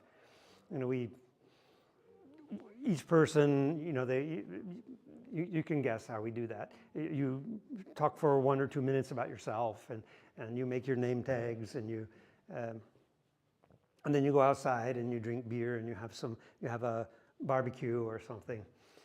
Then the next 4 days, we schedule 2 or 3. It looks like a formal conference schedule. In other words, 2 or 3 hours in the morning with coffee breaks, then usually 2 hours for lunch, because we want to give people time to go swimming or to have a hike or have a rest, and then 1 or 2 hours in the afternoon. And that's more like a conference, meaning you have a speaker in the front with a microphone and slides. But not everybody. We encourage informality, we encourage the discussion, and we encourage, if it's a nice day and we don't need the projector, let's go outside. We sit outside. That's a good idea. Then at the end, for about 2 hours before dinner, we have a workshop time. And during the workshop, we divide everybody. If we have 35 people, we divide into 6 or 7 groups. So there are 5 or 6 people. And they are supposed to organize themselves, because we explain that we, teachers, will be in the room and available, but you have to run the show, and this is what you have to do. And an example, there's a theme or a purpose. One example might be to produce a business plan. So in your group, think about what kind of business you might want to operate, or maybe 2, and think about the issues. Okay, this isn't enough time to produce something really big and dramatic, but we're trying to give them the basics, just the beginning. If you think you want to be an entrepreneur, you think you want to start a business, okay, here are some things you need to know. I already told you about the psychological issues and the philosophical issues, so now, you think about, do you need a president for your group? Do you need somebody to make a budget? Do you need to identify your goals and your milestones, and that sort of thing? And we're here to help you, but we're not doing it for you. You have to do it. Ask us questions. So first 2 days are like the, and then we have evening. In the evening we have we try not to do it. Usually they're really tired by dinner time, because for most people the English is not, well, in Nepal they speak English, and some of them have their studies in English at university, many of them, but not everyone. In other countries like South America, it's very different. It's not much English. So at the end of the day, their brain is tired. They don't want, we have to watch that, be careful about that. So we don't have lectures in the evening. We might have a short movie, some kind of movie, maybe a movie like iPencil, or we used to, do you know who John Stossel is? He's an American journalist. He was really popular. He still makes short videos, usually interviews, on YouTube. But he was quite well known 20 years ago. So sometimes we show something like that, which is not too challenging. It's good English and good ideas and not too challenging. On the second or third night, we often organize a debate. And we use 4 or 6 students, and we say, you have to choose a topic. We're not going to follow formal debate rules, like precise time, and we're relaxed. We're here to have fun, but we're here to practice English. So choose a debate, or we give you a debate topic, and then you prepare. Third day, we have normally free time in the afternoon, because after 2 full days of activity, we need more time off. And then on the fourth full day, we have program in the morning and the afternoon. The workshop groups have to present. They have to, and one goal is for each person. Some people are more shy and some people are less shy. So we have a lot of tricks that we use to get everyone to participate. We want, one of the rules is each person must give part of the presentation, because otherwise you have 4 people who dominate the entire group, and that's not good. So, and then we have a talent show. We have a final barbecue and a campfire and a talent show. And we see some amazing things with the talent show. Folk dances and costumes, and it's wonderful. Finally, the last day, 6th day, in the morning, we have breakfast, and then we leave before noon. So when you're planning your travel, block an entire week. You can spend a week with us. Okay, the cost. In Nepal, we can do a week like that for usually a little less than 10,000 euro. Meaning we rent the entire place for 40 people, and we have all the food, 14 meals.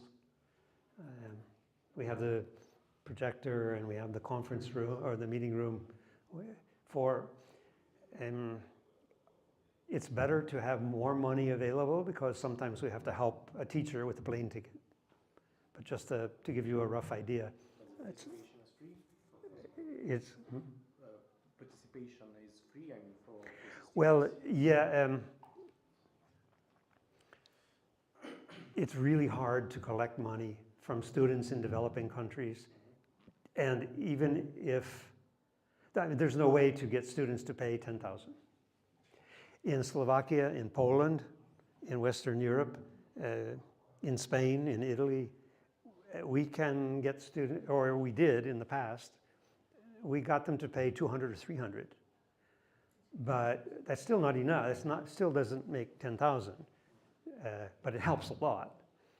Okay, we think it's important for students to pay something for 2 reasons. One is to challenge their idea that education is something free, and you get, okay, and it's your right, and you deserve this.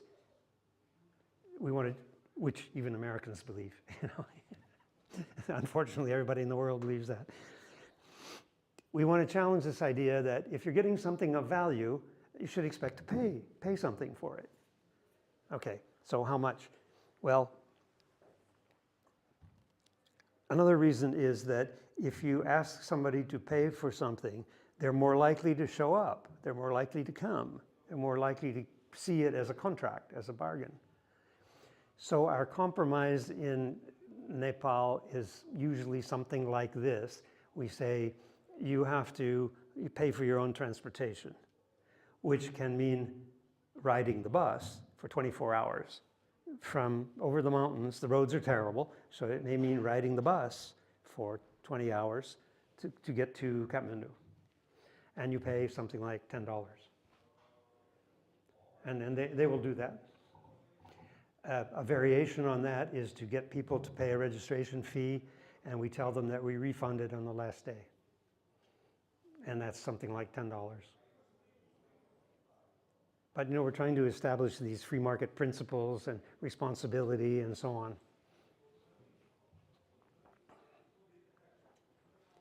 And so my time is up. Do you have a quick question? I can talk all night, you see. Or we continue in the pub. Thank you, Glenn. Do you see any measurable or maybe visible results of your programs? Maybe some success stories, or you expect it later, through years, or you see it now? Yes. I tried to give you a really short answer. The best example of a success story, well, we believe that, we hope that every student has learned something. Every student finds a way to improve his life. Every student finds a story to tell his mother or his sister or his professor. We believe that's true, but we have no way to know. We have no way to measure and no way to follow this activity. What we do know and what we can follow is that occasionally a student is motivated to organize another camp. So those are, I told you some of those examples already. That's the best example I can give you of a success story. We have motivated somebody to be an organizer the following year.